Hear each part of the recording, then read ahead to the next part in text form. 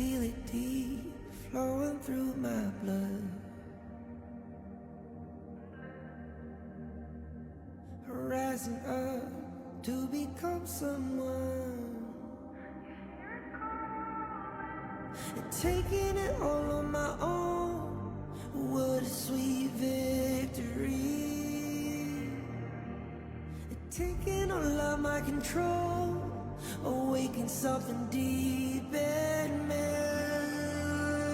Like flames, feel it burning inside. Take a hold in pursuit of the prize. I've been told ain't no way to survive, keeping all of this fire that's locked up inside. When this is the time, enter the ring. All those mental chemicals doing their thing. I got flashes of battles inside of my dreams. I was made for this moment. At least now it seems like it's time to come face to face with your fear. Been battling reasons for all of the years, and I learned how to fight them with style and grace. No one's ever encountered. You say it's amazing. I'ma come out swinging when they open the gate. Go ahead, call passion, I'm calling it rage. I'm taking what's mine like I already own it. Watch but don't blink, going here to the moment. The sky rain down, here's to the madness that's all around. Go on, tell them who you are, you are, you are.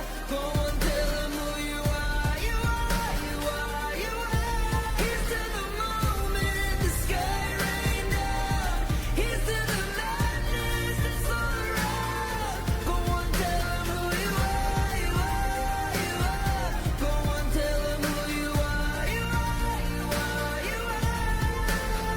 My name is honor, my name is king, my name is champion, my name is strength. Tell them who you are.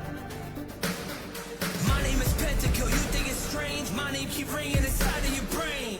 I hear it every night. Here's to the moment the sky rain down. Here's to the madness that's all around. So tell them who you are, you are, you are. Go on, tell them who you are, you are, you are. Here's to the moment the sky rain down. Here's to the madness that's all around. Go on, tell them who you are, you are, you are. Go on, tell them who you are, you are, you are, you are. Here's to the moment the sky rain down. Here's to the madness that's all around. Go on, tell them who you are, you are, you are. Go on, tell them who you are, you are, you are. Go on, tell them who you are, you are, you are.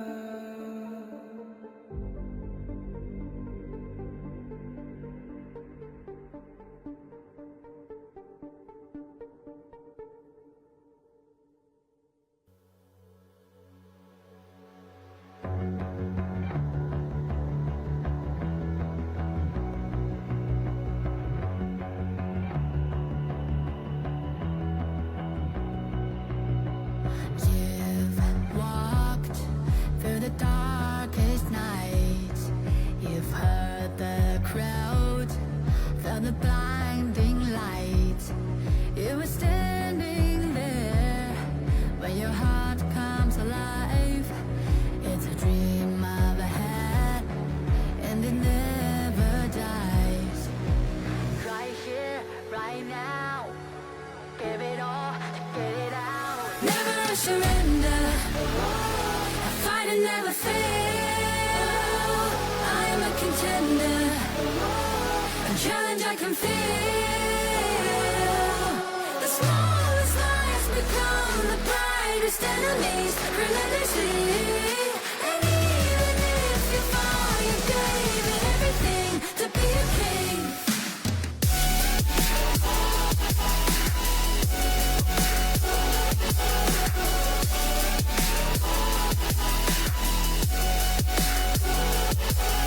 The smallest lies become the brightest enemies, relentlessly.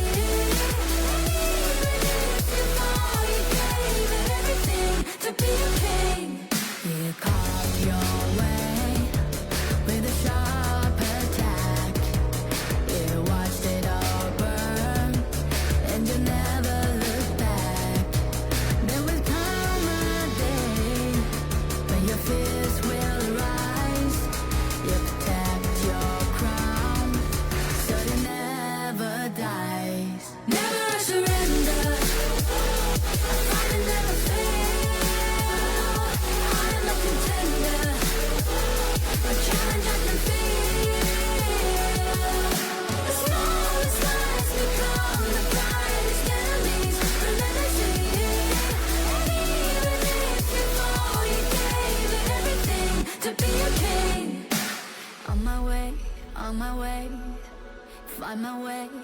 find my way, on my way, on my way.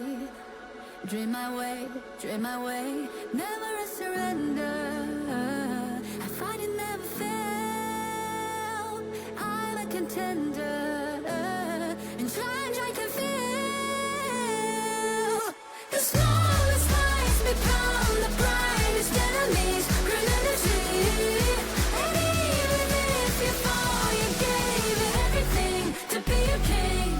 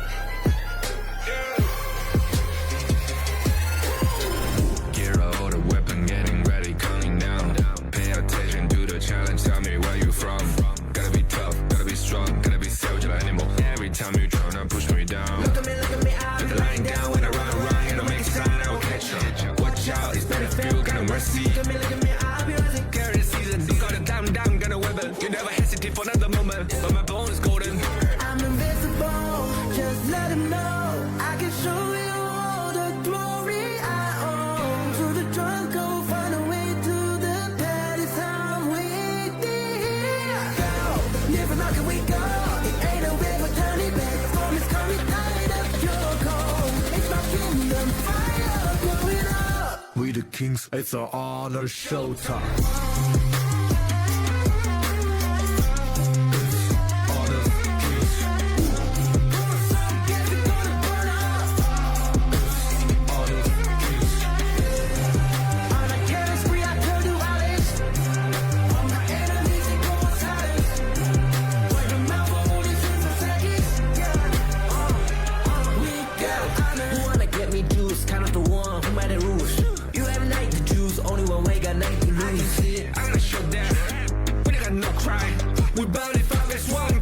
You can cheat. First blood, double trouble, then I take a pen, I kill. All you do is sweat and look at me still victory. Say. I've taken my soul down. For my pace. We the champions, screaming, I'm invincible. Just let them know I can show you all the glory I own. To the drunk, go find a way to the Paris, I'm waiting. Go, live like we go. It ain't a way for turning back. From it's coming tired of your cold. It's my kingdom, fire, blow it up. We the kings, it's our honor showtime.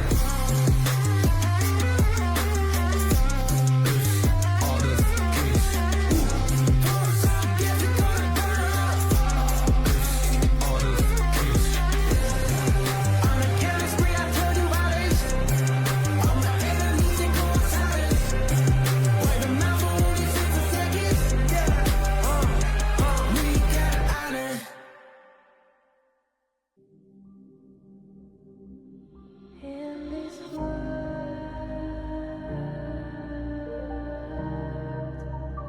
only ones in this world,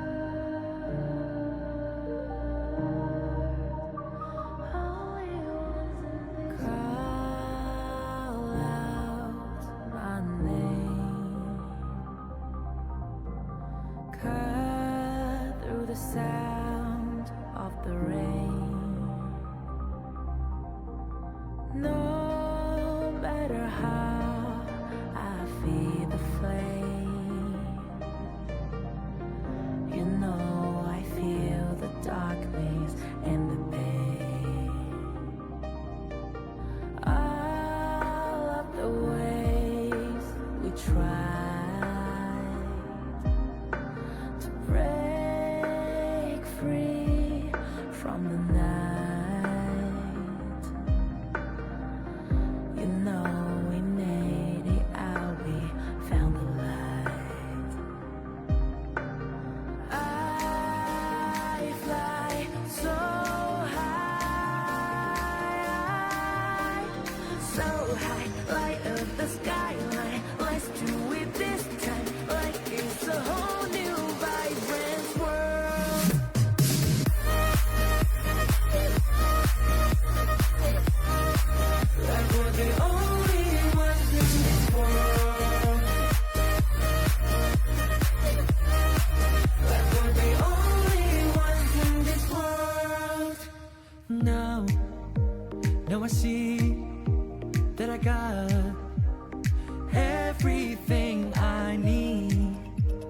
it's alright. I'm on fire, I'm alive, 'cause now I fly so high, so high. Light up the skyline, let's do it this time, like it's a whole new colorful world.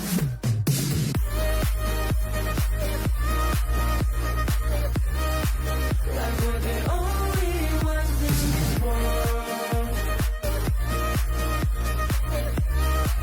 Like we're the only ones in this world. Never thought we'd get this far, burning like the stars. How we get this far, like we're the only ones in this world.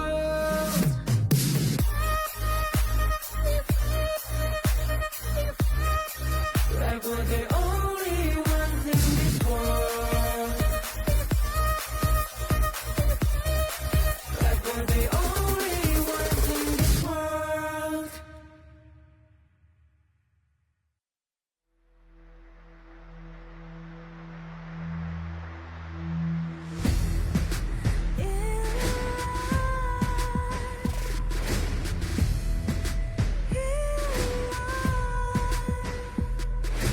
What's a life without its worth? Compromising with what hurts inside, inside. When you let fear decide your fate, you don't choose which path to take in life.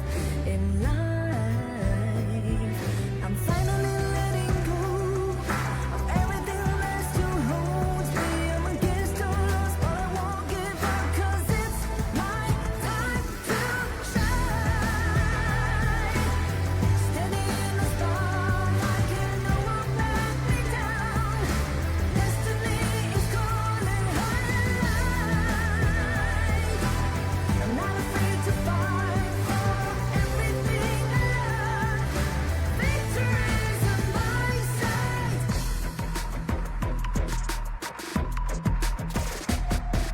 The more we lose, the more we gain, the more that nothing stays the same. In time, in time, can love ever, can forget. What you see is what you get. Sometimes, sometimes,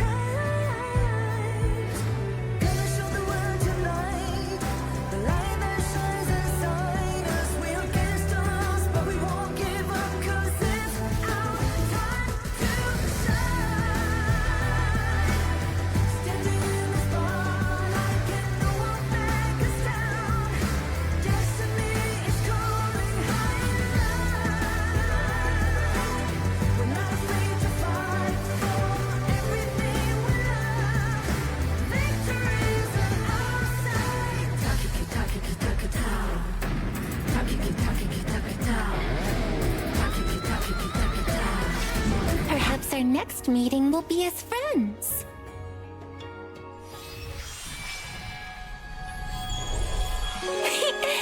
A single thread of silk connects faraway friends.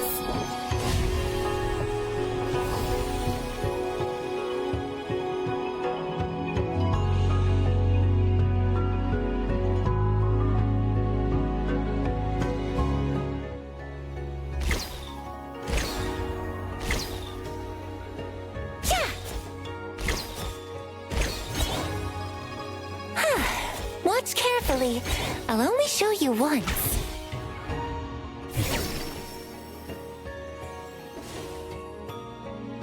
Trees bear tender mulberries.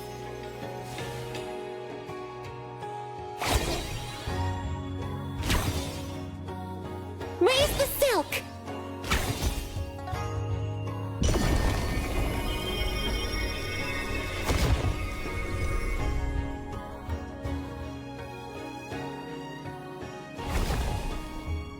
Thousand wishes make thousand threads.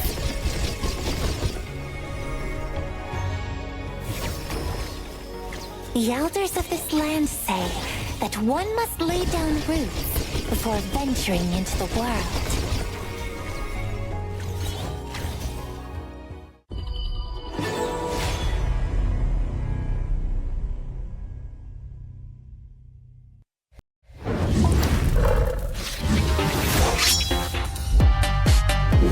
兔，听说你们是前 WBG 的原班人马，既然你们已经成为了 WBG 的弃子，那你们即将成为O2的下一个弃子。哎，多大？咁我叫啦，本来是点的，我也不知道，本来是点的。哇！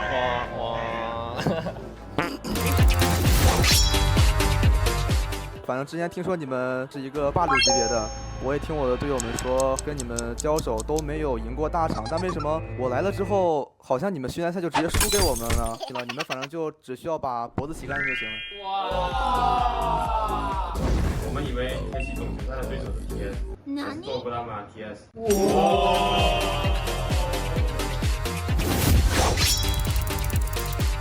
我们 ENG 线上赛都打不赢我们，还指望线下赛打赢我们呢？我觉得 Nova Esports 的话，你们的时代已经过去了，这次天时地利人和，结局可能会不一样。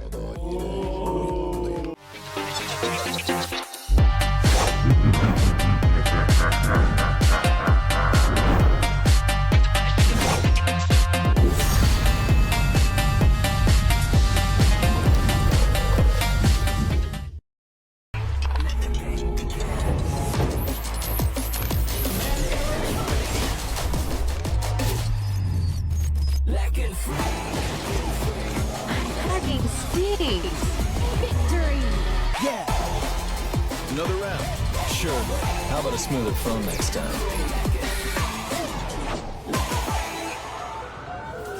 Realme 14, performance beyond limits.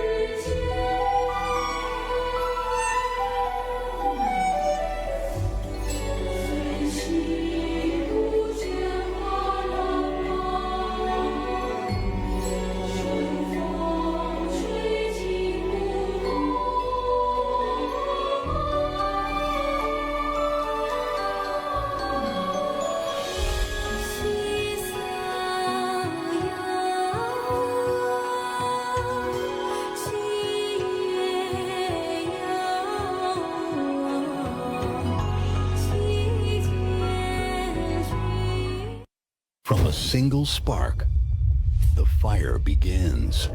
Embers Awaken, a call to rise, to reignite, to re-emerge with strength and passion.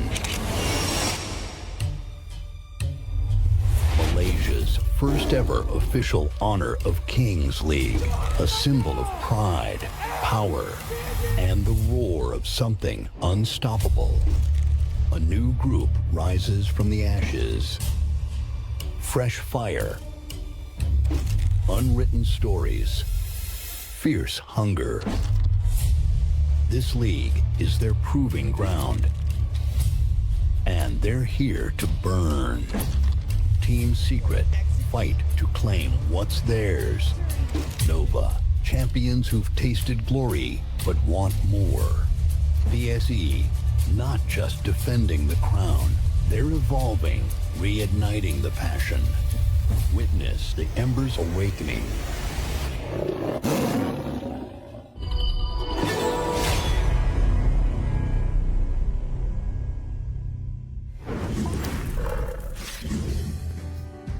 Hello ladies and gentlemen, welcome back to our MKL Spring Season 2025 Regular Seasons Week 2 Day 2, and I'm your today caster Min Xuan with my today partner Sir Cloud.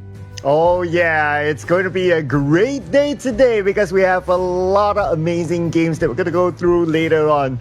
And Mingxuan, you've been following the show, you've been following other regions as well, and we've seen interesting picks in the other regions, especially the one that both of us noticed, a Hanshin in the farm lane. Do you think that we're going to see something different like that in the MKL?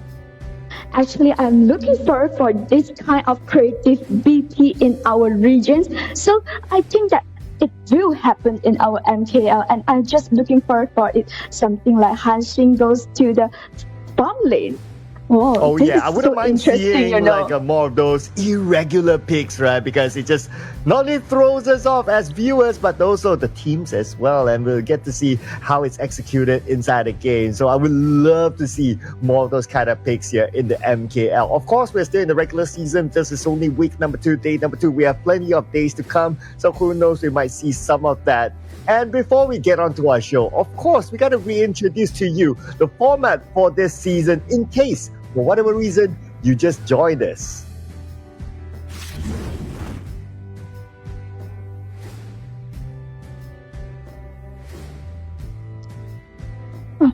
And we will have our double round robins. It means that all of the teams will meet up with each other for 2 times. And for the top 6 teams, they will advance to our playoff. Yeah, so these 8 teams here, 4 of them came through the qualifiers, 4 of them were directly invited, but only 6 teams will survive. The bottom 2, unfortunately, will be eliminated. And it is the double round robin, just like what Mingxuan just explained earlier on, meaning that throughout the regular season, they will meet with each other at least twice. And who knows, they might meet again later on the playoffs, but of course, that will be a later story. And for you guys around, especially in Klang Valley, or maybe you're willing to travel, why not, right? Do come on to the offline location at Sunway Pyramid during the playoffs later on. More information, of course, you can follow the social medias of HOK Esports Malaysia. We also can check out one of another important things. It is our prize pool. Actually, when I saw this prize pool full of dollar signs in my eyes right now. Yeah, but unfortunately, the dollar signs here is not for us. It's for the players, all right? It's for the players. I wouldn't mind getting a piece of it, though. So if the players want to donate towards us casters, wouldn't mind. Well, they are eyeing a $60,000 total prize pool that is broken down into, as what you can see here on screen. During the regular season, there will be a participation award of $100. So it's broken down to the teams that will be playing. That means it's $50 per team, and a victory bonus of $300 if they win a 2-0 in their series. But if it's a 2-1, the team that gets a 1 will receive $100. The team that gets the 2 will get $200. And during the playoff here, from the 1st to the 6th place, well, which is pretty much every team in the playoff, will receive a piece of the prize pool, with the champion taking home $11,000. Wow. And for one individual, the FMVP will take back $1,000. Of course, no matter it's the dollar or the reward for our MKL. And actually, we also have one small, I would say that, small tips for you all, that for the top 3, we will have we can enter the next stage in our Esports World Cup. So now let us go through our standing right now. And in our first place is Nova Esports and AG Global with a same mark, and going by BSE as the 3rd, and the 4th is Team Secret. For the 5th one is DT Gaming, and 6th is Toda, 7 is Seoul Esports, and O2 Esports will be the 8th.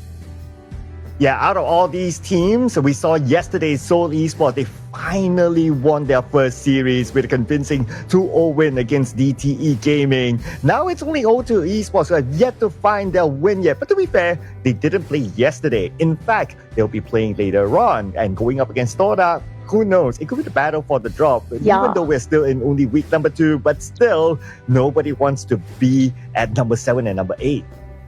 Yeah, O2 need to try their best to claim their first winner.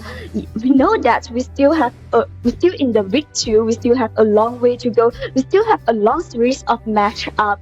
But if they keep losing the matchup, it definitely will make them lose their confidence. So this our match one will be one chance for them. Yeah, and you just reminded everyone about our first match today. And ladies and gentlemen, here it is. We present to you game number 1 will be between Toda and O2 Esports. Right after that, it will be Team Secret and BSC. This is a match that you don't want to miss. And another Clash of Titans. It will be between Nova Esports and AG Global. Tons of amazing matches for us to watch today, Mingchen. We have 3 neck-to-neck matchup for today, and definitely for the match 2 and the match 3, especially it's our match 3 that we'll just find out who will be our top 1 right now. Oh yeah, that would determine as well, right? Because both Nova Esports as well as AG Global, they have not lost their series yet. But today will be the breaker between these two teams for sure. So keep an eye on that, ladies and gentlemen. And the schedule is based on a rolling schedule, meaning that once we're done with the first match, if we have time for the next match, well, we will have time for the next match. We will immediately go to the next match after a short break. So make sure you stay tuned with us so that you don't miss out on any action in the MKL.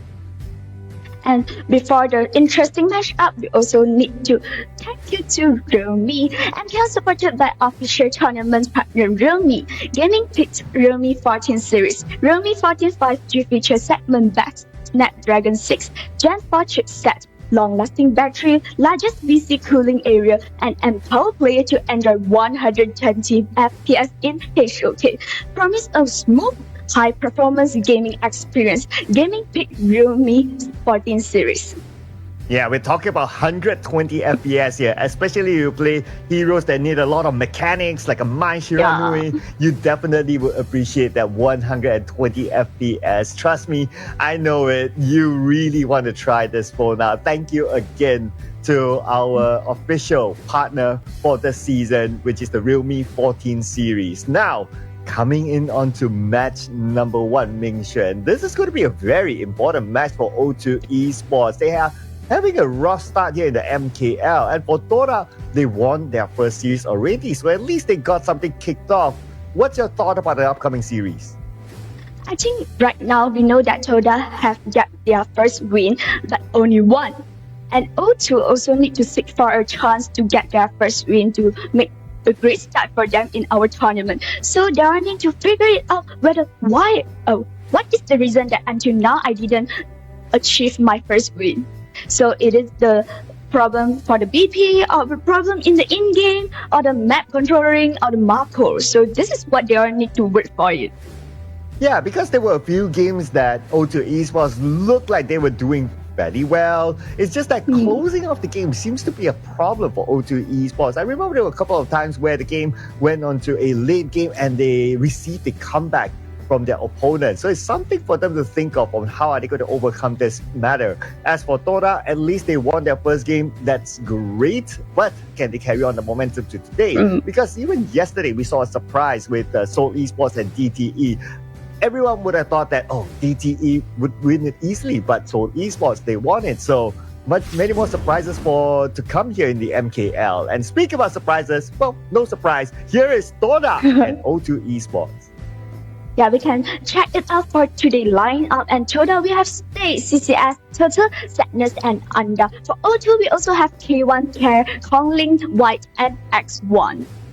Yeah, so some of the highlight players here, I would say, is probably going to be like Kongling. He does have experience. He played with Weiwu 79 before this. They did go to the Esports World Cup together. Well, majority of the players from O2 Esports were from that team before. So they are an experienced team at the international stage. Do you think that that experience would bring them the benefits to overcome Toda coming up in our first match?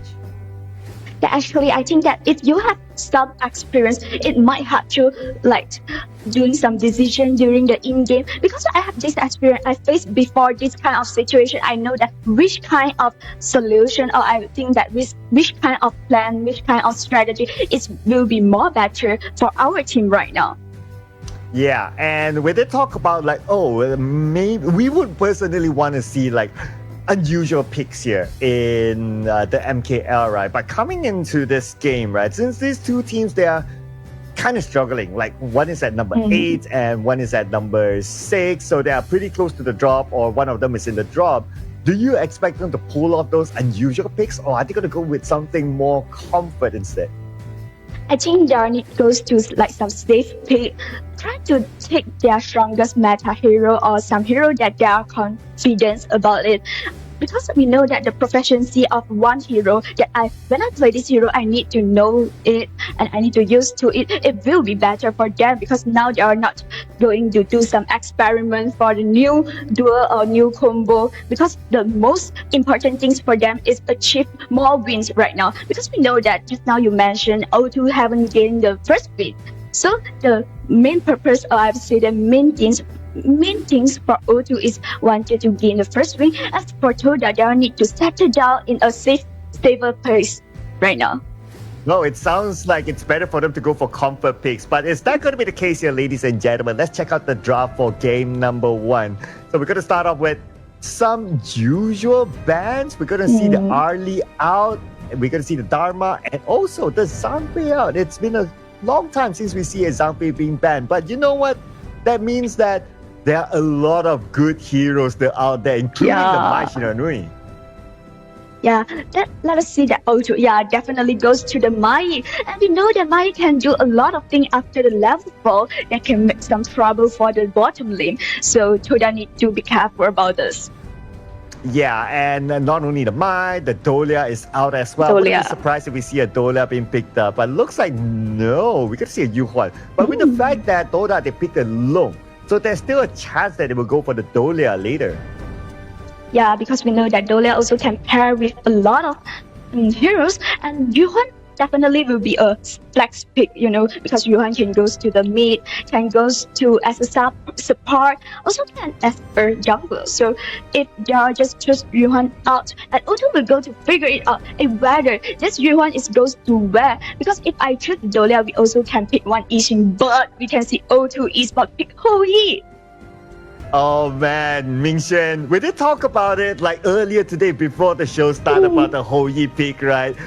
I think we're quite aligned with the fact that we are not really that confident with a team that picks the Hou-Yi. I mean, the stats don't lie as well. It's 0% win rate at this point. Yeah. And if we were talking about like the laning potential between the Hou-Yi and the Long with the flaming power can easily harass the Hou-Yi. Yeah, and actually we can know that if you pick Hou-Yi just really rely about the ulti of his. Because if the arrow cannot shoot on the enemy, and it will be difficult. Yeah, the Burning Sun arrow, right? So I want to put this out. All right, I was about to say that, O2 Esports goes with the Dolia, and then you have the double Burning Sun arrow. You missed the first one, you still have the second one, but Toda easily read that, and they said that, nope, we're going to take the Dolia out. If that was the case from the beginning for O2 Esports, I would have preferred them to pick the Dolia first instead of the Sun Ce. But, well, they went for the Sun Ce first. That's fine. I'm curious to know what sort of support will they pick next. Actually, I find out that right now they are just take away our grant. So one of a really, really good meta pick for our Toda is gone. Right, yeah. So they want to take out the tanky potential of Toda. Totally understandable because right now, the first 3 picks for Toda, they're not tanky at all. They'll be looking to pick up something of a bit more tankiness. Maybe like a Dune that they can still go for to put in the jungle, able to initiate, can tank, or even like the Menki. We've seen that a couple of times here in the MKL as well. That worked out really well for the teams. So I would say, yeah, or maybe even an Agudo, in fact. But they're going to start off with the Clash team first. A swift one, which is the Charlotte. But actually, we can find out that in our MKL, Charlotte is not popular as another regions. But actually, Charlotte also can put a lot of damage and also can give some stress for O2 backliner. Yeah, just to put out how unpopular it is, right? So yes, it's been picked 7 times so far, but with a win rate of 43%. So it's below 50%. Hence, maybe the teams aren't really that comfortable of playing the Charlotte in general, that is. But it's fine. Yeah. I mean, they picked it. I'm pretty sure Toda knows what they're doing. Now, O2 Esports, they really need a good protector for the Hou-Yi and the Zacchaeus. And we have a Luna that these two teams did not ban at all. This is a power pick, you mentioned. Yeah, right now we know that Luna is a I would say that it is a hero that really rely about the ability of the players, and definitely Luna out is a strong pick and it will be a power pick. But here we can find out Tachibana also online right now. Ooh, okay. Tachibana able to go to the backline. In fact, they have Charlotte, they have Tachibana, and even the Long who's able to go to the backline. So I am looking at the future right now. I'm not seeing a bright one for Hou Yi. What do you think? Yeah, me too. Because we find out that Toda here have a lot of heroes that can make Hou Yi in a really dangerous situations. So O2 Esports need to put more people, or I would say that more person to take care about this Hou Yi. If Hou Yi and unable to farm up, it will be a disaster for O2. Well, let's see. Will it be a disaster or will it be a blessing for O2 Esports? This is game number 1 of our series here today. Check out O2 Esports versus Toda. We can see that it's really aggressive way that Toda play to having this mid lane priority. Yeah, and if we were to look at like the early laning phase, looks like no swap lane for the Hou Yi. They're gonna go head on against the Long, which is probably fine since, okay, you gotta think about it, O2 Esports, they have the Sake. Sake is able to heal up. But here we go, early engagement by O2 Esports into the jungle, trying to steal away their minions, and looks like they managed to do so. It's still okay because now it's in a really early game, so the damage is not enough at all. But if they reach the level 4, it might be a great engagement. Yeah, level 4 will be pretty crucial, right? And I'm looking over at their levels right now. Kong Ling playing the Luna is already at level 4. X1 needs his level 4 as well because the Burning Sun Arrow will be very important. Now, I also want to keep an eye on what sort of build is the Hou Yi going to go for. Is he going to go for a full damage build or is this going to be a semi-tank build? Because we have seen both types of builds before in the MKL, though none of them came out with a win. But it's going to be interesting to see what kind of dynamics of this hero will bring. But here we go, First Blood given to O2 Esports, countered by Kong Ling. This is a great start for O2, and we can find out that this kills goes to Luna, and Luna definitely in a really comfortable, crucial one, just in a really low HP. Oh no, but this could be the counter here. CCS on the chase, and he will make Care pay for it. You wanted to poke my buddy, I'll poke you back. This is a great revenge for Toda. Oh, I'm going to see another one at the bottom here. White taking a decent amount of damage, but where is he gonna go? Okay, it's fine. He is a Sake anyway. Easily can jump over the walls. The cooldowns aren't that high, and he managed to survive that one. Yeah, this is the advantage for Sake. This hero you have a really high mobility, can just go in, go out in a really lively way. So let us get back. So until now, we can find out that for both of the teams, they'll play really aggressive during the early game. Try all the best to get more resources. Oh, and the world is my ball. Managed to catch X1 into it. And X1 taking tons of damage from Sadness. If only he was not caught, he might be able to step away. But because he was caught in the whirlwind by board, nothing much he can do about that. It will be a for right. I know that Hou Yi is one of the heroes that's really rely on the farming phase. So if just killed by Toda in the early game, it might be a small problem for him. Yeah, he will be lacking in farm, but we're gonna see the set sail here. Going in on engagement to stay, but stay still alive, but not for long. It is Care that took care of him. Definitely have a crazy damage from O2 right now, and we can find out that it is a lot of engagement that O2 makes until right now. They wanted to gain more advantage, but I think O2 need to figure it out. How do I use this kind of advantage to make my goal lead become more difference between Toda? Yeah, until now we can find out that the goal lead, jungle invasions, but you gotta think about it, like how are they gonna jungle invade? Like they don't have the right hero to actually do that. And at the same time, they have to also be observant on what X1 is doing and how his current position is at. They have to give him the protection that he needs. Try to just snowballing up all the things and try to get more resources right now. And definitely we can until right this just this moment, if Tachibana didn't able to farm up, it also will be a, I'd say that be a really painful point for it. Oh, you speak about Tachibana, now he shows up. Putting pressure back onto O2 Esports, and O2 Esports, lucky enough, they were able to back off, not caught within the world is my board. It's a good try for Toda right now, I think. Because now Toda, what Toda need to do right now is try to slow down O2. Yeah, if you talk about slowing down, perhaps yes, but then again, not getting a huge advantage against them just yet. Burning Sun Arrow in the middle did not connect to Tachibana. Tachibana is still able to survive underneath the tower, clear off the minion waves, and the tower in the middle survives. Red team. Yeah, so after this T1 turret drop, and it might be I would say that be an opportunity for Toda open up the jungles from O2 Esports. Yeah, both sides still very active in terms of engagement. Let's see who will break the barrier because they're really close to each other still. If you look at like the goal difference, it's very close. Obviously the kills as well, very close. But this could be the differentiator now at the Overlord.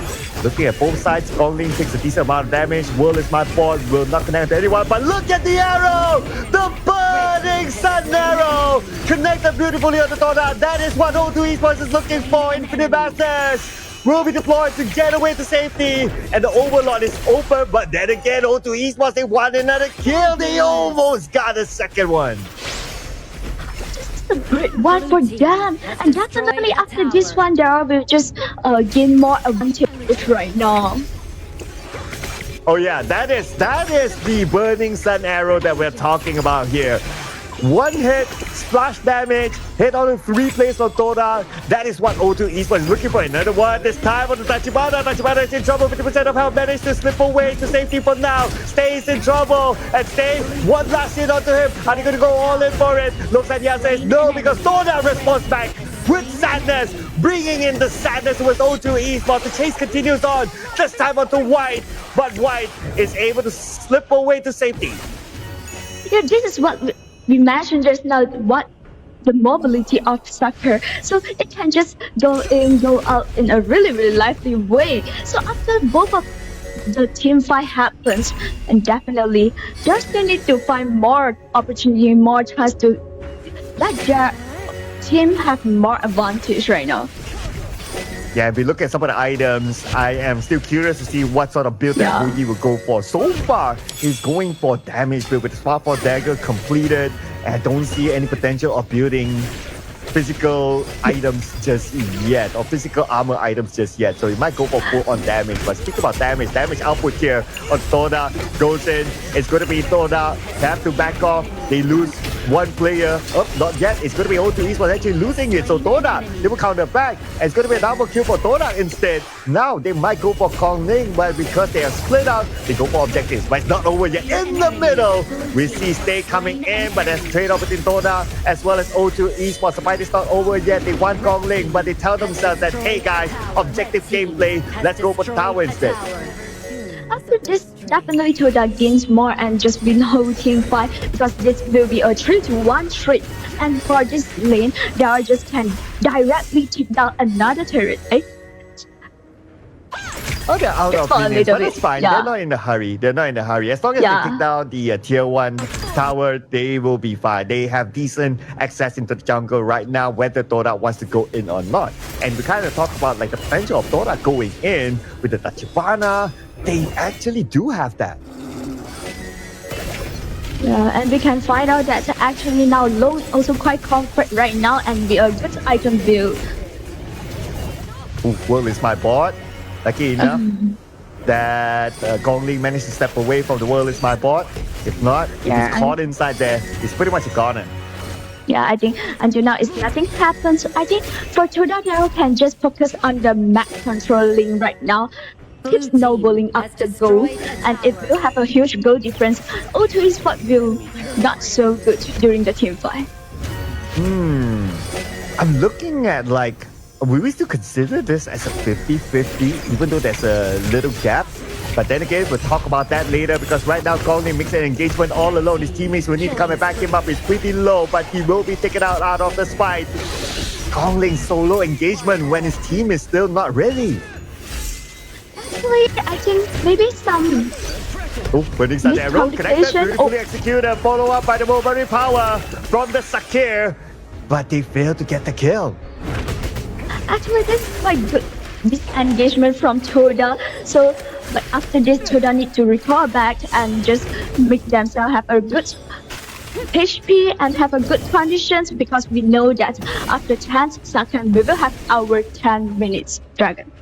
Yeah, so this is also the consideration, right? Like, do you want to blow everything, your skills, and also give away a couple of kills towards your enemy? You have to be extra careful at this point.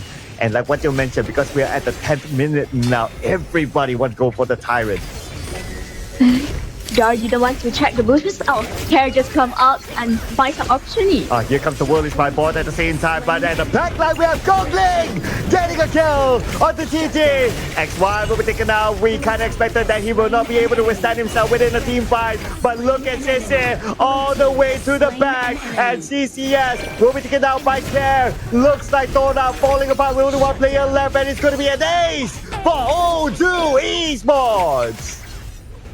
Oh, this is the turn for them. And definitely after this team fight, the gap will be more. A formless soul. So they need to seek for more advantage. Or I would say that this will be the first win for HOE. Ooh, you're calling it. I like that. Okay, but let's not put the caster's curse onto the HOE just yet, okay? Yeah. I'm being reserved right now. I'm being reserved because we have seen comebacks happen before in the MKL. So, yeah. But I'm hopeful to see the first win for the HOE, not gonna lie there.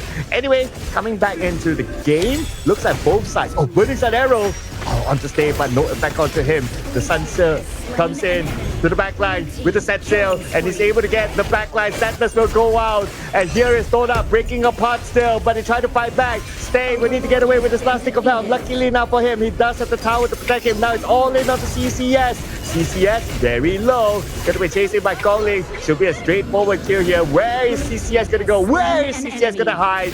Gongling says you're mine. After this team fight, it definitely is a 0-3 trade, I think. Yeah, because until now they can just go back to their base and O2 will try. Yeah, Burning Sun Arrow hit beautifully. And at the same time, the follow-up happened with Care as well as White. That is the combination that O2 Esports is looking for. Yeah, actually this is a really, really good. I would say that it's really performed so well in the team fight, and what to say that the skill that they are needed is all on the way. And now a lot of pressure onto Toda. You gotta think about it. Look at this, no mid tower. The top tower might be taken out anytime soon as well. And O2 Esports, they're still around. They're not willing to let this opportunity go. They saw an opportunity to take down Anda, and that's going to be the first target. Looking for CCS is going to be next. But at the same time, a little bit of a trade-off here. Gongling as well as Care is down. But the tower down as well. O2 Esports, objective gameplay. They're the backup right now. But before that, looks like Toda will still find K1.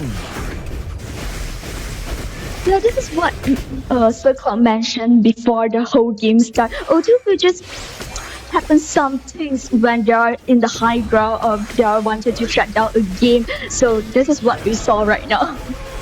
Yeah, and this is what worries me, right? Because we've seen before that O2 Esports, they do well from early to mid game, and then towards the later game, they have issues closing off games. So I do hope that that's not the case for O2 Esports. They really need to find their first win in the MKL.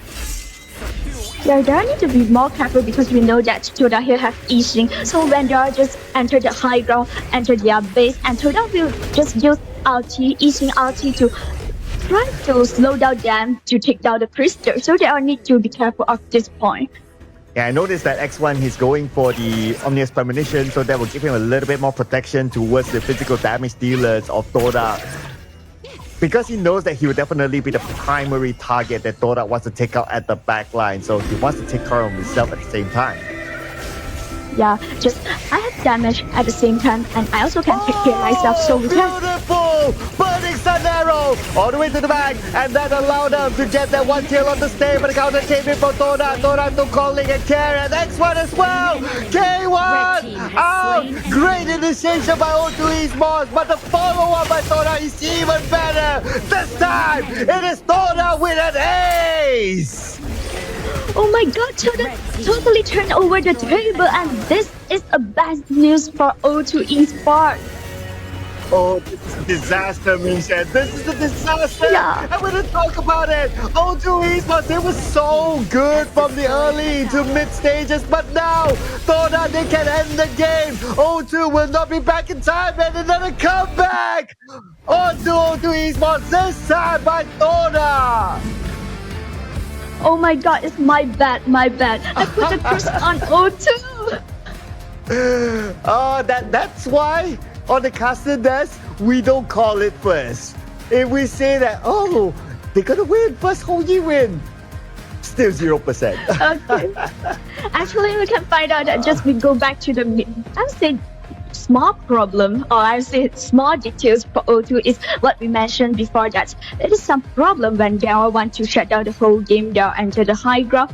I think they can be more careful, because we can find out that in game, actually they perform so well during the mid game, or I would say that until the late game, before the last team fight. Yeah, but how do I need to solve this problem in really short period of time? Yeah, and I also have this question of like, O2, they've always had this problem of closing up games. So if we were to look at that last fight, or at least the last few fights, right, including the one that they wanted to go into the base, like, okay, they reached the door, they took down the towers, but they could not get the momentum from there. It's like, that's their limit until the door, and that's it. And they could not overcome Toda, and somehow Toda managed to overcome them instead. Actually, until for the mid game, we will just all things like O2 have more priority to get other things. O2 have the more possibility to take down this win, but Toda just proved that no, I haven't find opportunities, and I will just turn over all the whole things and take down this game. Yeah, I know, right? Because at that stage, right, we're already towards the later stages of the game, so the net worth difference isn't going to be that big. Well, in fact, when we look at the items here showing it on screen, they are pretty similar between the two teams on what are the items that have been completed, right? And there are also already like the core items completed as well, like the Yixing with the Venomous Staff is a core item. And if we were to look at on the side of O2 Esports, no Venomous Staff, no Blazing Cape. Maybe that could have been a problem for O2 Esports. Yeah, because actually throughout the whole game, we could find out that actually the goal difference between the both of the teams didn't have a huge gap. So definitely both of them is just like 50%, 50%. But we can check out. For the damage deal for them also didn't over the 100k. Yeah, the highest is like what? Gongling with 85.6k. And Luna is known as that kind of hero that's able to carry towards the late game, but it seems like Gongling is not able to snowball. Maybe he was not able to get those pickoffs from the early towards the mid stages, so it found it difficult towards the later stages because like there's no significant enough gap for Gongling to be strong towards the later game as compared to the other players of Toda. And on the other side of Toda, we have Sadness with 82k damage dealt, but no surprises here because of his Flaming Palm. He's able to dish out damage even from afar as well, and Flaming Palms can be very painful. Yeah, because we know that Long have the true damage, so it is not surprised at all. But I think that for O2 Esports, they all can just figure it out. I think the BP is not the biggest problem right now. Maybe there are just lack of confidence when they enter the high ground, when they are open up a team fight. So this the things that they need to take care about right now. Oh, this go wrong. Oh man, you know what? I only see this in my friend's exam paper. It's like a right. It's like, yeah, they get it right, but I don't, so I don't get to see it at all.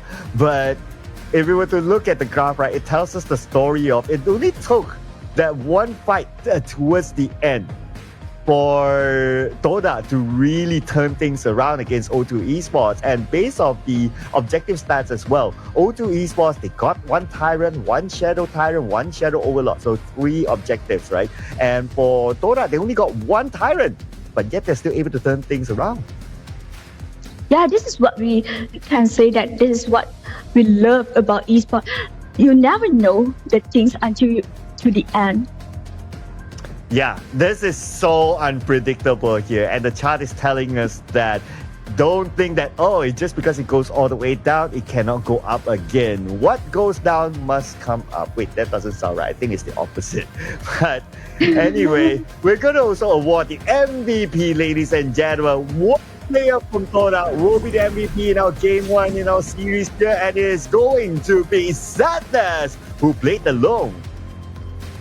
Yeah, actually, I think not surprised at all, because just have Toda to immerse a lot of damage inside and just give a lot of stress to O2, and especially for the really, I would say that the last team fight just immersed all in all the damage. Yeah, and even during the laning phase, he was clearly a winner on his own lane because he's going up against a Houyi, so it's not that difficult.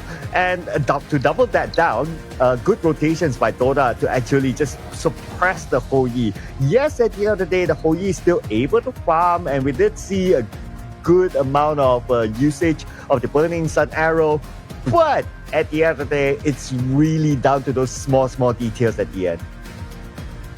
Yeah, actually, we know that small details actually can make all the things different at all. So we can check it out in our highlight. I think this highlight will be really interesting because both of them just perform so well.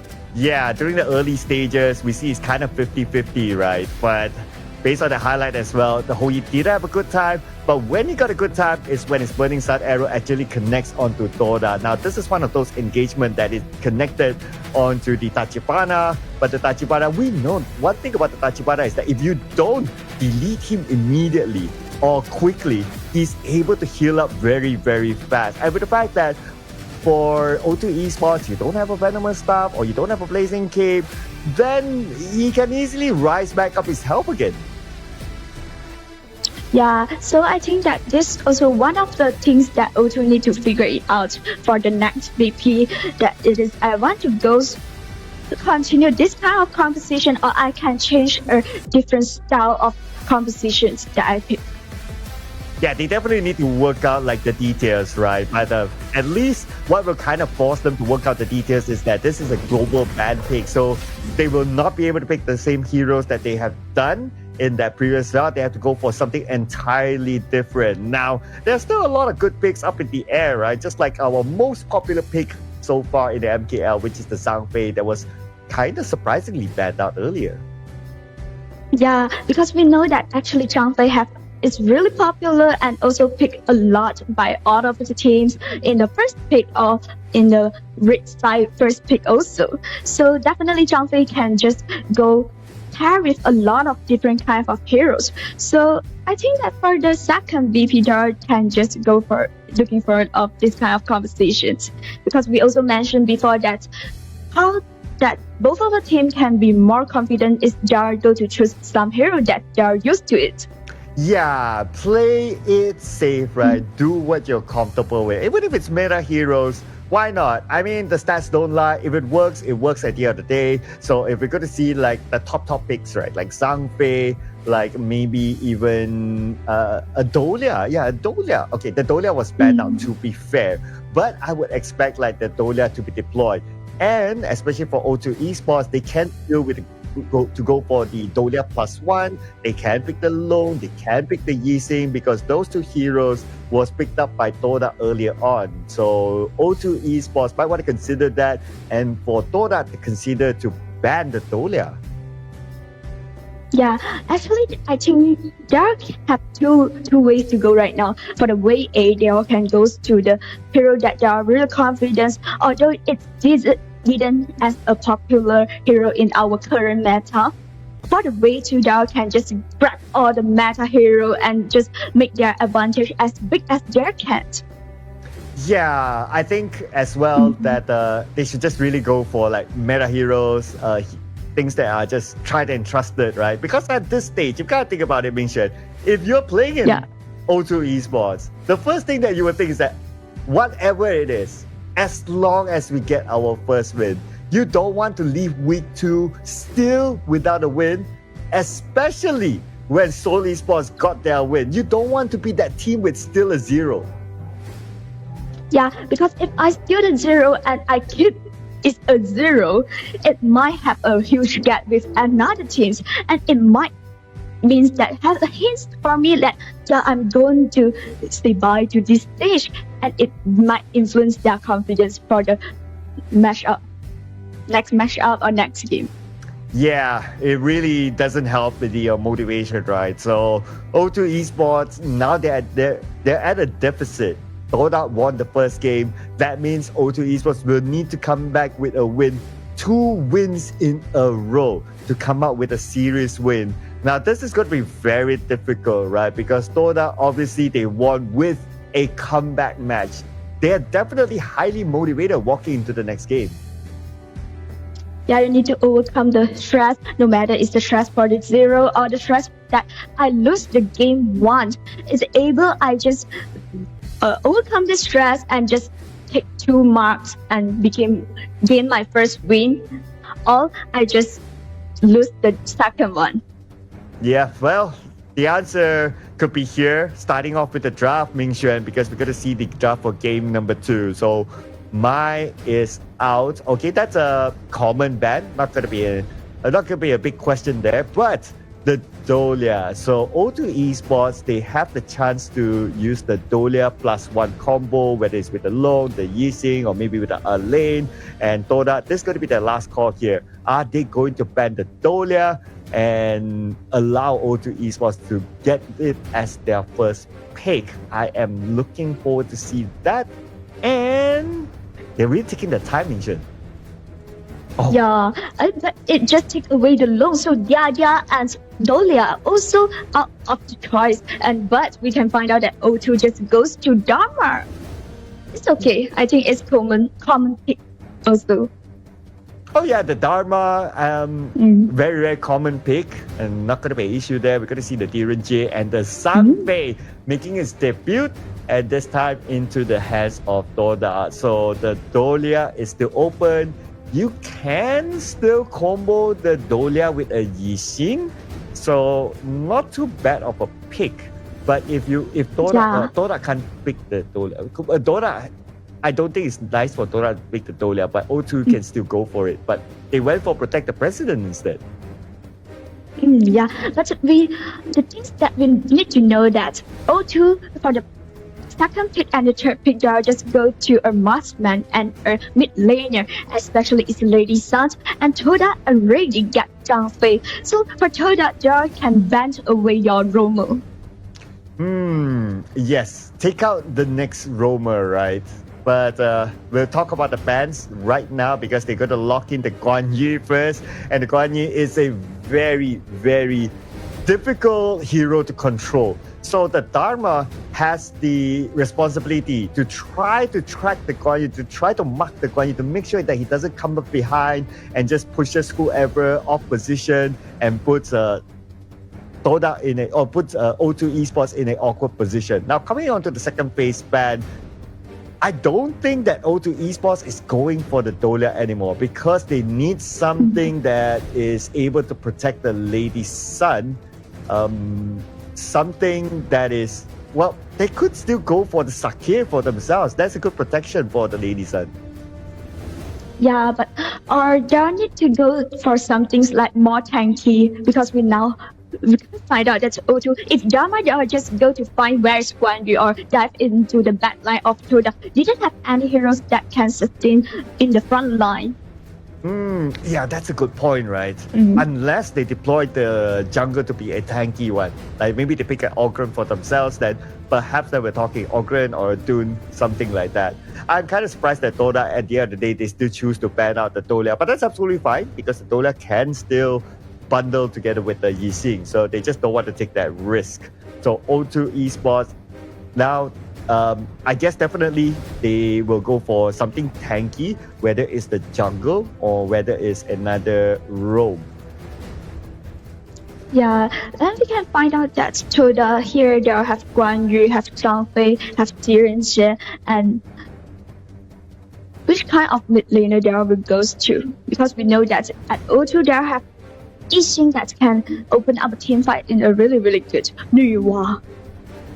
Yeah, I think this is a solid one, right? You're able to control from the behind, because right now the problem with O2 Esports, yes, they have the Dharma. Dharma can potentially backstab, but they don't have like an assassin type that can go behind. So that also means that they can potentially go for something of a jungle assassin and leave the tank for the roam, or maybe go for a unusual roam pick in the current meta, maybe like a Chayan. I don't know.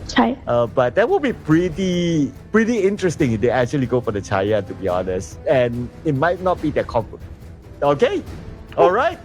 Let's go, mention Chayan. What do you think about this? Actually, for myself, I love to play Chayan during the rank, because I know that Chayan is quite cute. But the only things that you need to know that if Chayan cannot farm up really well, it might have not so useful comparing for another roamer. But Chayan, good pick. I think it's great. It is great because we know that Chayan is like movable fountains. Yeah, I can't believe that some of the things that we talk about before the show started, right? Like they actually show up during the show. It's really interesting that we're now going to see the Chayan, and this is going to be the second Chayan appearance. The only Chayan appearance, well, did not win. So it's a 0% win rate as well for the hero itself. And between these two teams, O2 Esports, protect the president, is going to be very important. Chayan and Algran will play a very big role to open up the front line for Lady Sun. But for Toda, they do have mobility. They have the Luna on their side together with Guan Yu. Ladies and gentlemen, we present to you game number 2 between these two amazing teams, O2 Esports and Toda. Yeah, actually, I'm quite looking forward for this Giants because actually we can find out that both of them have a really, really competition, no matter it's O2 or Toda. For O2, they'll have Dharma to dive into the back line, Algran to as a frontliner to do all the things damage or being a sustain. And each thing also can open up a team fight. Whoa, okay. I think we don't really expect that, like a Zhang Fei to give away the first blood, the tankiest hero that Toda has. And the first blood goes. So actually, this is what O2 looking forward of it, I think, because we know that Zhang Fei is actually quite popular in our meta, in our MKL, because it's tanky enough and also have enough of ability to open up a team fight. Yeah, and also protect your teammates, right, at the same time. I personally love the Zhang Fei, but I'm sad to say that I don't have 2 skins from Zhang Fei that is event-based. So please, somehow, if anyone is able to lead me to get the remaining 2 skins of Zhang Fei, please let me know. We need more Zhang Fei skins anyway. I wouldn't mind that. Yes, that's what it's giving the hints, okay? Yep. So definitely I think for Toda, this is not a good situation that they all want to see. So yeah, for Toda, they all need to, I think that because Zhang Fei is come to protect this Jiren, but if Zhang Fei also in a really dangerous situation, how this Jiren can alive? So Toda need to be more careful right now. Okay, but not all hope is lost, right, for the Zhang Fei. I mean, it's still very early and it's only the first blood. Yeah. Now, Toda, they have the advantage of crawling back because they have 2 smites on their side. So when the first objective comes up, whether it's the Tyrant or the Overlord, they have a high potential at actually winning the Tyrant dance. Yeah, and we can find out that actually right now, O2 Esports and Toda just in a really, really steady pace and in their own rhythm right now. So I think before the 4 minutes, I think it will not have some big engagement will happen. Yep, it looks like both sides need to farm up first. And like what you said earlier on, Mingshen, like the Chayan needs to farm before he's able to be tanky enough. So that's what perhaps will drive O2 Esports to be a little bit more passive this round as compared to game 1. Yeah, definitely. And O2 Esports also need to be more be careful because the most important mission for them right now is they need to create a great farming surrounding for this lady son because they are playing something like protect their presidents. Yeah, and so far they've been protecting the president pretty well, I must say.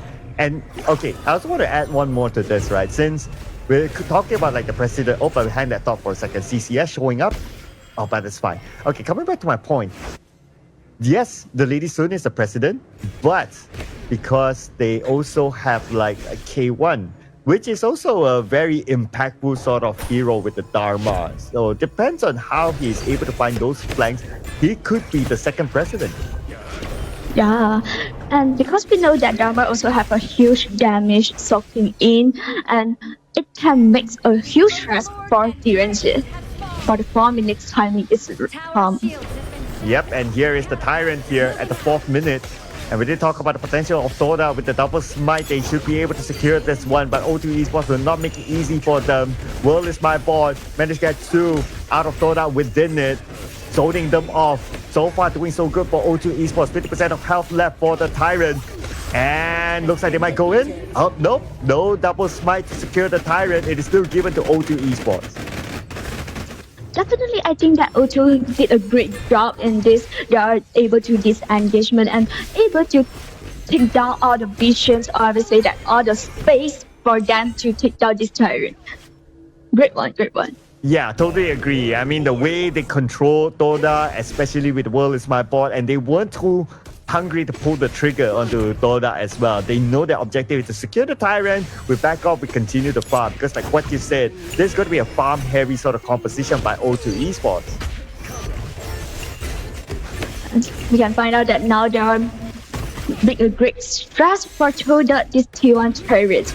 But I think for them, if they're just directly take down this T1 turret, it might be a bad news for Toda because they can open up jungle and take down the resources. And for Toda, it will be more, I would say that more uncomfortable. Yeah, you don't want unwanted people in your house, right?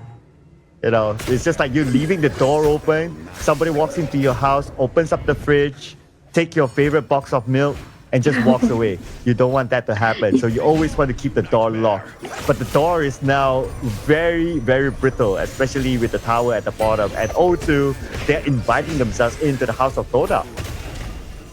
Yeah, so definitely I think that O2 will just try to come and steal some small meat from Toda right now. Oh, just steal some small resources, steal some small objective from Toda. Yeah, they didn't steal the 1.5 liter box of milk. They stole the 500 milliliter milk. Still, now they're looking for more. They got the milk, now they want the cake. The buff might fall to the hands of O2 unless it's stolen away by CCS, but that's not going to be the case. They got the cake at the other day. Yeah, so for Toda, they will need to keep in eye. Oh. Wow, TT, very risky gameplay underneath the tower. He really wants care, but he could be punished for it. One last hit on the TT, and yes, Toda. Oh man. Oh, this one. O2, they punished TT instead. Yeah, O2 just say that TT, you want to get back your 500 ml milk. I will not let you. Granted. Yeah, that's him wanting to get back the milk, right? But well, I guess they will need to drink water for now. But Toda, man, yeah. that was a very, very hard engagement by TT all alone. Do you think that is worth it? I think that actually TT do need to do this kind of action because we know that right now Toda is in a passive way. Oh. And we can see that. Yeah, he's trying it again, all the way to backline onto Care, but now he's the one that's in trouble. Again! He's punished for it! And this time it's going to be Kongling taking him out. Oh no, second attempt did not work out for TT. He might want to consider to not do that yet for now. Yeah, so after 2 drop from TT, and definitely O2 Esports gained a lot of advantage. And straight away just take down this T1 turret for the mid lane. So if the T1 turret drop down, it will be a bad news for Toda, because from now you will not only lose your 500 ml mute, also your cake, and also for your dinner. Yeah, and also supper now that the Overlord is open for O2 Esports. And Toda, they know that. They're like, okay, at least give us a supper. So they want to try to protect the supper, which is the Overlord right now. So Anda is there just to scout things out, gather information. But O2 Esports, they're not in the right position yet. So Toda says, okay, we're hungry. You took our milk. You took our cake. At least we get the supper. Yeah, so for O2, I think for them, there will not goes to... They can just exchange something, just you take down the Overlord and I will go to the Tyrant. This will be a best solution for right now. Yeah, at least a trade-off, right? So I don't see Toda actually challenging them for this. But at this point, because the fact that they got the Tyrant, they can make bigger engagements against Toda, and they're looking for that opportunity with the fact that Gongling is now at the front line, scouting things out, gathering information, and Anda has to play the wall to try to block Gongling from just coming into the backline. Actually, until now, we can find out that O2 is in a quite stable and quite steady pace right now. Yes, absolutely. Especially with this world is my board. They will trap at least 2 plays from Toda, allowing them to catch Sadness at the back line. And by taking out the farm laner, Toda, they want to trade it back. CCS is all alone, but CCS all alone. That is the keyword. His teammates are nowhere to be found. He was not able to find that trade. Oh, this is a great one for O2. Although they are just dropped down to K1 into this team fight, but it also be a 1-2 trade. And definitely O2 gains more, because I take down the things and I take down the resources. At the same time, I take down your center, I take down your core, I take down 狄仁杰. Wow. Okay, yeah, there's so many things that they took over, right? Next, they want to take over the keys to the house, but starting off by taking out the Tyrant for themselves first. At the same time, JT, he kind of knows that, okay, it's not the right time for them to fight, so he will shove up the lanes on the clash lane, and so far doing so well, but the T2 is still up though. So for Toda, they all need to slow down and figure it out. What kind of opportunity that I can find? Because we know that if we just let O2 farm up so easily, and this Lady Sun will have a huge damage right now. Oh yes, Stay is in trouble. Last hit, but is able to step away thanks to the tower. But then again, Anda, all alone, caught out. He showed himself at the push when the members of O2 Esports did not notice that he's there. But somehow when he showed himself, O2 Esports, they turn back and they take him out just like that. And that will allow O2 Esports even more access into the jungle now that they don't have their main tank for the side of Toda.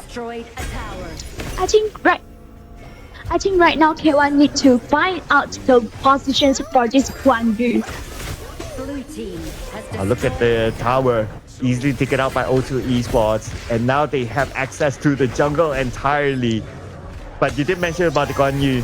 CCS just doing Guan Yu things, trying to shove up the lane because they know that they cannot match up to the fight against O2 Esports for now. And with that kind of confidence, O2 Esports will take down the Overlord, but Toda will not want to make it easy for them. We still have... Oh, we don't have the Unbridled Outburst. Okay, the Unbridled Outburst is not ready yet. So Toda, they cannot make those big engagements. Anyhow, they'll try to go in for the backline. Still, they want to go in for the Overlord. And CCS actually stole away the Overlord.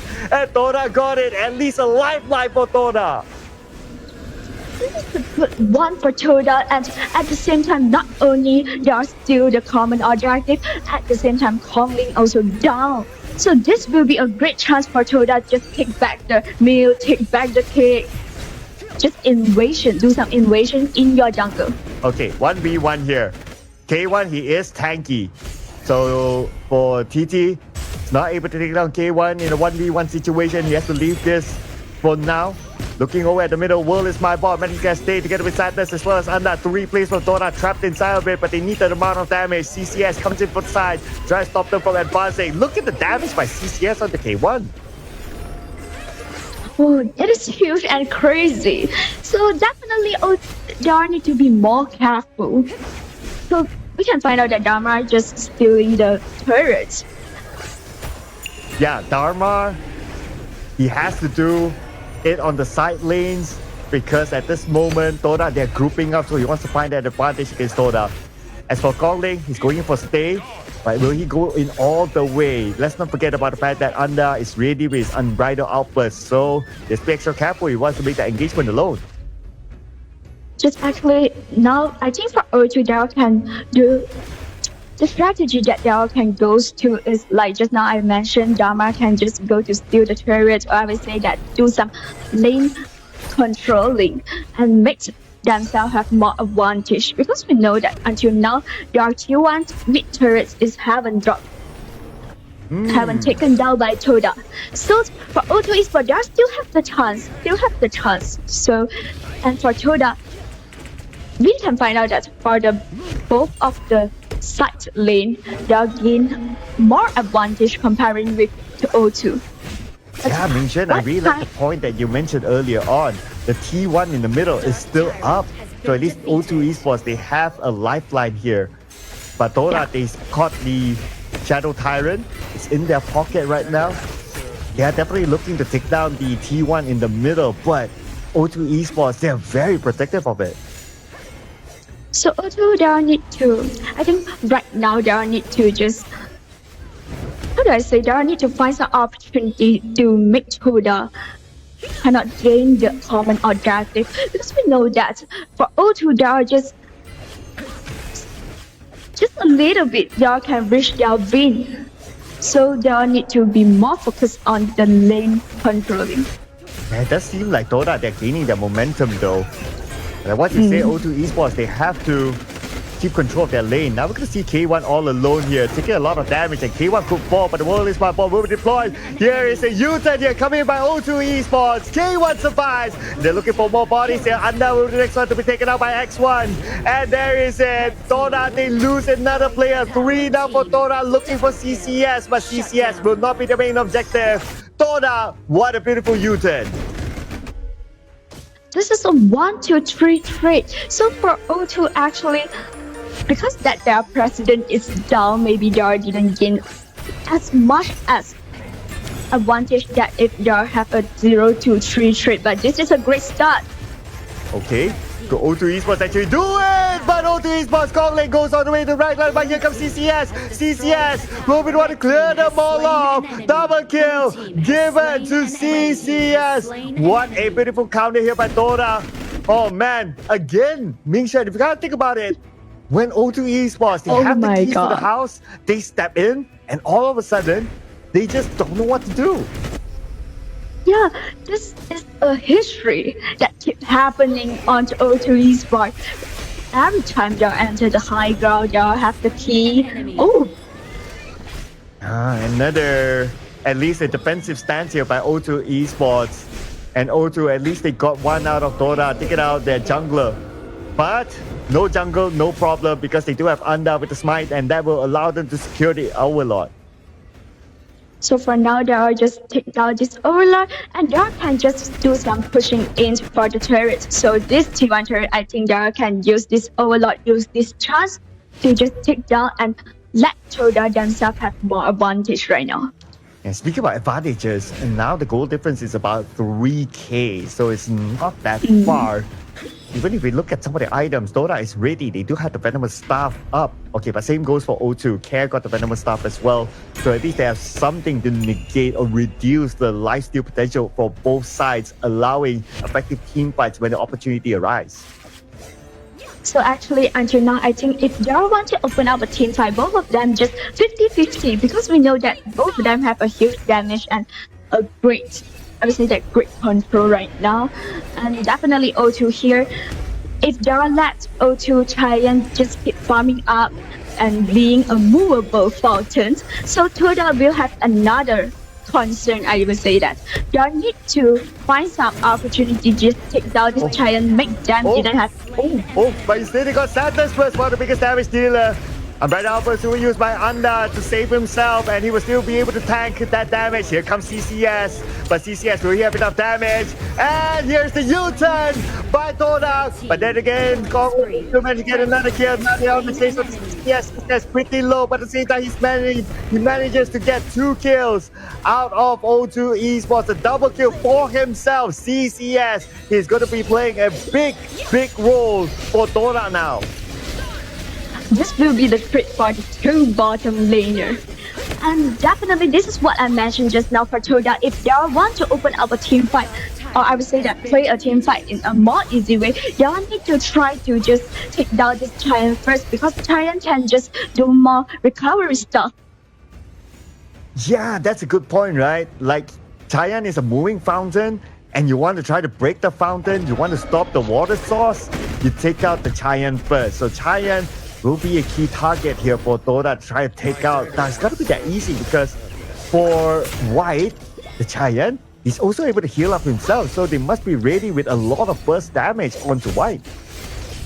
Yeah, so they need to, like, when you just soak a lot of damage inside, just let it immerse in a huge damage. So it will be a great open up team fight for Toda. So we want to find out that Toda is it have another chance to do the same things to O2 Esports.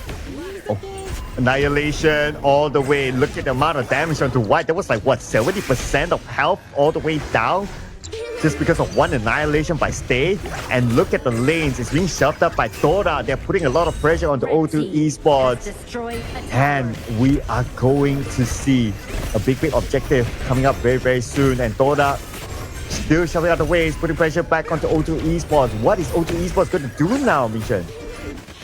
If I'm not mistaken, one point I want to mention, highlight right now is it this is our first Tempest Dragon for our MKL? Ooh, I believe it's like the second Tempest Dragon, I believe. Second or third? Yeah. But definitely second the first in Big third, 2. Yeah, first one in our Big 2. So I'm so looking forward for it, because we know that when Tempest Dragon alive, all of the people is in a same stage. Everyone is in the same level. Who gets it and who will have a more huge... Oh, well, it's my boy. Right now, outburst combo by O2 Esports. 3 of the players really low at this moment. Sadness is in trouble. Gongling will get Sadness together with Under. Those are the 2 key heroes that they need to take out. Now, without a full team, O2 Esports will secure the Tempest. This is what I say, the advantage of Giant. Because if you didn't just take down the Giant at the very first crucial moment, and they are able to recover in a really fast way. So for them, Toda just now is like this. They are just take down, and O2, all of the people in O2 actually is in a really low HP at first. But Toda unable to take down this Giant and let O2 Esports have a really huge advantage during the team fight. Oh, here comes onto K1. K1 pretty low. TT will get him. Oh, and as well, the world is my bot, catching him all alone. Gongling together with carries there, but CCS shows up though. And TT, he's still tanking the damage. CCS will need to save him. Very low on health. Last hit, but still able to shield up. Okay, resurrecting. Second chance around. Now with CCS there, is able to provide him an insurance policy for him to get away, but maybe a trade-off onto CCS, and CCS last hit. CCS still survives.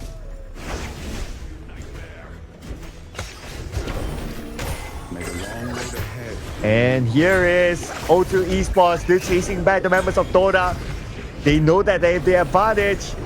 And now waiting for the minions to arrive from all the other lanes. Now it's all about the lane control now for O2 Esports before they break in. I think for right now, O2 Esports need to come down and stay in a steady pace, because you know that for O2 Esports style, they will just happen something during their open up the key. Yeah, it's very situational, right? But all the situation right now is that they caught CCS alone. And CCS very low. Where is he gonna run? He immediately makes a U-turn. Resurrection, but then again, it's not going to do much onto him. And he will fall to the hands of O2 Esports now without CCS. O2 Esports potentially could end the game. This is a great chance for O2 Esports, because we know that if they are able to reduce the member of Toda, they will have one kind of situation, or I would say the one scenario is, I have 5 people and you only have 4. And this is my great chance to make some team fight happen. Yeah, it's a numbers game right now, right? And O2 Esports, they have the numbers. So Toda, they need to buy time for CCS. In about 10 more seconds, CCS will be back onto the gorge. They're clearly buying time right now with Anda at the forefront.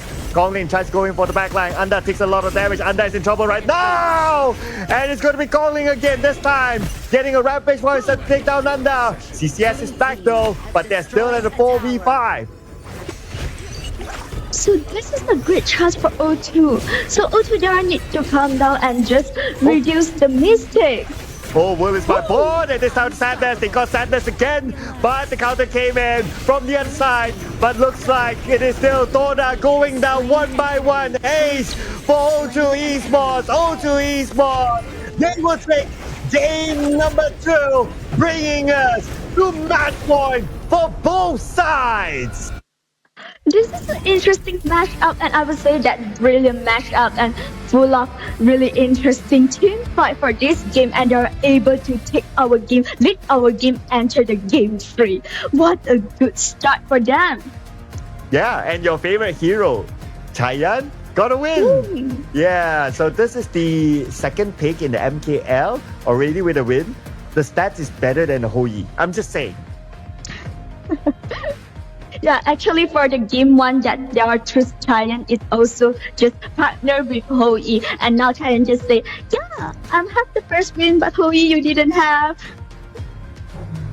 Yeah, and I would say that they protected the president pretty well. I'm interested to see what's the KDA for the Lady Sun later on when we look at the stats over, but I'm pretty positive that we did not see many kills onto the Lady Sun. Yeah, actually we can find out that O2 in this in-game, they are just create a really, really good surrounding, no matter it's farming surrounding, or I would say that the surrounding to make this Lady Sun to do some damage. So during the team fight, makes this one you also unable to find the Lady Sun, or I would say that make more stress on this Lady Sun. Right, so Lady Sun, let's see here. 5-12. Not bad. I mean, you only died twice in like a 24 minute game, so that's pretty decent, I must say. On the other side, look at Sadness. It is a sad KDA for him, unfortunately. 0-5-2. As a farm laner, you're not able to get a single kill when you went for a full damage build. It is quite sad. Definitely, I think that also what I mentioned during the early game. So for Toda, it's just another one, just say that another players, another member, just if they are taken down by O2 Esports, and they will not have the chance to create a great surrounding for this DRNG. And for DRNG, we also can find out that actually for 1 or 2 times, DRNG is trying to using the yellow card from him to control O2 members, but it fails. So definitely O2 just soak in all the damage on this DRNG on the crucial moment. Yeah, because you have the Algran, who is a tank, and then you have Chaya, which is a moving fountain, like how you always like to call it. So they're able to soak up the damage from DRNG. I'm sure we'll see big numbers here when it comes to the damage absorbed by O2 Esports in the upcoming graphic. But looking over at this graphic, they're only dependent on Anda playing the Sangfei to try to tank that damage at the front line for the DRNG, because the Luna has a lot more things to do, being the assassin. So if he's not able to do that, that's going to be pretty difficult. Now, we did talk about like the damage taken, and look at Kongling's damage taken, almost 200k. Oh, and we can find out that the Stay Nuwa have a really huge damage deal. It's crazy. Wow, 233k is probably the biggest that we've seen so far in the MKL. That is a lot, but they're so dependent on him, right? Like for the others, yes, we have 100k with TT, we have 100k with Sadness, but if we compare to what the Stay is doing, well, he did a lot of damage output for the team. And with the fact that Sadness, if you kind of think about it as well, 114.3k damage dealt, but not able to get a single kill.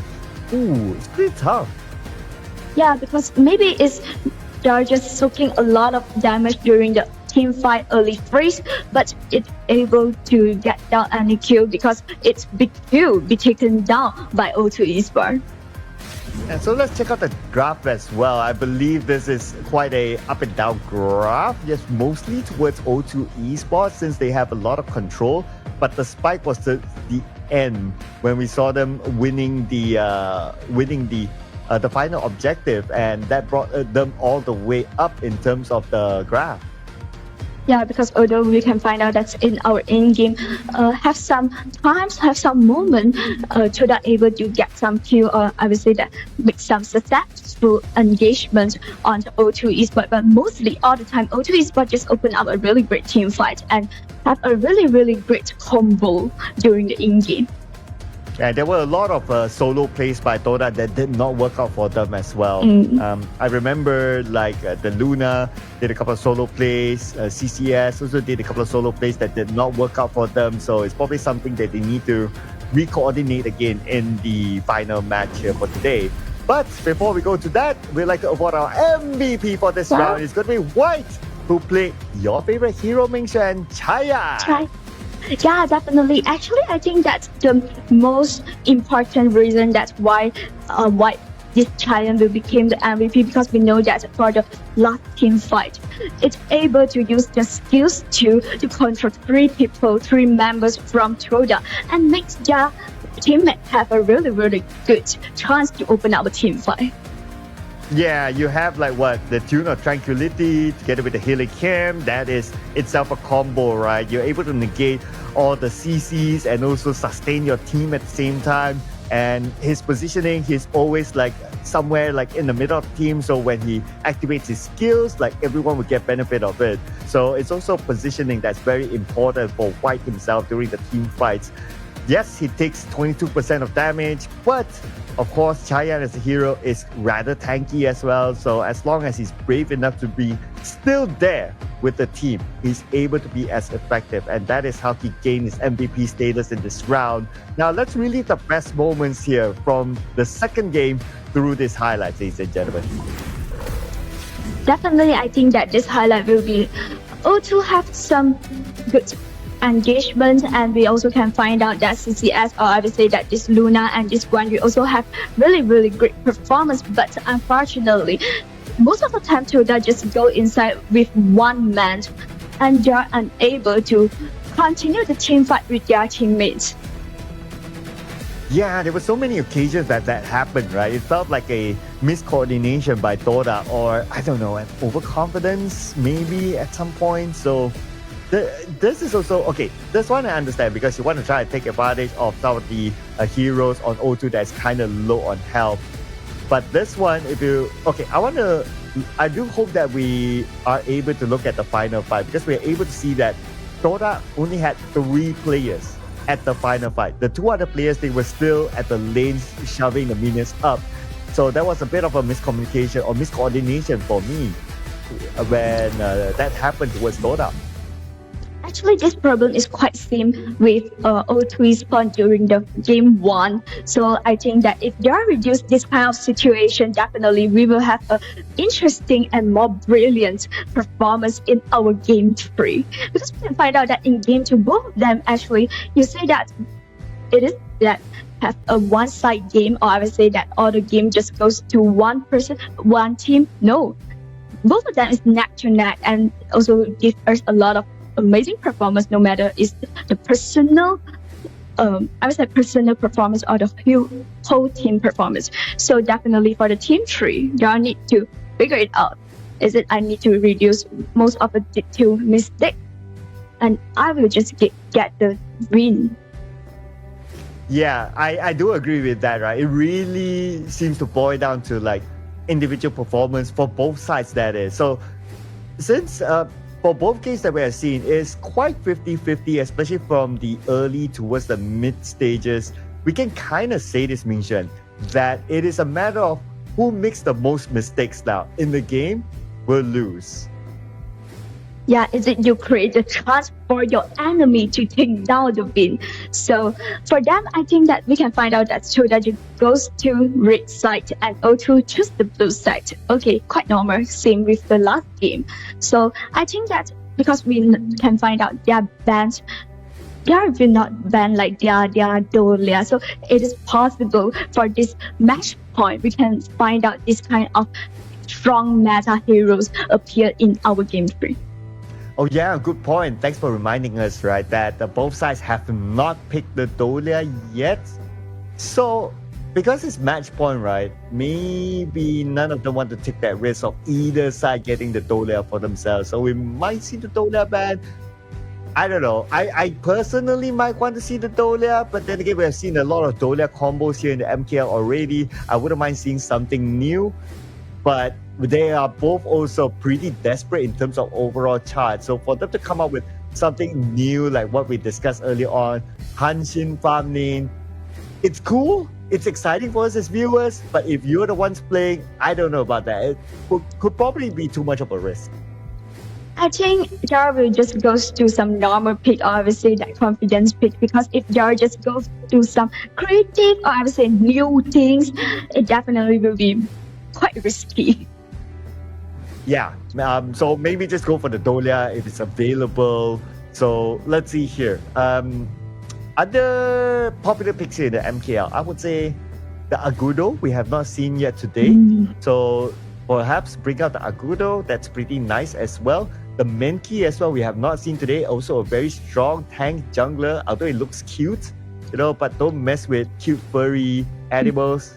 They can bite you back, and the Menki is very tanky. So maybe we might be able to see either of those heroes here be deployed, not picked at all yet. Yeah, at the same time, we also can find out that actually jungle also have one popular hero like our Pei. Also haven't choose for today mashup. So Pei, if they are choose Pei, they are definitely will just speed up the whole game, boost up the whole game, gain a lot of advantage during the first early game.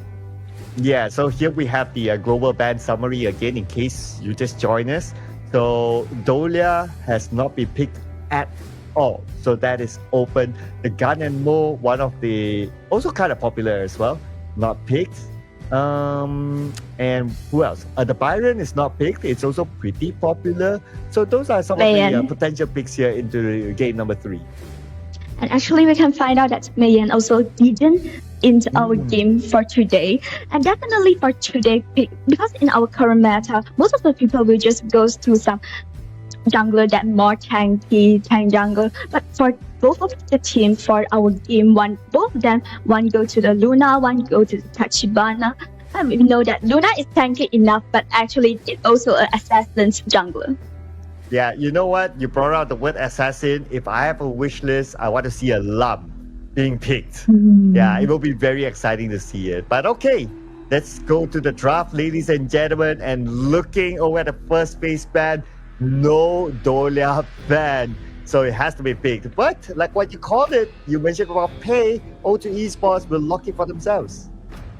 Yeah, they are just when Pei is out, when Pei is picked by O2, they will just wish that this game will just end as fast as quick as they can. So let's see that Toda will just go to the Dolia pick. No, not yet. And maybe not even for Toda, since they picked the Lanpo as well. So their roamer is locked in. Mayen, you did mention about the Mayen as well. Good call there that we have not seen it and you hope to see it. Looks like you're getting your 2 wishes here. I want my Lam now. But it just react you as using a long. And Zhangfei at the same time. So for Toda, I think they need to go to their Marsman, because if they didn't go to the Marsman, O2 Esports can choose to ban away your Marsman for the next 2 ban. I was kind of surprised. I thought that O2 Esports, when they picked the Long, they would pick the Dolia. But okay, it's fine. I mean, Zhang Fei and the Long is a pretty nice combo as well during the laning phase. Shano being picked up by Toda. What's your thought about Shano? Actually, I think it is a great one, but actually Chano mostly they are just quite rely on the farming freeze. Or I would say that it will have a huge damage. It also will have a, I think comparing with, of course we cannot comparing with Long. Chano also have small mobility advantage by comparing with Long, because we know that Long ulti just can go in, dive out in really easy way. Yeah, so they have their own attributes of mobility, right? Of escaping as well. So that's going to be one key trait for these two marksmen. Now, looking over at the second phase bans, my personal wish list, Lam is not bad. His brother, Prince of Landing, is banned though, but so Lam is still kind of open. And also, Esports, they're thinking that Toda will want to pick a assassin jungler, maybe with the fact that they already have a Lampo that is a very strong tank, so they want a little bit more damage output with an assassin. But Toda says, no, you got that wrong. We're gonna pick the cute Mankey. Yeah, actually for Mankey, there are just 10. If they're found out in a really good situation, it's tanky enough, and at the same time, it also has a huge damage soaking in. So for O2, they need to be careful. Yeah, so damage soaking ability, right? Mankey as well as Lampo. And let's not forget as well, mention that Lampo is anti-CC. And both of these heroes can engage as well with the Dream Roll from Mankey. So this is a very high engaging sort of lineup by Toda. And also Mayan can sort of follow up after an engagement too. So O2 Esports, they're responding with the Zhang Yu, who's pretty tanky and be able to absorb damage. So at least they have the Zhang Yu and also the Zhang Fei to be able to absorb those damages. But the finishing move will be by Toda here by picking up the Hano as a mid laner in this round. And we know that actually Hano just picked. I think this is the second time. This is the second time that Hano come inside to our game. So I'm quite looking forward for this kind of conversations, because both of them actually we can find out that they have some strong heroes in our meta, but at the same time they also have some heroes that out of our expectation. Right, and I was because of you mentioned about Hano, right? So I was looking at the stats. Hano picked once before this is the second time, and that one time it was picked, it actually was won. So the stats do favor a Hano pick here, and we all know that Hano is able to also absorb damage and retreat back. So that is going to be a very tricky decision for O2 Esports if they see a Hano in front of them. Nevertheless, ladies and gentlemen, match point it is. Here we go between O2 Esports and Toda. Yeah, and definitely we can find out that just like you mentioned just now, for Hano, the ulti for Hano, it is crazy because it can just recall back the time and just go back to the previous moment. So it might be a tricky stuff. Yeah, the Fate Rewind, right? So that makes him technically a third tank to a certain extent. I take in damage, sure, you know, you give me all the punches, you can slap me, put me to the ground and all that, but I pull out the Fate Rewind, everything just resets. So that, to a certain extent, makes him another tank. Yeah, so actually, I think right now, both of them, for O2 Esports, they will just try to find some opportunity during the early game because they are just pick out Pei. Because we know that Pei, when Pei is out, Pei will just try to do some engagement, or I would say that just invasions into your jungle. So let us see Toda how to respond this kind of situation. Yeah, to protect the jungle, right? Yeah, let's see how they will do that, because Pei is quite a fast hero as well, who's able to go in and out of the jungle fairly easily, can be very hard to catch as well. So that's something for Toda to consider. And speaking about catches, right? So if the Pei does appear, looking at the draft for Toda, they do not have like a single target CC. They do have a group CC, especially with the Tremor Smash, but without the single target CC, it's going to be hard to catch the Pei. But O2, again, scoring the first blood. Yeah, we can find out that actually Lady Jane just go to the top lane to help the Xiangju directly take down this Mayan. But actually for Mayan, it is able to run away, but because we also know that Lady Jane have a really good control. Maybe I think that it is Lady Jane just frost Mayan and follow up by the damage from Xiangju, so this Mayan is able to go away. Yeah, and they have the first blood again. So that's a good start here for O2 Esports. At the same time, decent control at the bottom as well. I mean, you have White playing the Zhang Fei at the front with the absorb damage, and then you have Low with the Flaming Palm, just harassing either Anda or Sadness, forcing them to push back. And when it comes to the lanes, look at this. How fast can O2 Esports clear up the lanes, freeing themselves up to rotate to the middle now? I think that after the game 1, just the failure for game 1, and let's check this replay. Yeah, this was the first alert situation. And it looks like it was just by the edge of the tower. So there was no tower protection for CCS. Yeah, so after this engagement, I would say that this team fight for O2 Esports, it also have a really, really great start. So for right now, they need to try their best to take down this common objective during the 4 minutes. I was wondering if Anda would want to pull off the Tremor Smash earlier on, but looks like no, because he knows that White also has his Untitled Outburst. What? Nah. He won't pull that off. You might want to save it for later because it's about 20 more seconds until the objective is up. But at the top, looks like K1 will try to counter out the CCS. Again, second time around, CCS goes down, but TT, he trades it back, and now he has to go and save himself. But unfortunately, he falls back to the hands of O2 Esports. And with the fact that the Tyrant will be up, O2 Esports might get a free Tyrant. Yeah, this is a good hint for O2 Esports because we know that City just goes down and it means that Huda didn't have the jungler. But we can find out that it still has the time, Yeah, and oh, okay, another one of the CCS. Oh no, Mingxuan, I'm counting right now. CCS, within 4 minutes, he died 3 times already.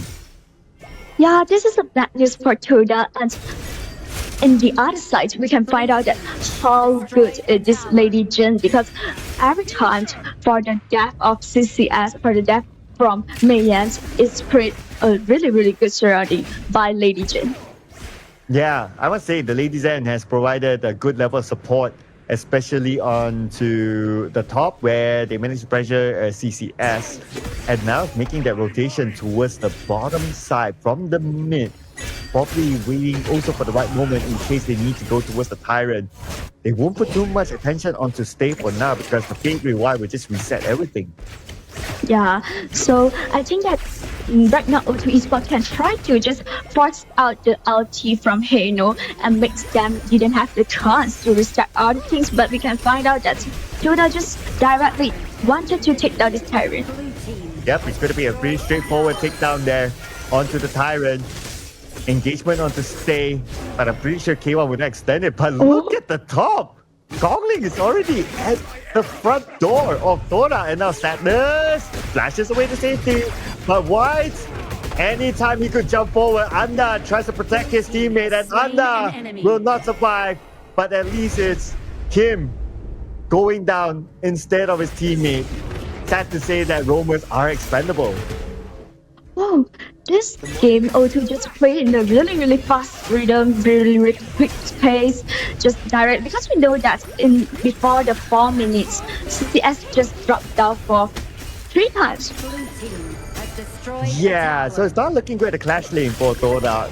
With the matter of fact that he lost T2 at the top, so it's pretty sad. Okay, even if you look at the goal by CCS, he's lacking behind K1 at this point by about 800. So that's quite significant as an individual. Yeah, and definitely we also have mentioned before that if CCS Meiyan, the use for Meiyan is giving some stress for the low. But right now CCS is too, I would say that not tanky enough. Maybe O2 soaking some damage in and CCS will just drop down right away. And after the team fight, after the engagement, CCS is not able to come in at this point, so he has to farm. But looks like CCS is going to join them, coming in from the middle. But starting off with the engagement is going to be O2 Esports. They will take out Sadness. Sadness not able to get much out of this fight yet. Untitled Outburst will be called upon, and they took out Anda as well. O2 Esports, beautiful engagement onto Torak's jungle. This page just farm up so comfortable, and at the same time we can find out that Kongling just keep taking down the small resources and taking down all the things from Toda. Are they going to go for CCS? Kongling? He doesn't know. CCS not showing himself. Okay, now he does 1v1. Oh, not really 1v1. Here comes TT. CCS pretty low, but TT comes to the save as Cam makes his rotation to the top as well. Stay is there together with them. 3v2. No engagement continued. But actually, I think this is a good sign for Toyota because they know that right now Kongling is the big brother for O2 Esports, so they need to make some trouble on it to find some opportunities. Find the big brother, right? Take down the big brother, and then you can go for his other siblings. Yeah, that's a good point. That's a good point. But to catch the big brother, Kongling playing the pay is going to be pretty fast. Not that easy for them to catch. They don't have those single target CCs to deal with Kongling, but they might be able to deal with K1. It's going to be a 4v1. Pretty straightforward. Kill onto K1. Nowhere for him to go, and he will fall. So I think this is a one-to-one trade, but for O2 until now is definitely still controlling all the things in the in-game. So for Toyota, if they want to seek for some, I would say that seek for some opportunity, they need to wait. Yeah, they need to farm up still, right? They are at a difference of about 4k right now between themselves and O2 Esports, but O2, they still continue to put pressure. Look at the damage by the Flaming Palm onto Under. Even though he's a tank, it will force him to go back to kill up. Yeah, so actually I think they still need to find more opportunity, I would say that more good moment to make more stress to them. Yeah, a lot more stress on Soda right now. Kongling is back at the top. Chase of the Kongling, but here comes from the side. It is going to be O2 engaging all the way onto the backline. Sadness with one last tick around. He has to reset, but the counter comes in by Dona. He's trying to get K1, but K1 is able to escape at the same time. CCS will still fall. O2 Esports, they have the man advantage. Now they're looking for Under. Will fall the hands of X1 from the back with Untitled Chapter at the front, but take a stay from Dona. This play and Lady Jane definitely goes crazy right now. Rampage to both of them. And definitely for CCS, it's quite pitiful right now because it didn't farm up really well. So if they want to open up a team fight, or I would say that when Mayan just dives into the back line or dive into the team fight, it's unable to sustain for their damage. And it's also perfect timing, right, Ming-Shen? Like, they won that fight, immediately the Tyrant shows up, they get a free Tyrant, and it's all bonuses for O2 Esports after the fight. I think this might be in their plan because maybe they are just saying that, oh, the Tyrant is going to alive, and if I just win this team fight, and I will have a really, really great advantage when I take down this Tyrant. And so that definitely will have a great, huge stress. Yeah, and now the stress is still on the Dota. They will definitely lose their T2 at the bottom. It goes down. X1 shows up. I hear the sound of the potential Flaming Palm. Looking for his right target. Nobody is low enough of health for him to just shoot the late Flaming Palm from afar. But Unbridled Outburst will be called upon, will be used all the way onto the backline to provide that space for O2 Esports to continue on underneath the tower. And speaking of the tower, the bottom tower will definitely fall to the hands of O2 Esports. There's nothing that Dota can do to save it. Yeah, so until right now, I think the only things that O2 Esports need to be careful is now is their times to enter this high ground. They need to be more careful. Do not let the history happen again and again. Yeah, they must remember, they must be able to close off the game. Dota now, they are still defending, probably waiting for the right moment again. The best moment for Dota, I would say, is when they are able to catch O2 Esports grouped up together because they have the Tremor Smash. And this could be their opportunity, looking at the Overlord, but O2 Esports sending out K1 to zone out the members of Dota, allowing them to get the Overlord. Yeah, so after this, because Dota also didn't have the opportunity to just make their vision come out. From the side, beautifully executed here by K1. And this could be the opportunity for O2 Esports, but Dota, they will not go down without a fight. Nevertheless, they will still lose Under. Now they don't have their main tag. But still, Dota, they try to defend this. Unfortunately, they will lose their top tower to the hands of O2 Esports. Actually, for O2 Esports, this is a great scenario, or I would say that great situation, because they know that right now, I gain a lot of advantage. Oh. Ooh, is it able to take down care? Mm. Oh. So I just continue because O2 Esports, I know that I gain a lot of advantage. I get a lot of resources. I get a lot of things right now. So the only thing right now is I need to calm down. Oh, but White all alone here. Okay, forced to use the Unbridled Outburst, but from the back it's going to be K1 showing up. White will not be able to survive this one, but K1 could potentially trade it off. But oh no, it's a double kill for Toda.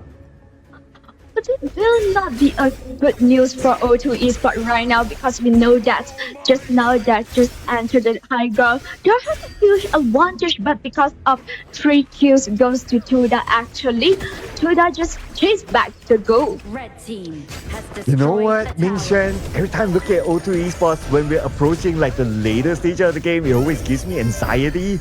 It's like, are they able to close it off? And now Kongling is the one in trouble. 3 players from Dota chasing onto him with X1 providing extra support there. But X1 as a marksman, at least by him showing up, they're able to open up enough space for Kongling to survive this one. Yeah, so I think that O2 need to be more steady and more in their rhythm. Because now we can find out that Toda find the opportunities to make their vision out to try to gain some common objective. But of course, O2 will not let you have this chance. Oh, I'm looking at the back. It's going to be K1 showing up onto TT as well as Stay and Anda. They managed to see him. Looks like it's going to be a reset onto the Tyrant. Fate Rewind will be used by the side of Toda, but the chase continues on. They might be able to catch K1, but at the same time, Kongling takes a decent amount of damage. And here comes the Infinite Bastard all the way onto the backline. It's going to be X1 putting damage onto Anda. Anda is now in trouble. He has to back up, but Toda at the same time, look at the current count. They lost 2 players in this fight, while O2 Esports, they retain all their players. This could be go time for Toda right now to try to defend their ground, but no, they're not able to, as O2 Esports claim the first series win in the MKL. Yeah, this is a great step for O2 finally in our week 2 day they are able to take down the first win. Although we can find out that for the process for this first win is quite, I would say that quite tough, but it is a great start. It definitely will be a great start for them.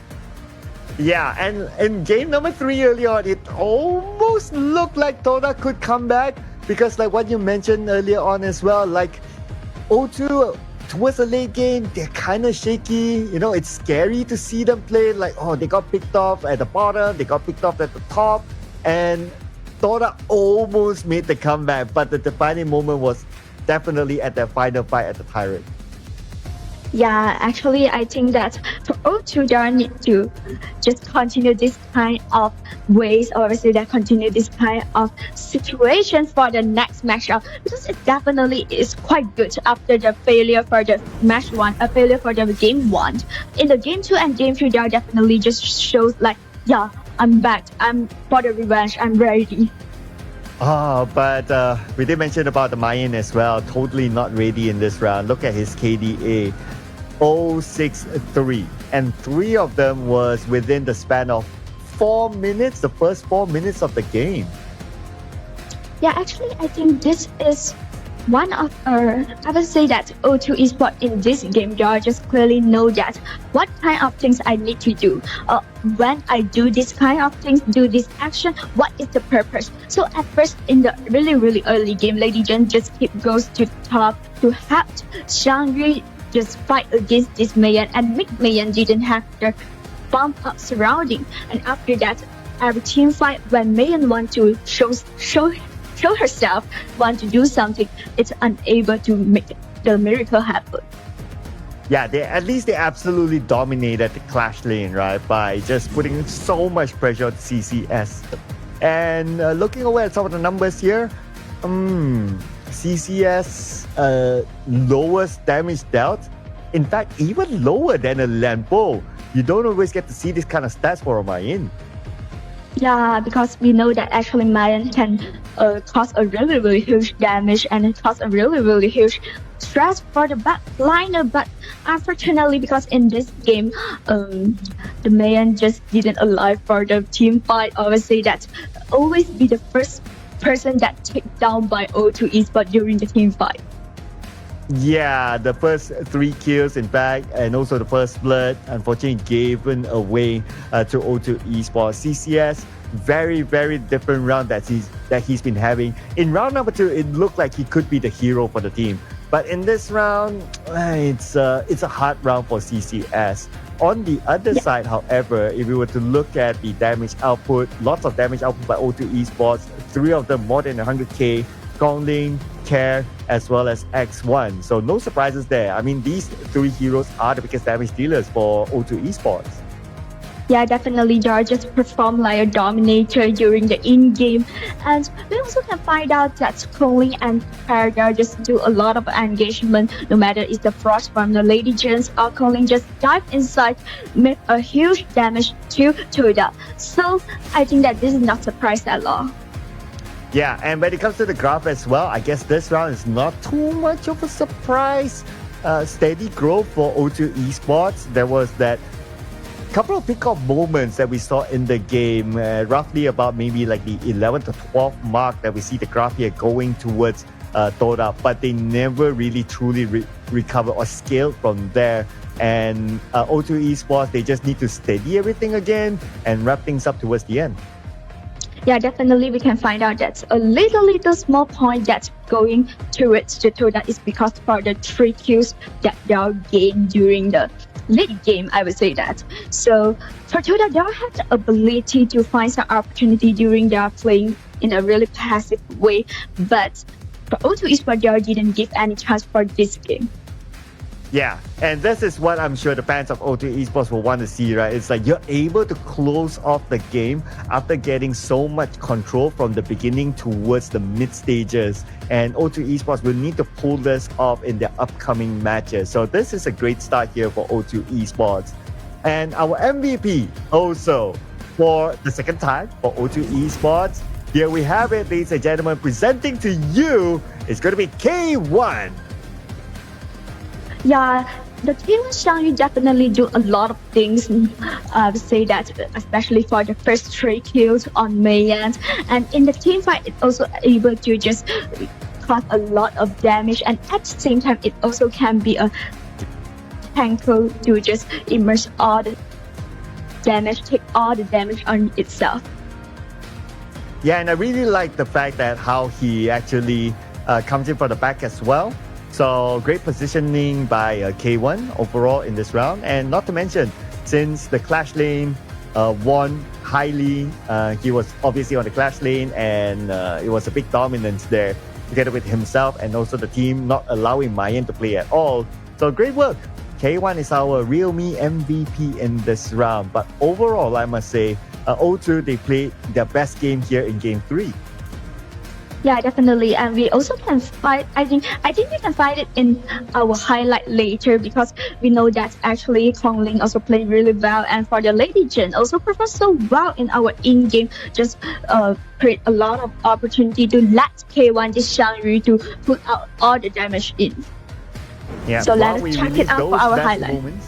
Yeah, here is the highlights here, ladies and gentlemen, and at the very beginning, we're going to get to see CCS giving away the first blood and a couple of other kills as well, especially at the top. This is probably this is the second kill on the CCS. I wonder if we'll see the third one. But I think the second one, there's a bit of a trade back between the two. But still, the ROI is better for O2 Esports. Yeah, actually, it's quite beautiful for this player. I know that it's just try to find a lot of opportunities. I have the chance to make some kills happen, but unfortunately, because the damage is not enough at all. Yeah, and this is towards the mid game where the top lane is taken over by O2 Esports, and you can see that they're putting a lot of focus on the top lane because they know that they have not only that lane to play with, but also the buff for them to steal with as well. Yeah, so actually I think for both of them also performed so well for today match up for both of for the 3 games, game 1, game 2, game 3. Both of them is performed so well, but we are more looking forward for the continued match up because we still have a long way to go for our regular seasons. We have a series of games awaiting them. Yeah, and the next match, since you mentioned about continuing matchup, It is going to be Team Secret and Black Shrew Esports. This is going to be a big match here. And these two teams, they have a history. They met in the grand finals of HOK Invitational S2. And it was a very tight match until BSE, they won that tournament series. So how are you feeling about the next match coming up? Actually, I'm quite looking forward of it. I put a lot of excitement because we know that both of them now is the top 3 and our top 4. Whether who is better than the enemy. Yeah, because we can find out that in our videos before our game, before our matchup happens, just the Team Secret just say that, yeah, BSE, you always just lose in our match out the ranking when we are made up. So this is the time that I would want to talk over you. So this will be the really good point that we can looking forward for it. Is it that BSE keep winning Team Secret, or is the turn for Team Secret? Yeah, I mean, those are scrims, right? Perhaps if we want to put it into perspective, scrims can be a safe place for you to experiment, test out certain drafts, test out certain heroes, and so on. But if I were to take the data from the competitive scene, BSE, they have a good record against Team Secret. Now, to give benefit of doubt to Team Secret, it is a different lineup as compared to what they are deploying right now. Like 10X, for example, is not with Team Secret. He's with Dominator right now, and he's doing well with Dominator, not gonna lie there. But Team Secret with their so they have 2 new players in the lineup, a new coach as well. So that's a lot of changes within Team Secret. So we can also say that if we were to refresh it, put it into a bigger perspective, this is a fresh lineup for Team Secret to face off against BSE. Yeah, and we can go through our standing right now. So actually, we didn't have a really huge change because just now it's between Toda and O2, but we can find out that O2 is close to our 7th, place 7th. And so Esports goes to the 8th. Yeah, and with them placing at 7 right now, and the fact that Toda, they lost their game against O2 Esports. So Toda, if they were to lose that next match, and if anyone, either O2 Esports or Seoul Esports, wins their next match, then they would overtake Toda and push them down into the bottom 2, where nobody wants to be at. So Toda, they need to find a way to bring back their momentum into the game in their following matchup. Yeah, if they keep losing, they might lose the chance to enter the next stage of our playoff. So for them, they will just try their best to do as well as they can. So we can find out that our next matchup will be Team Secret versus BSE, just like we both of us mentioned just now. We also put a lot of excitement in this matchup because through the standing just now, we also can find out that both of them, one is top 3, one is top 4. So whether who will be the top 3, because giving a hint of our tips to our audience, for the top 3 in our MKL have the chance to enter the stage of Esports World Cup. Yeah, and that will be during the playoffs, right? But of course, the regular season will set the tone for that. So you definitely don't want to miss out on this one, ladies and gentlemen. Also to point out that BSE, they also did a roster change. Only one player, that is Sir, that's no longer with BSE. So yeah, from the last time they met, there have been a good amount of changes between the two teams. Who will reign supreme? We don't really know yet. So that's something that we want to see coming up in our match number 2 today. Yeah, so actually we're quite looking forward for this matchup, and I trust that most of the fans for Team Secret and BSE also put a lot of excitement in our second matchup. So before this interesting matchup, we will have a small break before the next game. So we will see you later. Bye-bye. Perhaps our next meeting will be as friends.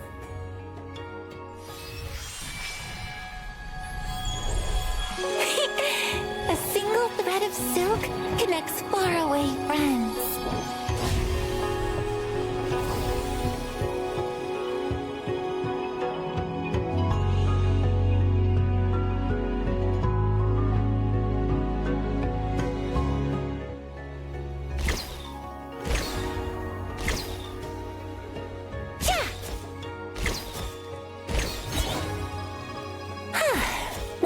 carefully. I'll only show you once.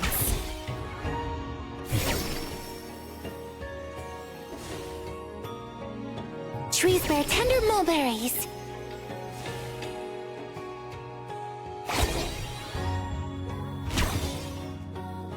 Raise the silk.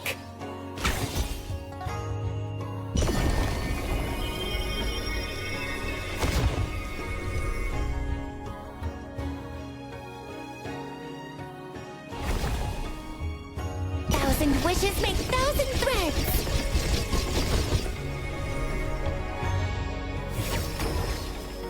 The elders of this land say that one must lay down roots before venturing into the world.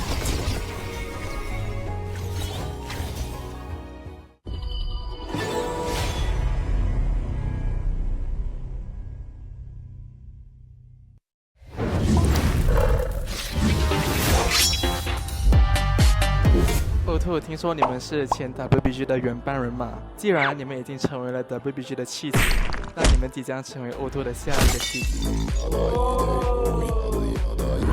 Tota, kamu kira pernah shoot game tak? Bukan, main pernah jual. Pernah shoot game tak?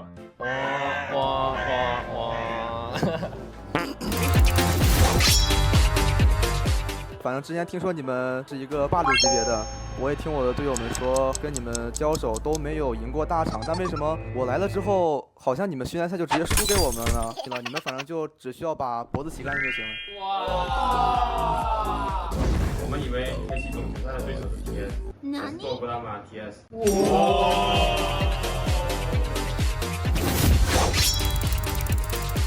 你们 ENG 线上赛都打不赢我们，还指望线下赛打赢我们呢？我觉得 Nova Esports 的话，你们的时代已经过去了，这次天时地利人和，结局可能会不一样。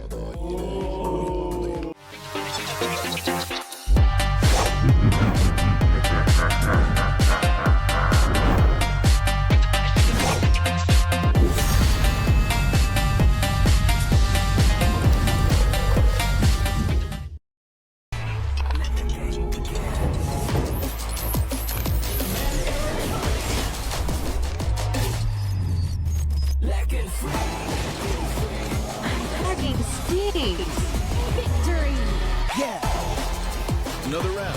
Sure, but how about a smoother phone next time? Realme 14, performance beyond limits.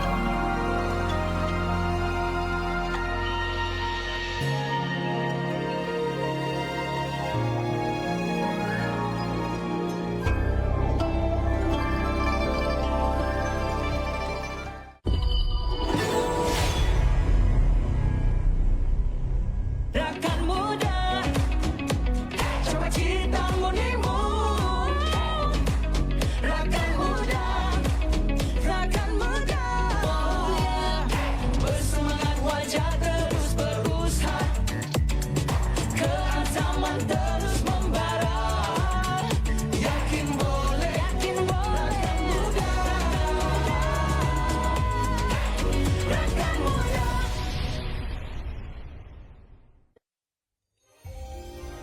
Hi, I am a humble little herb, born amid the verdant flora of this world. We plants contribute nourishment, healing, clean water, and a beautiful environment to this planet. Thank you for your efforts in safeguarding our ecosystem and preserving a habitat that supports the existence of all living beings. Forests are the layer of life around the planet that supports everything that we do. It produces the water, the fresh water that we drink. It produces the air that we breathe. It produces the food that we eat. Forests are integral, the most important habitat type for humans. So when you think about forests, when you think about nature and the beauty of forests, you also have to think about that utility, the usefulness of forests, and how important those forests are to us. One of the things that makes me feel the most sad when I see degraded forests or lost mangroves is the impact that has on local people's daily lives. These forests aren't just something to look at for them. They're something to live in. They provide all of their food, all of their shelter, all of their fresh water. And when we take that away, it really harms their lives and the lives of their children, and that makes me feel really sad. Most people around the world live in a city, and they don't spend as much time out in nature as they would like or that they are able to. So gaming helps to bring nature to people. If people can't get into nature, let's bring nature to where they are and get them to experience it. The other thing about gaming is that it's something you experience with your friends. And so that's a shared experience of nature that you're all able to join in at the same time. Bringing that value to that audience who play games, and it's all of us, we all do this. So bringing that message to all of us who play games and helping to engage those people constructively in the conservation of nature is a critical role for games. I think the gaming industry and gamers can help three ways. First, by using creativity to educate people about the wonder of forests. Second, by helping people understand that these forests are at risk. And third, by helping offset their emissions by supporting organizations and projects that help protect forests and biodiversity. Thank you for bringing beauty to our planet and our lives. Play for our planet. You are heroes protecting our world. Thank you.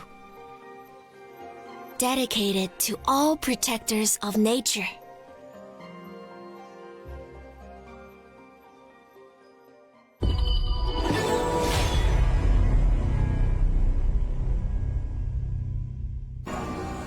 Peach blossoms bloom, glowy and bright like fire. A romantic incident. Being single has limited your imagination. I had everything back when I knew nothing.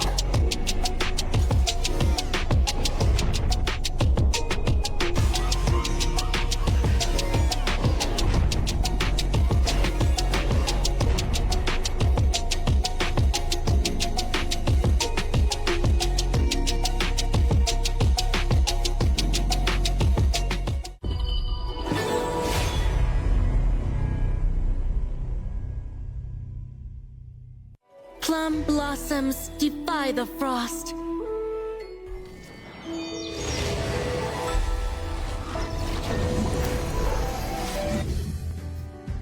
Hello, ladies and gentlemen. Welcome back to the MKL Spring Season 2025 regular season week 2, day 2, and now is our second match up for today. Oh yeah, the next match will be really interesting. It's the rivalry from S2 continue on into the MKL, ladies and gentlemen. It's going to be between Team Secret and Black Shrew Esports. How are you feeling about this matchup? This definitely is a great showdown between two powerful teams. I would say that two huge monsters in our regions. and it is the same level battle. So I think it might lead us goes to the match point. Yeah, I think it will go like 3 games as well. So we're probably going to have a long day here together, Ming-Xuan. And for this matchup, well, both sides from the last time they met in the competitive scene, there have been a lot of changes. Team Secret changed 2 of their players. BSE changed 1 player. And Team Secret has a new coach since then as well. And same goes for BSE. So it's pretty much like neutral ground here for these 2 teams. But what sort of expectations that you have since we're going to put together the 2 top teams here or the 2 big teams here in the MKL? Yeah, definitely. We know that for the last game, we keep mentioning that both of them will just go to a safe pick. But for both of them is so powerful team. Maybe y'all can let us see something different, or I would say that check it out something different. Choosing some interesting heroes or making some creative ban and pick. Yeah, Hansin, Farm Lane, let's go. I want to see it introduced here. Either that, right? Either that or somebody comes up with a Hou-Yi win. Because I also want to see how they're going to make the best out of a Hou-Yi with currently a 0% win rate. Yeah, actually, for Hou-Yi, this hero now is suffering in a really awkward situation. So for Hou-Yi, everyone just when they are just pick up Hou-Yi and all of the people just sticking in, is it able to take down the win or just will lose again? So let us find out that if they are in Hou-Yi is in this kind of powerful team, is it able to take down the first win for this hero? Yeah, I know, right? So it's going to be pretty interesting if it's deployed. But because it's also a rather risky pick, right? I mean, the stats don't lie. It is a 0% win rate for Hou-Yi. And we are talking about like a big team versus a big team. I'm not sure if we'll see that kind of risk. Although I would personally want to see it, and depend on how the results go, right? But I don't know about them actually deploying it onto the Gorge. But before we get on to the game, let's reintroduce these teams and their players, Team Secret and BSE. Yeah, we can find out that Team Secret we have Sun Shen, Guxing, Shisan, Luo, and BSE we will have Musang King, Zhihong, Xiang, Dian, and JR. Yeah, of course, Musang King, he is going to be a very important player for the team, but their new player as well, Dian, has been showing a very good performance. Let's not forget about Xiang, who has multiple MVPs here in the MKL. On Team Secret side, of course, they'll be banking on their new player as well, Guxing, who plays the jungle, and we all know how big of an impact a jungler can be in a game. Yeah, definitely, no matter is as a assassin jungler or as a tanky jungler, there is so huge of advantage. I would say that you lead their teams into a huge advantage situation. So definitely it's a really, really important role in a teams. Yeah, absolutely right. So that is something that is going to be a strong matchup here between these two. Of course, we're going to start off with the draft of game number 1 and everything is open. So I want to put it out here as well, right? During the Dota and also O2 Esports match, we did not see a Dolia at all. It was banned once, but other than that, it was not picked up. So I would expect to see the Dolia being deployed. Since we're talking about these 2 teams that have a lot of experience, obviously high mechanics, they might want to make good use of the Dolia. Yeah, actually, I think that for both of the team, there is a powerful team. Although we just like something like joking, that looking forward for some new things, or I would say that creative BP. But actually, I think that both of them will still go for the current meta heroes, something like Ali, like Long, because they are experienced enough. So everything's we need to be more careful. Yep, and we'll get a confirmation here, Ming-Xuan, because we're going to see the draft for game number 1. Starting off with the Dharma and Mai Shiranui out together with the Pei out as well. Dolia potentially might be seen in game 1. Yeah, for the last ban, it only can take away 1 Dolia or 1 Diadia. So definitely we can find out some really, really strong hero in our meta. Ooh, okay, so final ban. Okay, understandably, I mean, we have seen very good Luna picks as well, so you rather not deal with that. It's even worse than the Dolia pickup. So, Dolia is open, but Black Shoe Esports, they're going to focus on the early first. So Team Secret, if it's not Dolia, I mean, you have other early picks that they can pick up as well, right? The Zhangfei is also open. So it really depends. On their first pick, they will kind of set the tone of what sort of strategies are they going to go for. And we can find out that just directly lock Zhangfei and Mayan. Actually, this is not a surprise thing. Oh, Dolia is in. Yep, it's open, it's free. They tell you, hey, we give Dolia to you. You don't want, okay, lo, you don't want. We take, lo. Thank you, lo, like that. Then they pick up the Dolia, and you have the Dolia. You must have a combo together with it, since the Long is not going to be taken by BSE because you got an early. A lane is an obvious choice. So Yixing potentially might be picked up by BSE. Yeah, definitely, because we can find out that Yixing and Dolia can make a really great combo, and because Dolia can give second ulti to the Yixing, and Yixing definitely to use twice times for the ulti. So this definitely will be one of a ban list for Team Secret, I think. Ooh, but what if they don't, right? I mean, okay, they use the first ban for a Hano. Okay, cool. I mean, you don't want to deal with a Fate Rewind, that's fine. And maybe a double Fate Rewind, okay, that's fine. One more ban for Team Secret. If they don't take out the Yixing, very highly chance that BSE might take it. For them to pick something else, if they have the option for Yixing, maybe like a Shangguan, I don't think it's that great because you got the Zhangfei, you got the Long, so the Yixing is still the best pick for BSE. So now it's down to Team Secret, and it's open, up for grabs. Yeah, and definitely for the last two pick, also one of I would say that's one of a squish for the combo with Dolia, because we know that Dune also can pair with Dolia, and at the same time Hano also have a special skill when it's paired with Dolia. So definitely also one of a squish for the hero pool, but definitely it means that BSE can directly goes to Yixing. Okay, so Agudo is out. Okay, Yixing, BSE, let's go. But Team Secret can also take the Yixing for themselves because they don't have a mid laner yet. And it's not a bad pick. But if they don't go for that, they can go for the Nua. It's a very popular mid hero pick as well. So still a lot of good options here since not many of them are bad. Only Hano and also the Maishira Nui is out. So you still have a ton of choices for Team Secret.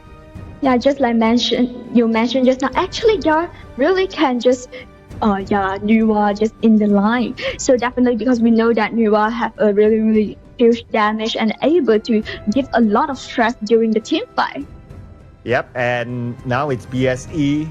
Yixing, let's go. Okay, so after Yixing, another jungler, Menki, or maybe even the Agudo, because BSE, especially BSE Musanki played a very strong Agudo as well. Oh, Agudo is banned. Yeah. Okay, Agudo banned away. Yeah. Yeah, maybe it's a Menki because he played a very good Menki yesterday. Yeah, and also tanky is tanky enough if choose Menki. Yeah, Menki and the Yixing pick. It's in our expectation actually. So for Team Secret, what heroes will be the last pick for them? Yeah, I don't know about this Ming-Xuan, but it seems like from even at the caster's desk, it starts to feel like their picks are starting to be a bit predictable. Maybe they're saving those out of this world picks for the playoffs later on. We don't know, but if it works for them, it works. That's absolutely okay to be predictable, even, right? So Team Secret, last one, locking in the jungle. They are flexible to either go for a assassin type of jungler or a tank jungler since they have the Zhangfei anyway. So they're going to lock in the Lam. Finally, it appears. Your wish is granted and Lam come inside to our game. Yes, thank you. Okay, so looks like the Lam has the task of going to Yixing or even Arlie. Or maybe even just Arlie all the way. Don't let Arlie to be very tricky, like can go in, go out, those kind of stuff that you don't want to deal with. And the Lam just wants to avoid the Menki. So this Lam will be very important when it comes to team fights between these two teams when it starts. Actually, for Lam, also a great counter for the Menki. So definitely for Team Secret, there goes to this choice.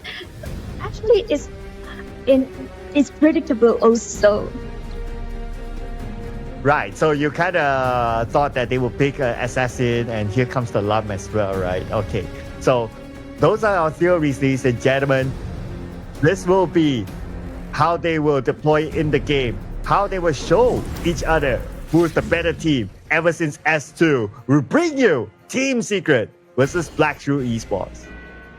Yeah, so is it the revenge from Team Secret or Black Shrew Esports will just directly continue the dominator on Team Secret? We can find out in this game. Yeah, so it's going to be a crucial match, right, between these two, because new lineup and also long-time rivalry between these two teams. They want to set the tone for the entire MKL on whoever is going to win this. And we're going to see a fast rotation by BSE to provide extra support towards the farm lane side. Both of them play quite aggressive in the bottom lane. And we can find out that the mid laner just come down and just help their bottom lane to, I would say that, to farm out more battle than their enemy. Oh, but Shisan takes a lot of damage though. Okay, very low on health. But lucky enough for him, Nuno is there to give extra protection, so he's fine for now. But then again, he needs to go back and reset his health. Yeah, both of the teams just give a really high priority for their jungler, and we can find out that the mid lane minions just directly let the jungler to absorb it. Oh yeah, that's a good point, right? So same thing for both sides. It feels like a mirror match as of now, unless the team is able to break that advantage. But at the bottom, I do see it to be quite a mirror match as well.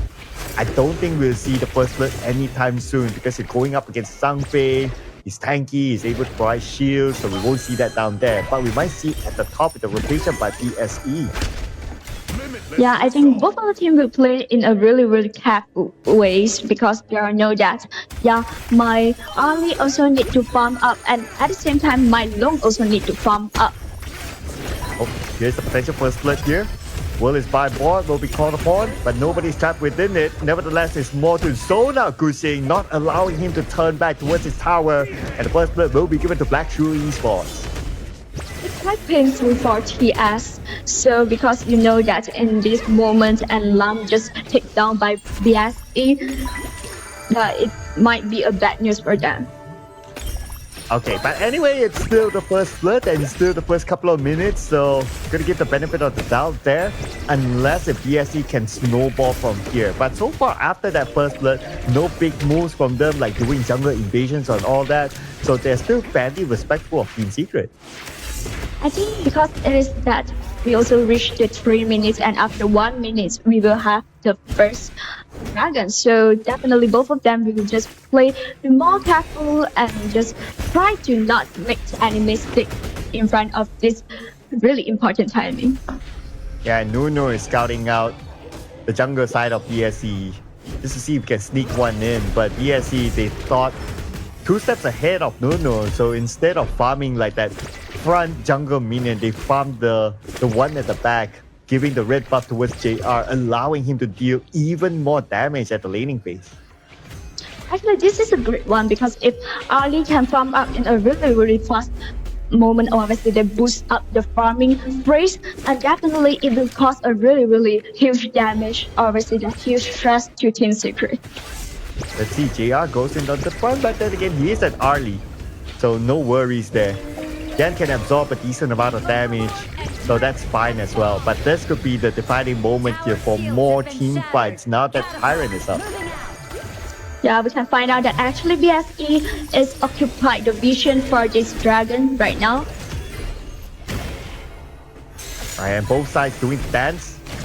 And BSE is going to start off the Tyrant. Team Secret, they're there. They do have a double smite, so BSE, they have to be extra careful. Untitled Outburst will be called upon by Nuno, but it's still going to be Musa King securing the Tyrant. Now, onto Nuno. They know that they don't have the Unbridled Outburst.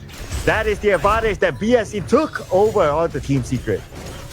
Yeah, definitely BSE gained more than Team Secret after this engagement because it got the Tyrant. At the same time, it also got 1 kill from Nuno.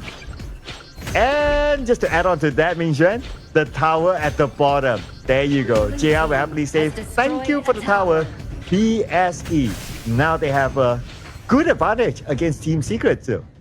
Yeah, it's a great step for BSE, and I would say that it is quite comfortable until right now because all of the advantage is gained by BSE. Yeah, they got everything, right? They got the tower, they got the first 2 kills, and they got even the Tyrant advantage. And Team Secret so far not able to trade it off with the Overlord yet. I don't think BSE has gone to the point where they stole away any buffs from Team Secret. But if they start to do that, then you know the snowball is beginning. Yeah, because if BSE try to just take some your small resources or until your buff, it definitely will be a bad news for Team Secret. Just force out the ulti from Xiang. Yep, and Dolia is there anyway, so you can refresh the Death at Sunset if needed, that is, but no need for now. Anyway, leaving JR alone, Team Secret makes that rotation all in onto JR. JR will not be able to survive this. Kill taken by Kuxing, so at least Team Secret, they start off their campaign with the skill. Yeah, this is what we mentioned before, that when a team that is really experienced, they will just do this kind of action when they are playing in a really passive way. I try to find the member that you're alone, and especially this one is JR, it's the early, it's your core for the compositions. So I think that this it definitely will make me chase back something. Yeah, it's an important member for Team Secret to take down, right?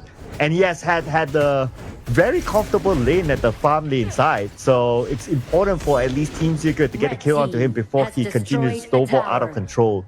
Now Nuno, he sees Yan. Yan probably senses something there. He kind of has a hunch that Nuno is there. Okay, checks the push, confirm that Nuno is there. The rest of BSE shows up, and they will chase away Team Secret. Yeah, because of the kills, obviously that because of they are just taken down by Team Secret just now, so we can find out that yes, it just shows really careful during this moment. Ooh, who's going to make the first move here? Both sides face checking each other. At the same time at the top, Xiang is alone. Kuxing is there together with Son. Probably going to go on to Xiang, but anyway, Xiang, he does have Death at Sunset, so he can still slide away. And Team Secret, they're aware of that, so as long as they get the objective, they're good. Yeah, until now, actually, both of them still in a 50-50 situation because we can find out that all of the things that they are done is mirror. Yeah, I like that term, right? They're still mirroring each other ever since the beginning. I mean, there's something that you can expect from like the top teams, right? You would be pretty much at the same bar, but the mirror might be broken right here if Kuxing does not escape, but instead they change their target right now to Xuan. Xuan still able to get out to safety, but can't say the same for the tower taken by BSE. Yeah, I think right now Team Secret need to figure it out. It is how I can slow down BSE, because if BSE keep doing the map controlling, keep doing the macro, and makes my turret down, and my jungle is open, and you're able to come inside to take something right now. Yeah, that's a really good point, right? Like, how is Team Secret going to regain their control again and stall time against BSE when BSE is playing this sort of pace? Maybe we might have an answer with this Tyrant. BSE is waiting around the Tyrant area. Team Secret probably going to go there soon. So this could be the deal breaker for Team Secret. Because this Tyrant is really important for both of the team, because who get this Tyrant, maybe they will start their snowballing. Alright, and the Tyrant started off. Looks like Team Secret, they stole away the Tyrant from the hands of Black Shrew Esports. Black Shrew Esports fairly disappointed. And because they know that Tyrant buff is on the Team Secret, no big persuasion by BSE. Yeah, good and clear from Team Secret. They'll know that my purpose is for this Tyrant, so I will not do any engagement with you because I know that it is quite risky right now. Nuno soaks up the damage. But anyway, he's tanky enough, so he will be fine for now. He does have an insurance policy in the name of Unbridled Outburst that he can deploy if needed. While Musang King steals away the buff. World is my board, traps 3-4 players from Team Secret within it. Where are they going to go? Forced to use the Unbridled Outburst just to get away. Okay, both of them just exchange some HP, so nothing will happen. I think that all of the things will break until both of them get the T1 turret. Yeah, at least BSC, they force out the Unbridled Outburst, right? Just at the nick of time when the Overlord is about to come out. So now Team Secret will need to face off against BSE. Maybe at the Overlord, maybe at the Tyrant, without the Unbridled Outburst as of now. Yeah, whether they want to go for a trade, or I will just fight against with you to take down this dragon. Okay, here comes BSE starting it off. This time, surely they're extra careful with Guxing. Don't allow him to steal away the Tyrant. Guxing is waiting at the back though. And Black True Esports, they know that he's waiting. So they're trying to bait him out to show himself. You can find out that's in the map at this moment. Okay, just find out Guxing place. Oh, Annihilation all the way from the back, deals a lot of damage, and looks like JR is still able to get the kill on the Guxing, but now another Unbridled Outburst, but did not connect to JR. Nevertheless, JR is still put in an awkward position where Xuan is able to take him out, but Xiang on the other side, he saw Shisan instead. Now they were trying to get a little bit more trade-off against Team Secret. World is my ball, will be called upon on the Sun. Sun has nowhere to go, nowhere to hide. Now it's going to be 3 onto Nuno. Nuno, as tanky as it is, he's still not able to soak up the amount of damage by 3 players of Black True Esports. It definitely will be a 2-4 trade, and this is not a good news for Team Secret, because we know that although BSE there just take down the Ali, but your Nuwa, your Lam, and your Long also goes down at the same time. Yeah, and the Tyrant as well falls to the hands of BSE. So it's definitely a worthwhile trade-off here for BSE to lose their farm laner, to lose JR. It's absolutely fine because they got like 3 kills out of Team Secret. So great work there by BSE. Yeah, actually we can find out that after this Tyrant, obviously after this 10 minutes engagement, and BSE can try to just take down some resources from Team Secret right now after they're trying their best to break down this T1 turret. And Musan King has completed his Blazing Cape. So this will lower the amount of lifesteal output for Guxing. And for the side of Team Secret, they still don't have any items that's able to lower down the lifesteal potential on the side of BSE. That's an item that they would definitely need. Perhaps something that Nuno can consider to get a Blazing Cape. Yeah, I agree with what you mentioned just now. And definitely for now, they need to try to find some space, or I say that trying to gain some time to farm up. But now, if the tower in the middle goes down, Black True Esports will have an entry point into the jungle side of Team Secret. So Team Secret is going to have a harder time defending their jungle. They can only depend on Nuno for now to be the gatekeeper to stop BSE from coming in. Yeah, definitely they need to having some engagement during maybe BSE wanted to take down your buff or take down some things from you, and Team Secret need to try to find opportunity during this crucial time, crucial moment. Only one Nuno is not going to be enough for them to stop BSE from entering into the jungle. Now they are looking at stealing their buff that will come out in about 12 more seconds. At the same time, the Overlord is active though, and BSE will start off the Overlord. Overlord now 50% of health. Team Secret, they're still somewhere around. So BSE, as long as Team Secret still has a full team, BSE will not continue to Overlord yet. Yeah, because we know that actually Team Secret here, although they are in a passive way, but they have the lump. For the assistants, jungler there can steal the primary resources easily. And I'm also looking at Xiang, right? At the bottom, he shoved up the wave. So that will force Team Secret to send one player down. And now he's doing it again. If they are forced to send like Shisan down, that's okay because Shisan can reappear together with his teammates when the team fight happens around the Overlord area. So that's why they send the Nuo instead of anyone else, and instead of Xuan, as a matter of fact, because of that mobility that the Nuo has. Yeah, this is the mobility advantage that this hero has. So definitely, I think in this moment, there will be more careful. So BSE will try to use their lane to zoning Team Secret, because Team Secret, they will not let BSE have this chance to take this Overlord, because if BSE take this Overlord, it might be a bad news for them. Well, before the Overlord, they might want to take a couple of members of Team Secret. Look at the back line. We do have Xiang going all the way to the back, just wrecking havoc on the Team Secret, forcing the Unbridled Outburst out now. Nuno used it to save his life. Now, without the Unbridled Outburst, the Overlord is open for BSE.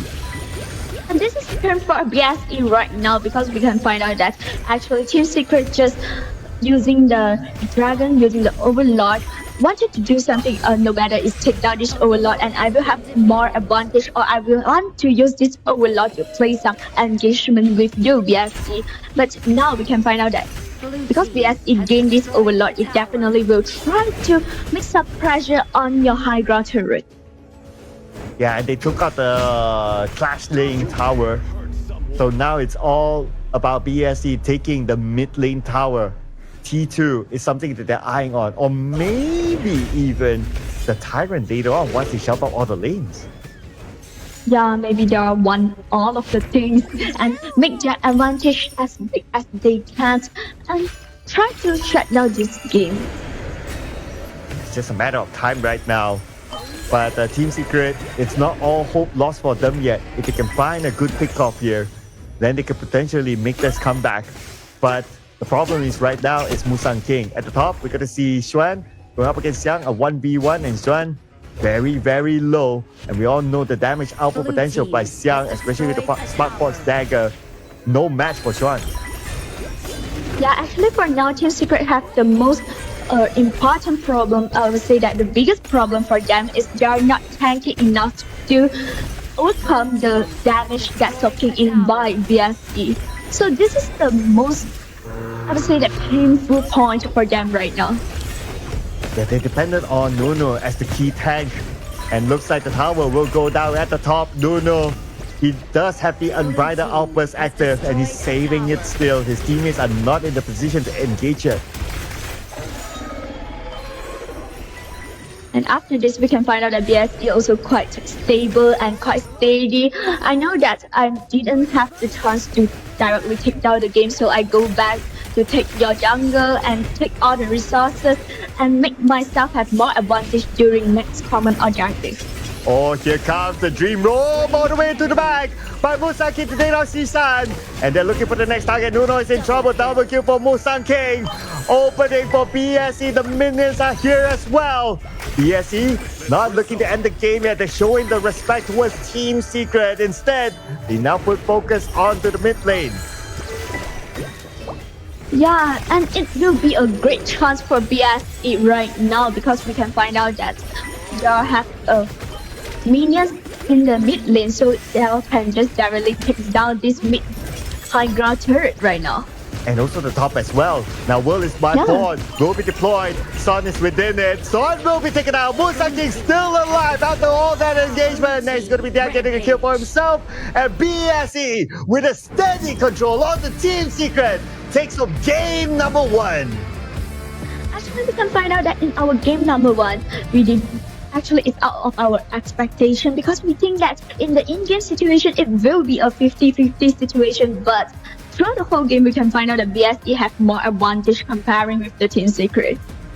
Yeah, on paper, it is a 50-50. But then again, like what you said, it's really down to execution. I thought that the draft for both sides were 50-50 as well before it began. But really, when it comes to in-game control, BSE, they had it all from the beginning.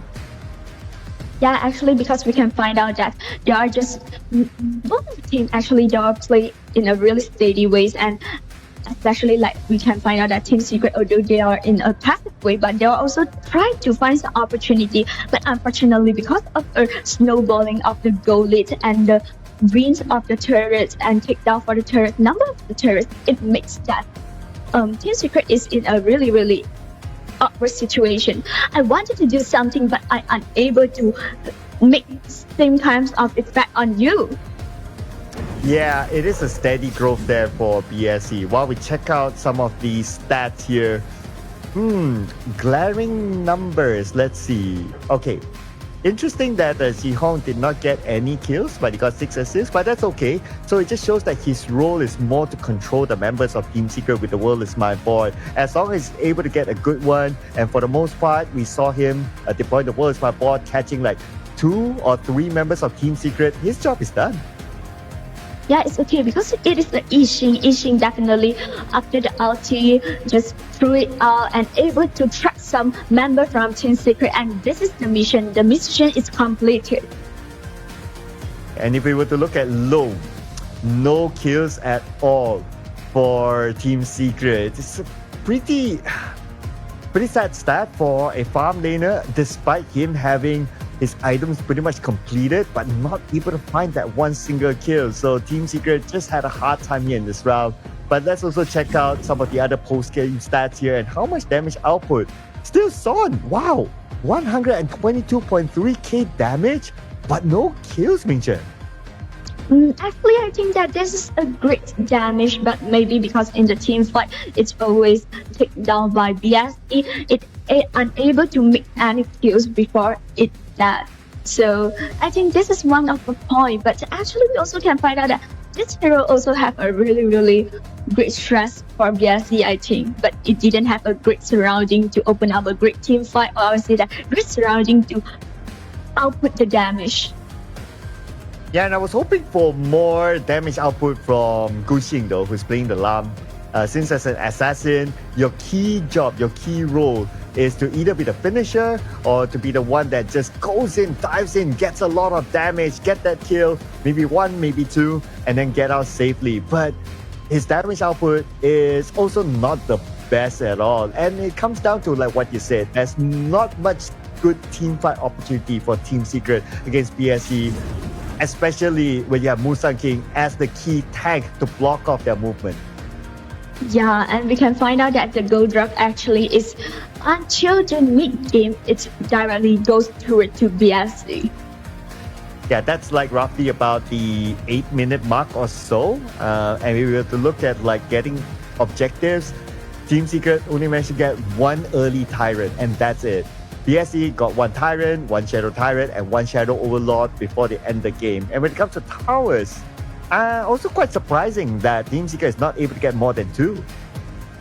Yeah, because we can find out that actually from the very start, they are just take down the Tyrants, and they are directly just 1 kills or 2 kills at the same time, and they are just straightly go forward for the T1 turret during the bot lane. So definitely it cost this.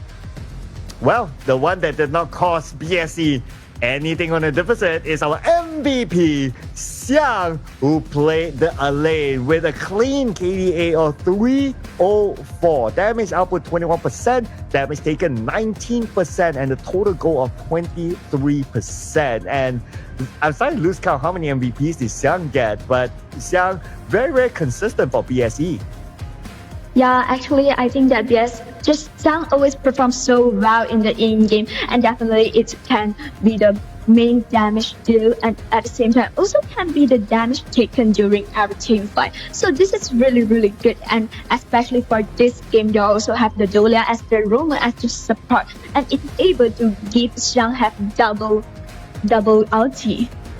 Yeah, the Dolia is definitely a good pairing together with the Elaine. So that supported him to be able to deal out the Adept at Sunset twice, saving himself and also engaging with the opponents. Now we're going to check out the highlights here from the previous round.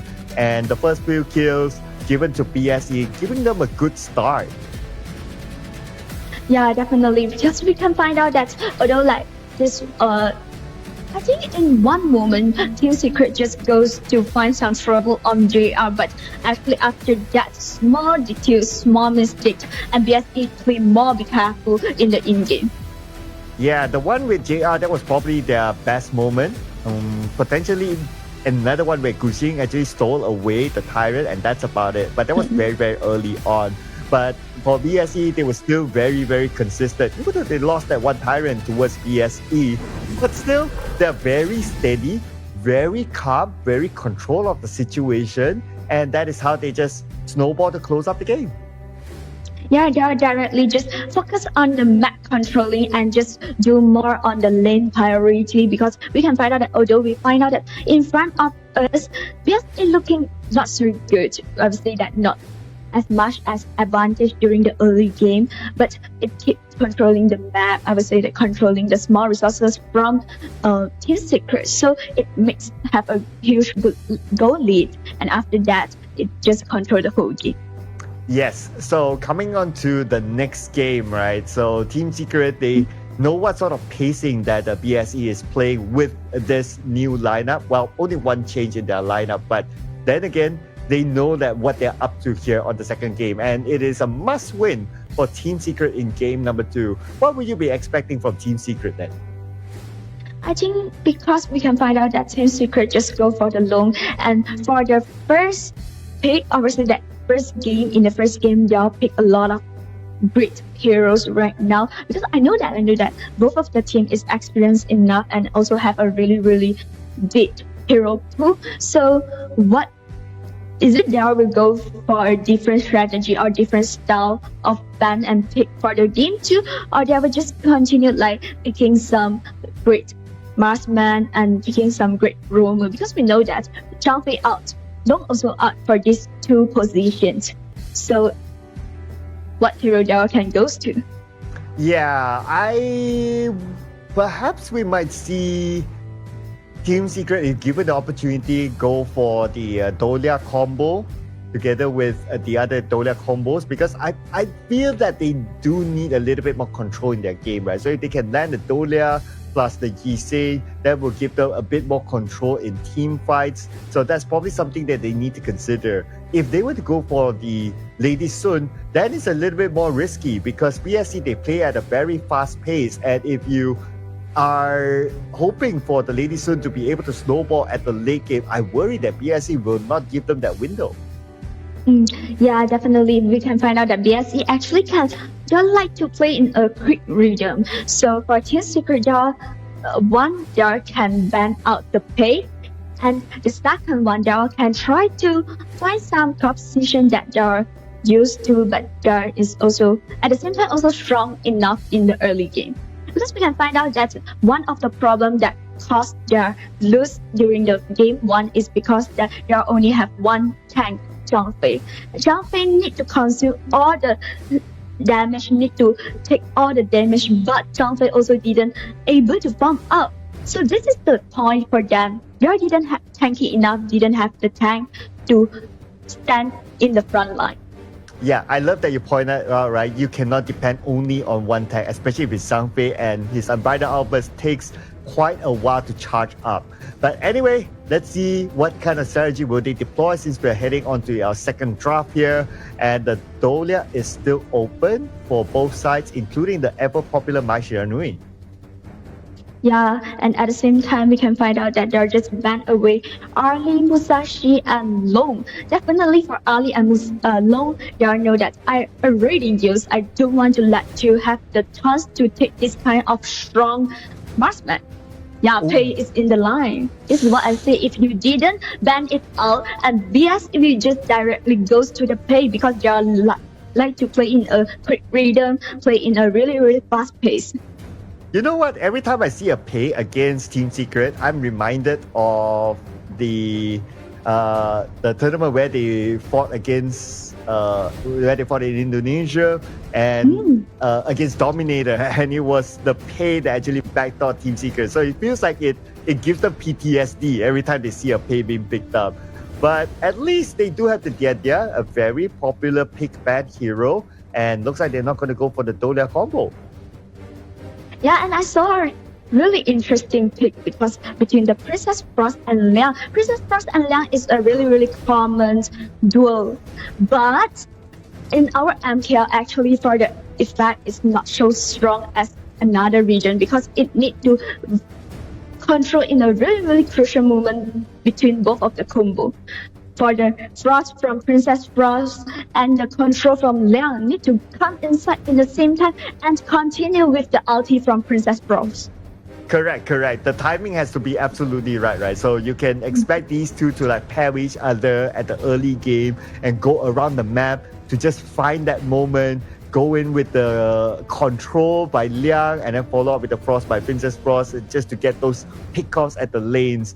Now, the one that could be in trouble or have risk is, at least as of now, the Garden Mo. So he needs to be very smart on how he navigates around and be very alert on the movement of Liang, especially when he starts to go around the map.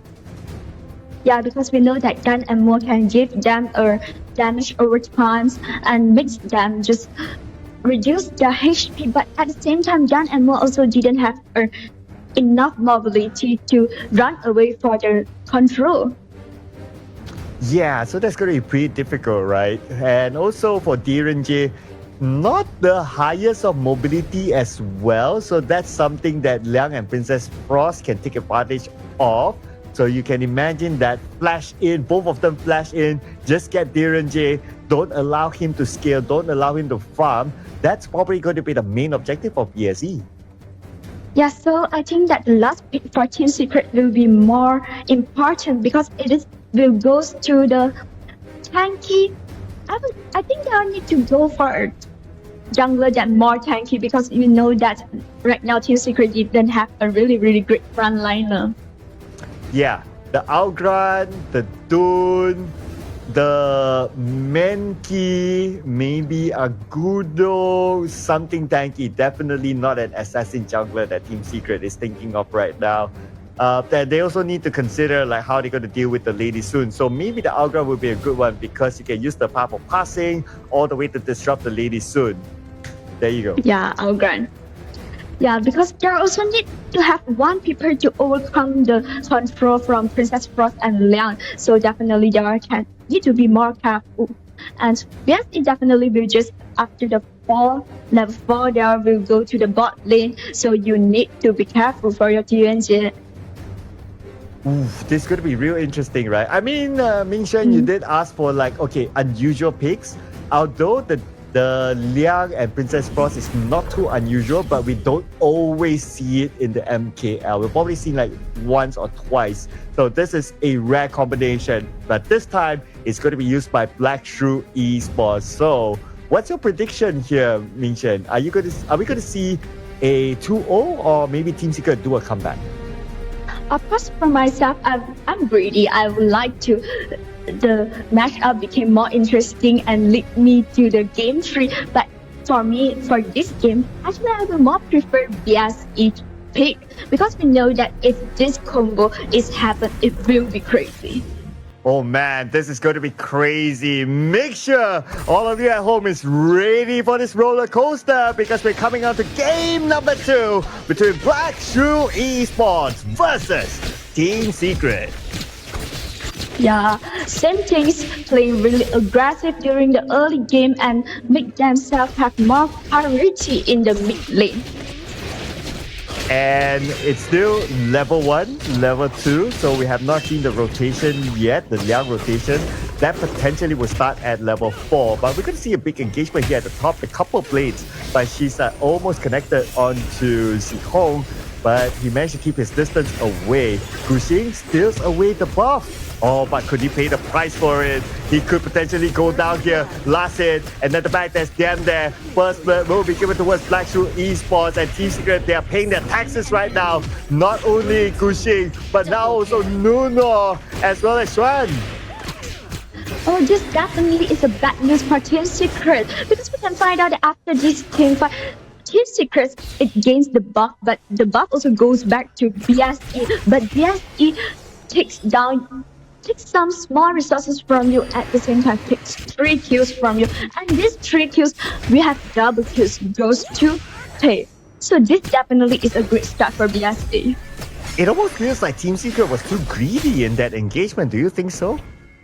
Yeah, I think that because Team Secret know that, oh, you are choosing play and you maybe will just give me a lot of press during the early game. So I will not let this happen.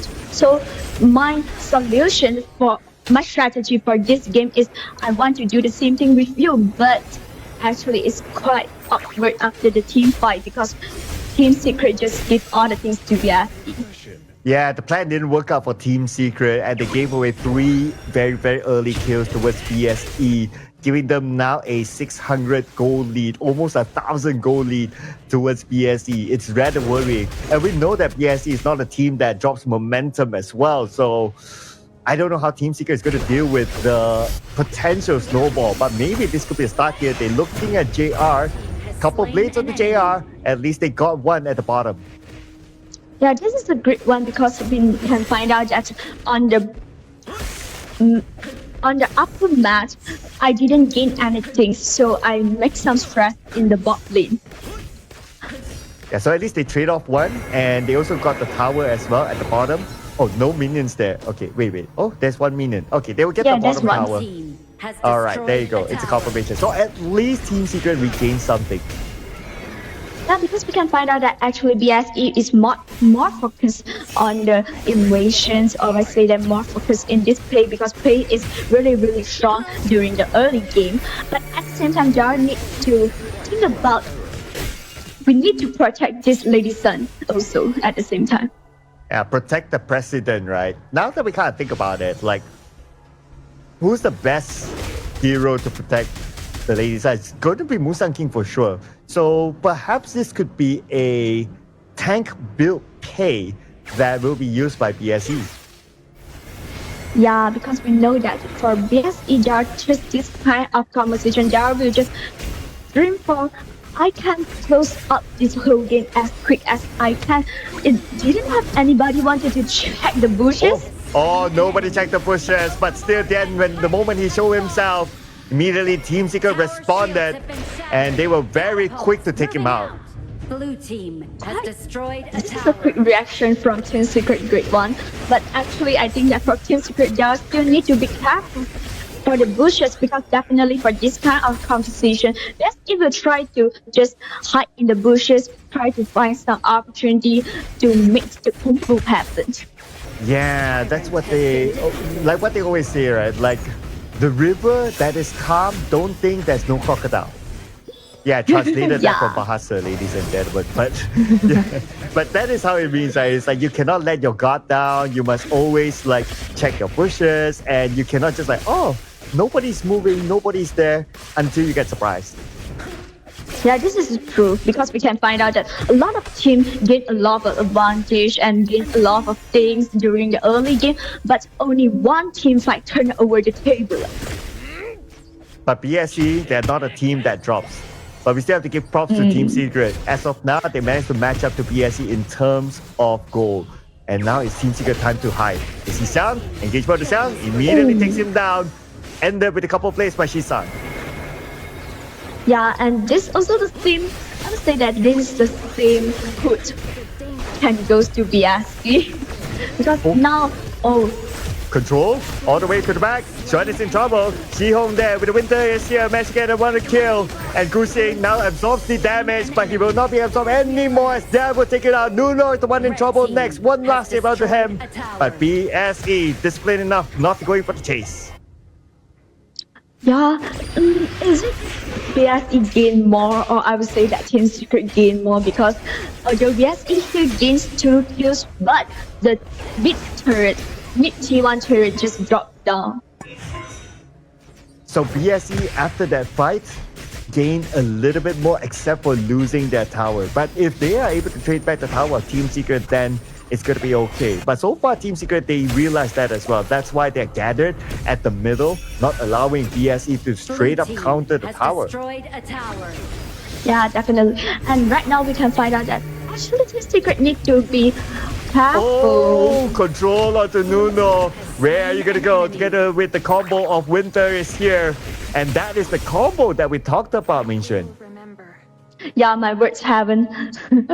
I haven't speak out the whole sentence and the things is happened on our eyes. So definitely what I wanted to mention just now is Team Secret need to be more careful because we know that BSE have this kind of combo because if they gain the chance, gain the opportunity like the last 2 team fight. Because the last 2 team fight I remember is Liang just control on 3 people. So Team Secret need to be more careful their own position. They cannot be too close. But if they be too close, it is a great chance for BSE to do the combo again. Yeah, and the combo might happen here with the fact that Dan is at the front line. He's sniffing out the best target for them. Definitely not on the Guxing, but if they can catch Shisan, it's going to be the perfect target for them to take out. Anyway, Guxing gonna come in here with Nuno. These two targets are not the target that BSE wants to take out. Yeah, actually, I think right now Jar will calm down. We can find out that Jar wanted to steal away some small resources from BSE, because this is what we mentioned all of the time. If you just drop down your T1 turret, definitely this is the open of the gate to the enemy.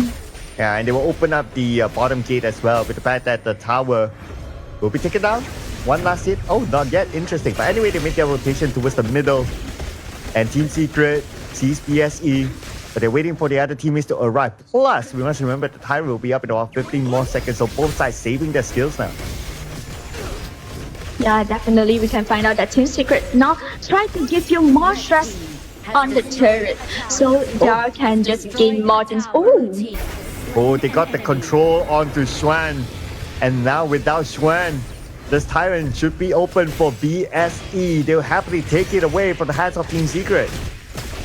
Yeah, definitely if Team Secret goes to fight against for this Tyrant, it will be too risky for them. So they have to let this one go. But at least they still retain their mid tower. And thanks to Gan and Mo, is able to clear off the minion wave quickly. So BSE, they're still not able to even touch the mid tower yet. Yeah, because this is one of the advantage for this hero. It's able to do a damage over time, and at the same time it have a really, I would say that the hand is too long, so it might give a big stress for BSE. Yeah, like what you said earlier on, right, is for Team Secret, they need to stall time. And so far, they're doing so well in stalling time against BSE. So maybe we might see Team Secret making this comeback here against BSE. But of course, BSE, a very stable team, not to be looked down upon by Team Secret. Yeah, because it will not give you a chance to make some or find some mistake on me, I will say that. Because for right now, it's a really crucial moment. It's our 10 minutes timing right now. Yeah, the 10-minute mark here. Overlord and Tyrant is enhanced. Now it's a matter of who will get the next Tyrant. Both teams dancing for it. Xuan is on his way to join his teammates. But it looks like BSE, they are more interested to try to take down Xuan. But Xuan, with his game sense, he realized that something is coming towards him. He backs off immediately, but the fight continues on. Suppressed control on the one player of Team Secret is going to be Guxing, absorbing it all, and he still survived from there with Xuan. Beautiful U-turn, getting a double kill for himself, but immediately cancelled out by BSE. BSE JR coming in with the double kill. This is the president showing himself.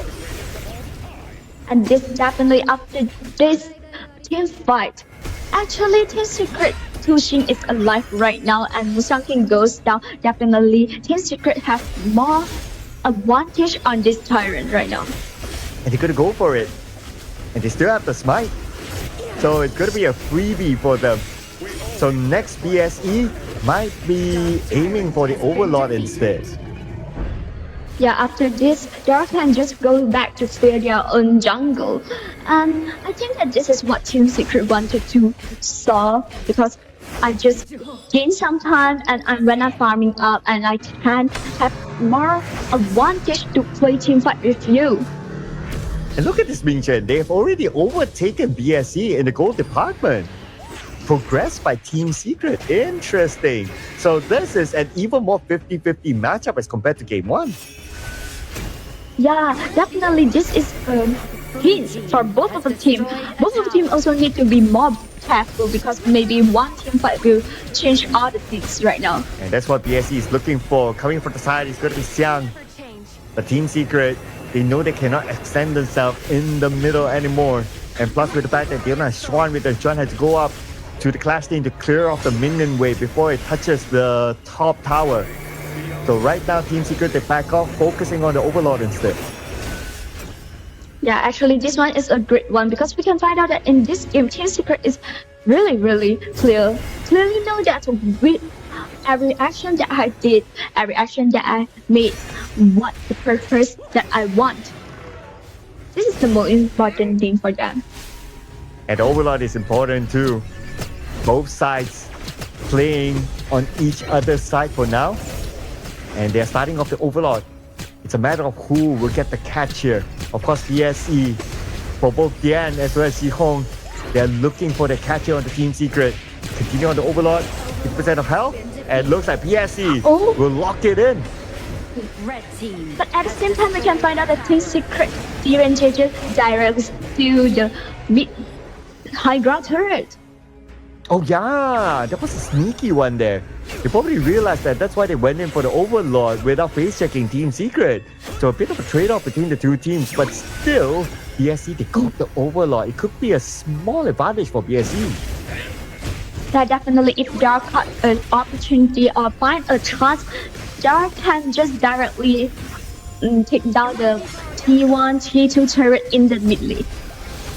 And the turret, it's still up until now, like 30 minutes. Wow. And it's still up. After 30 minutes, the mid tower still stands. Yeah, I think this is a good sign for Team Secret. At least they still have this T1 turret.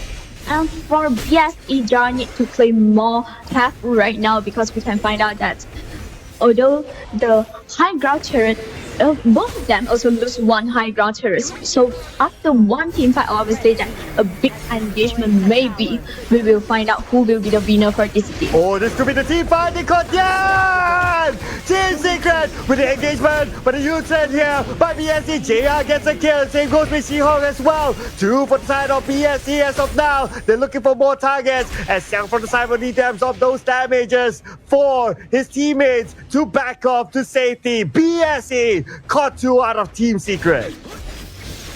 1-2 trade, and definitely the advantage goes to BSE because it used one Liang and straight your one Romo and your Dharma.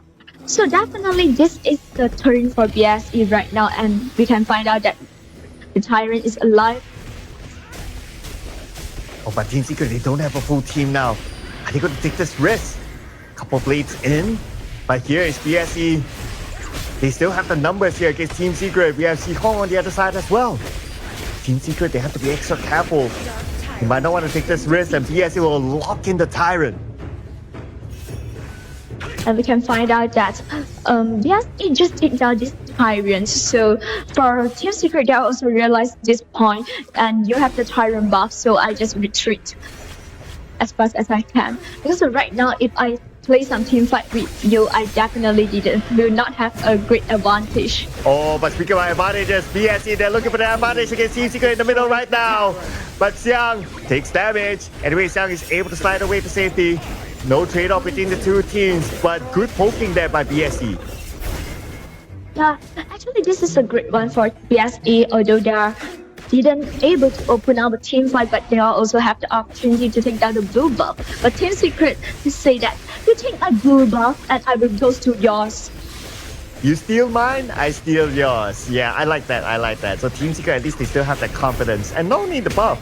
They're able to take down the top tower.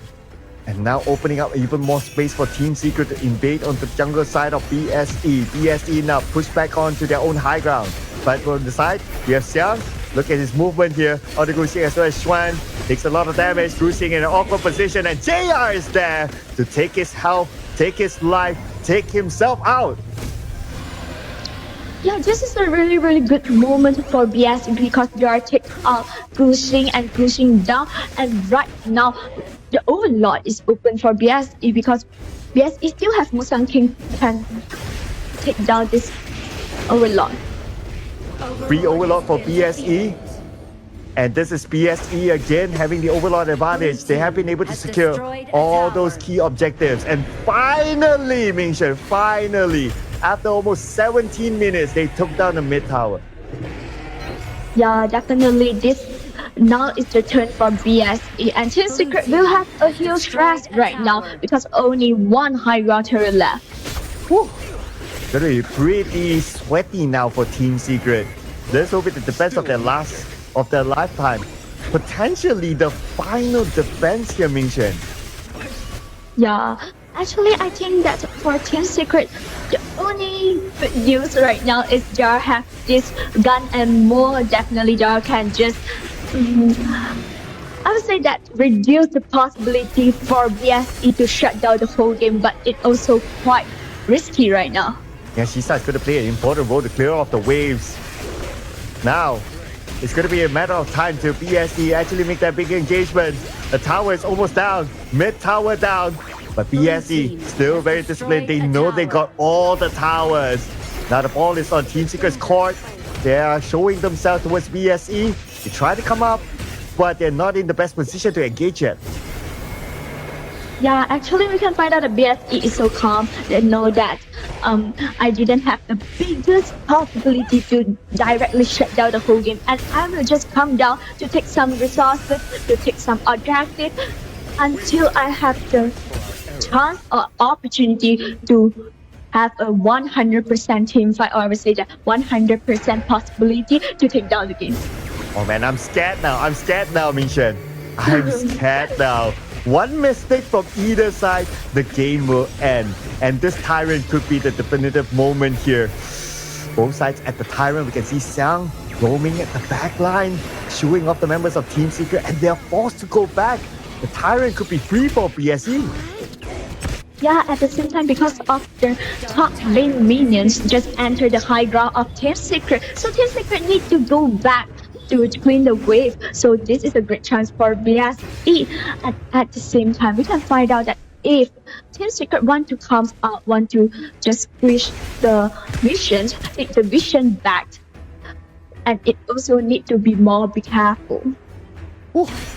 Sweating right now. Now BSE, they have the lane advantage. It's time for them to push in to potentially end this game. Team Secret, all in defense right now. They're hoping for Shisa to be able to land those couple of blades onto the minions to clear the waves, and so far he's doing a good job. So for BSE, in order for them to push in the waves, they have to find a way to get Shisan. Yeah, actually, for BSE, they also can use this, I would say that the advantage of the high ground. Although I have one, I also only have 2 high ground turrets, but for you, Team Secret, you didn't have any turret out right now.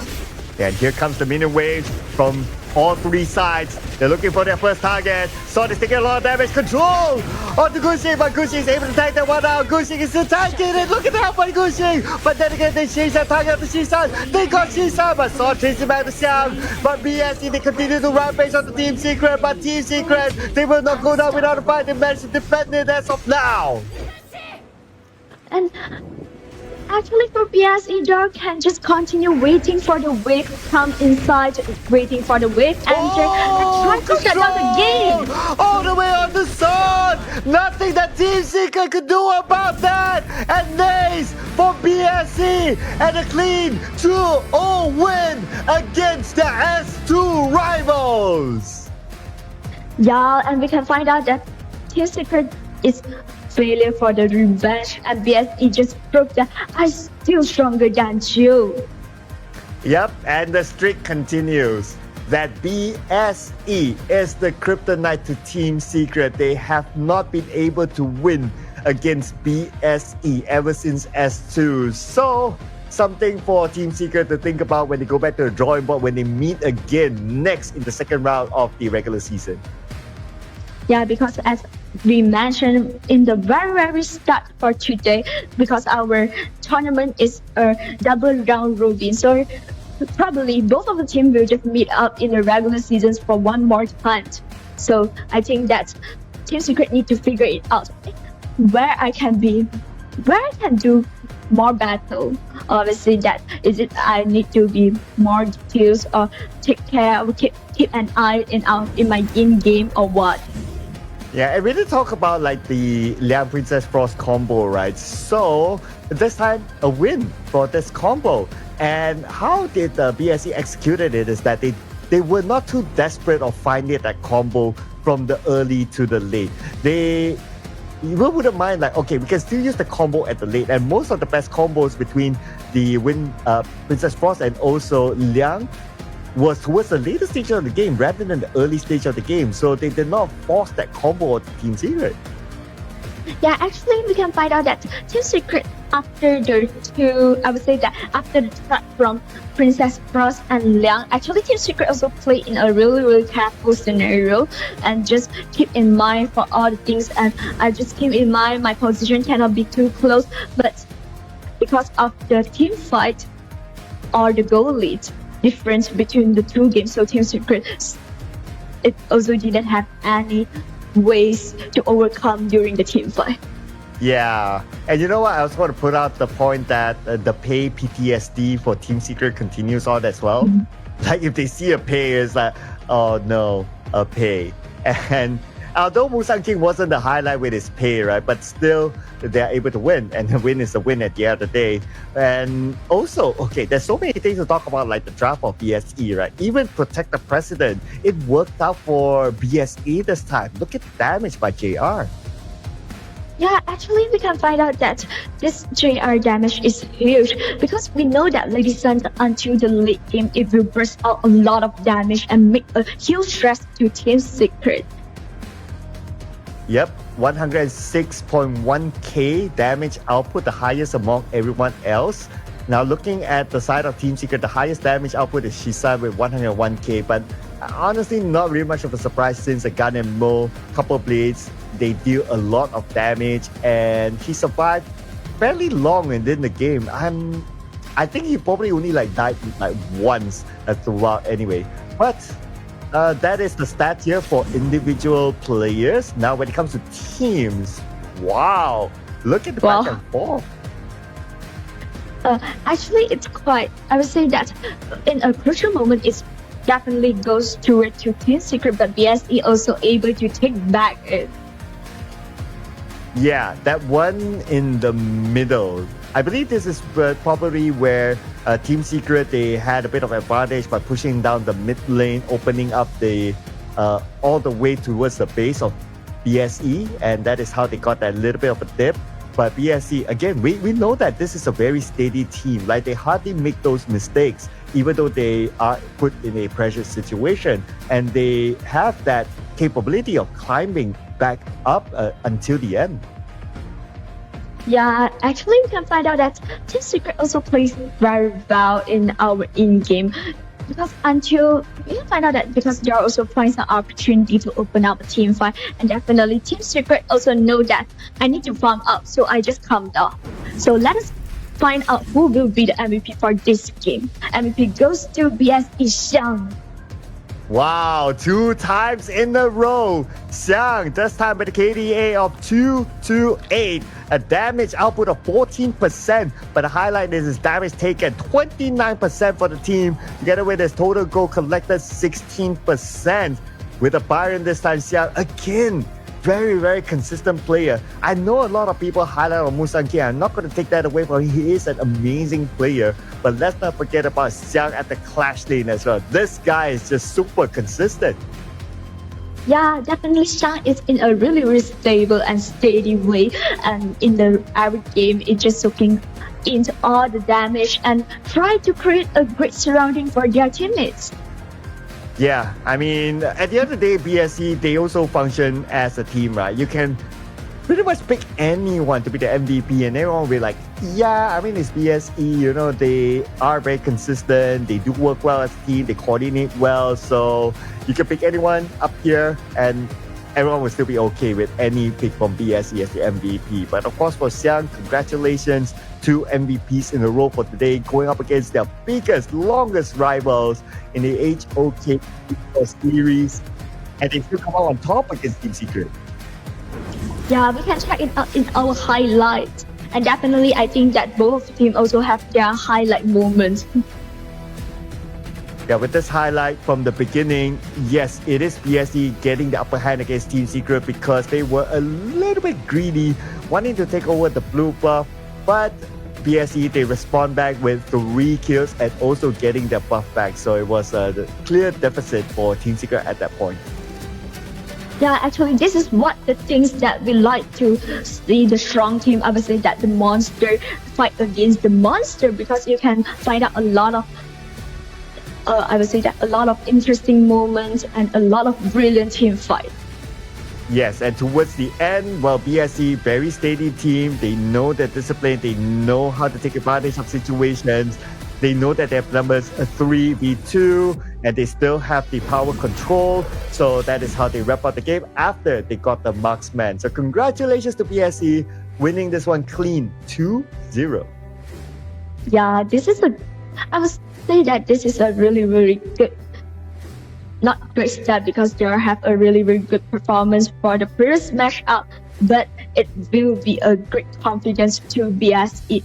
And at the same time, it might just definitely a good confidence booster to one of the teams that is touted to be the top team that could potentially go all the way in the MKL this season. But we're done with Team Secret versus BSE. What a match! And if you think that is a big match, if you think that match is exciting, well, Ming-Shen, wait till you see the next matchup.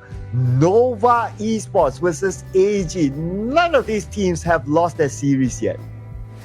Yeah, we will find out who will be the top one for our MKL right now, because we know that both of them, one AG Global is now, I would say that, the strongest team in our MKL right now. But at the same time, Noah also will say that, hey, you know that I'm be strong for a very long time in MKL right now.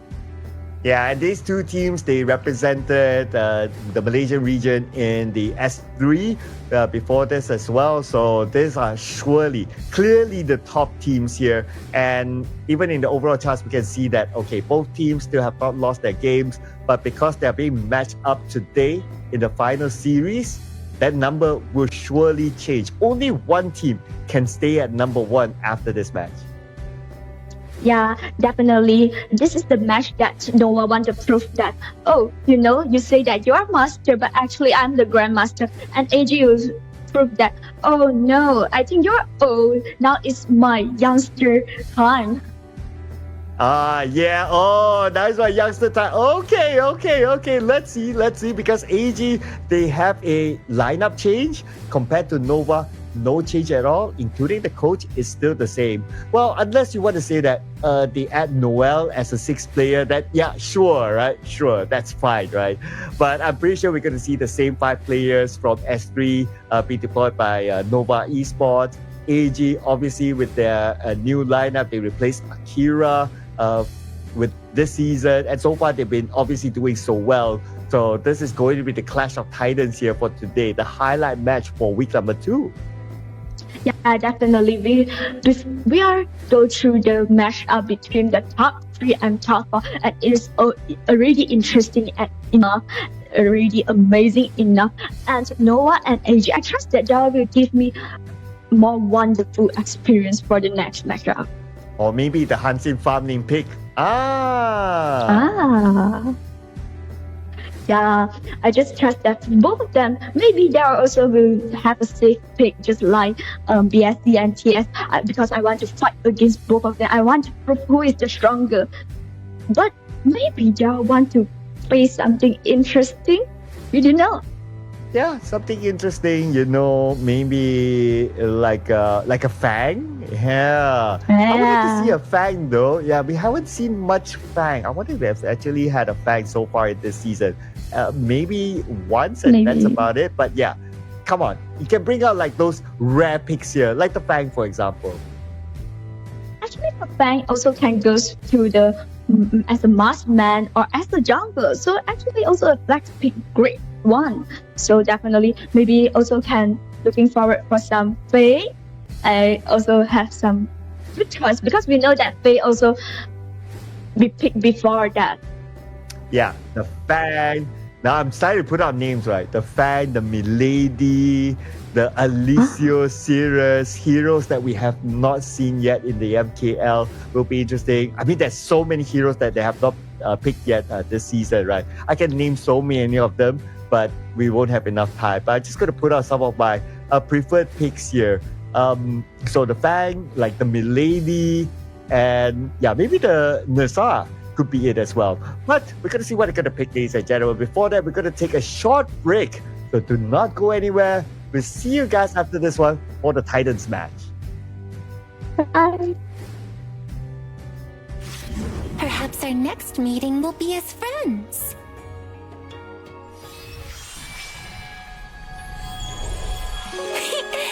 A single thread of silk connects faraway friends.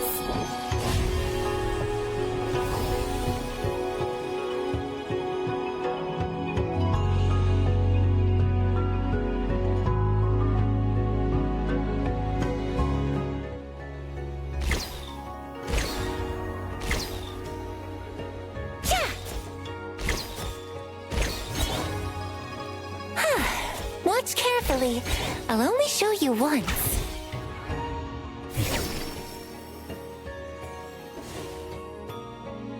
Trees bear tender mulberries.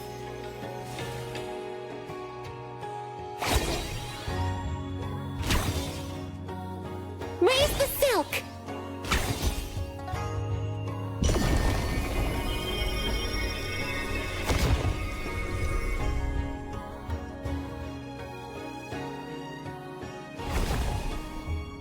Thousand wishes make thousand threads.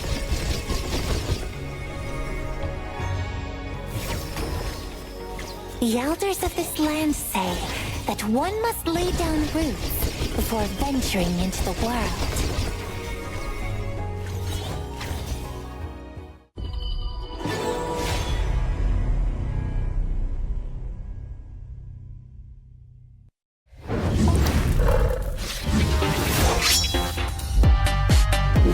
兔，听说你们是前 WBG 的原班人马，既然你们已经成为了 WBG 的弃子，那你们即将成为O2的下一个弃子。Tota, kamu kira pernah shoot game tak? Main macam pernah shoot game tak? Wah.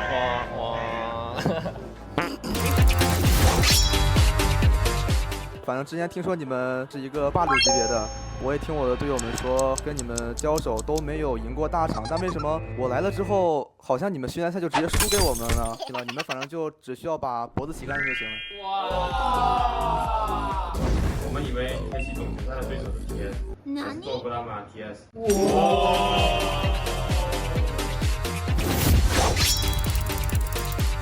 们 ENG 线上赛都打不赢我们，还指望线下赛打赢我们呢。我觉得 Nova Esports 的话，你们的时代已经过去了，这次天时地利人和，结局可能会不一样。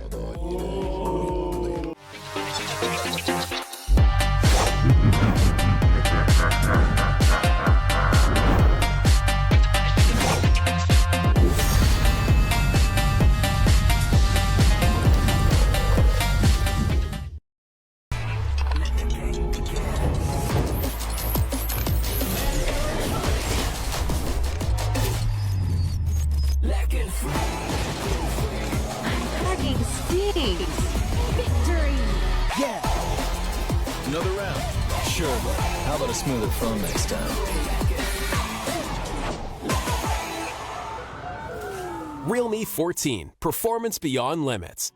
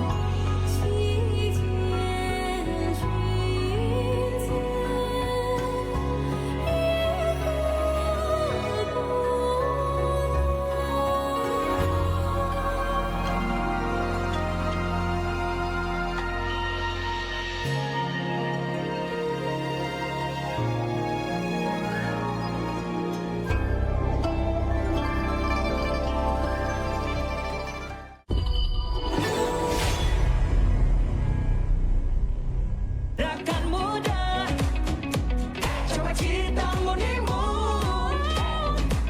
Rakan muda, rakan muda. Oh yeah. Bersemangat wajah terus berusaha, keazaman terus membara. Yakin boleh, rakan muda,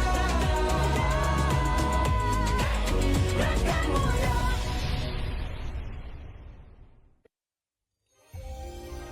Hi, I am a humble little herb, born amid the verdant flora of this world.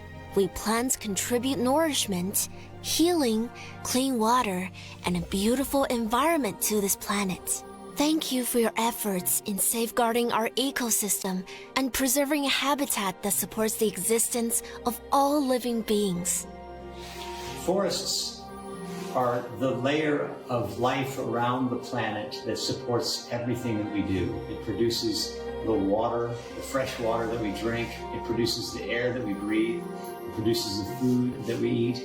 Forests are integral, the most important habitat type for humans. So when you think about forests, when you think about nature and the beauty of forests, you also have to think about that utility, the usefulness of forests, and how important those forests are to us. One of the things that makes me feel the most sad when I see degraded forests or lost mangroves is the impact that has on local people's daily lives. These forests aren't just something to look at for them.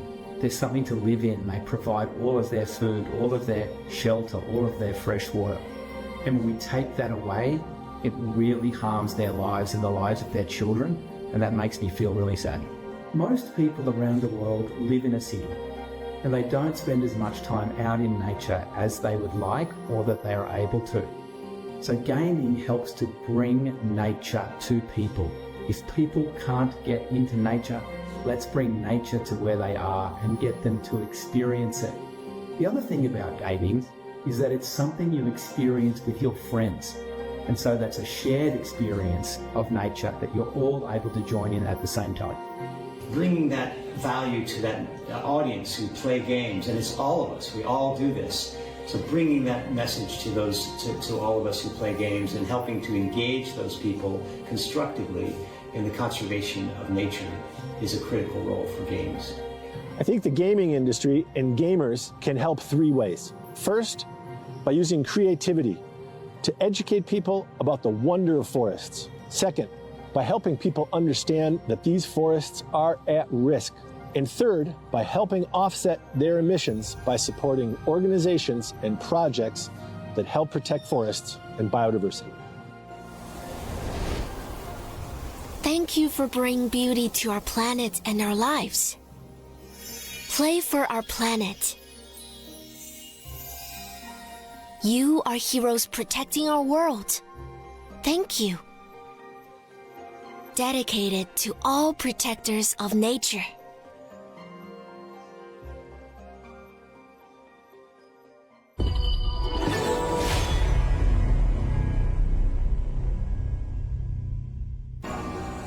Peach blossoms bloom, glowy and bright like fire. A romantic incident. Being single has limited your imagination. I had everything back when I knew nothing.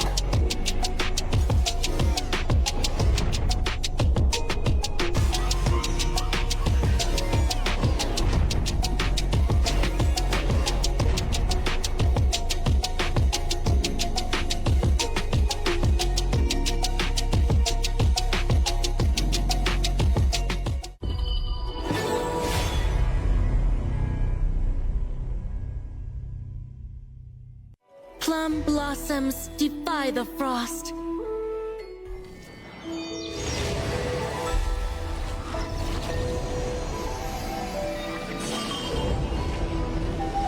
How elegant the people, how glorious the plants. Flowers bloom along your path.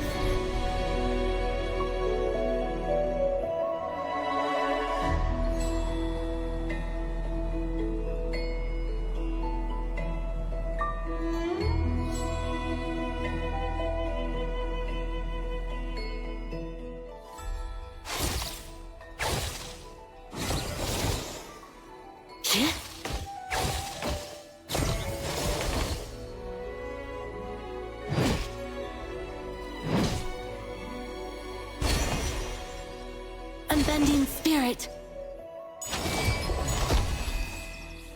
Petals amid the snow.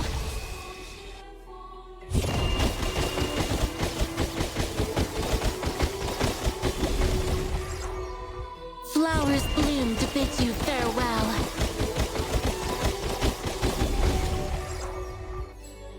For generations, we have not bowed our heads, nor sought the snow's pity.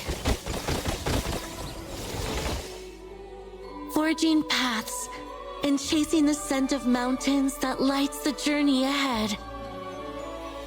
Birds sing and flowers bloom as spring arrives. Listen, the call of the cuckoo echoes from the clouds, a sound of old friends returning.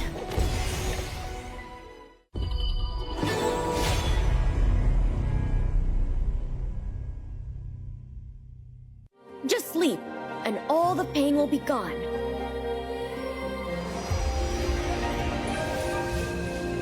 Huh?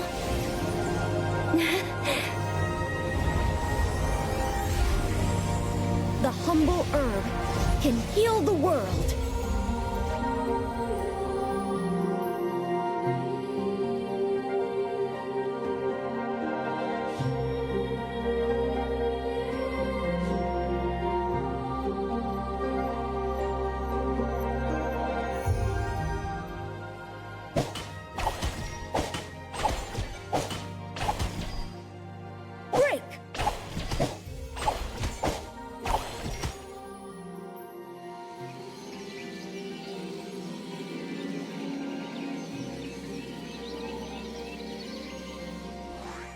There's no miracle drug, but a compassionate healer can make all the difference.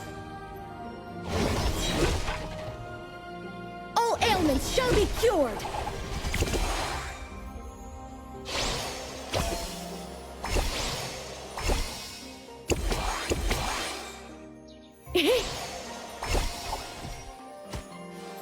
Withered trees come alive in spring!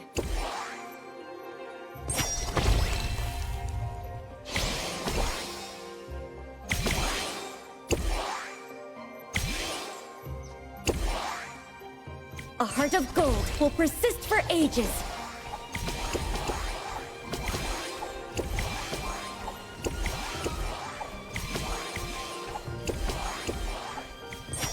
Soak the Artemisia in 2 liters of water, and the juice is extracted. Future generations may add to this formula. Traveling to the ends of the earth, offering miraculous herbs to heal for centuries. All diseases subdued, bringing life anew. I'll succeed after one more try.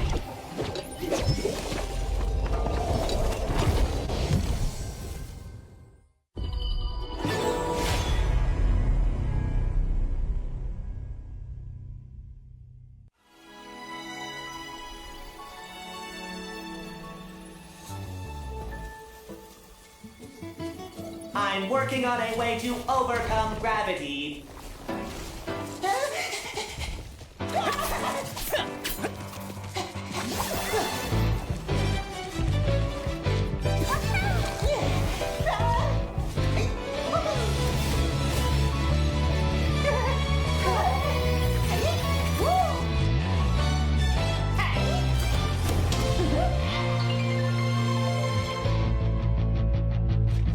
Unyielding sword, an undying will, and Hello, ladies and gentlemen. Welcome back to the MKL Spring Season 2025 regular seasons week 2, day 2, and we will have our last match up for today.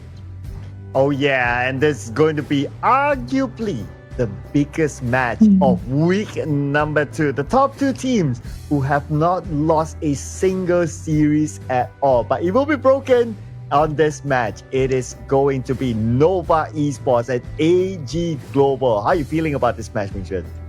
I'm quite excited because we know that both of them is the top 1 right now. So this is a time to prove that AG is better or Noah is better right now. Maybe AG just say that now I'm the master for MKL, and Noah just say, no bro, you are still young. Oh, you are still young. Okay. Well, let's see if the young stamina will prevail or will the older experience will prevail. Ladies and gentlemen, we present to you the players of Nova Esports and AG Global.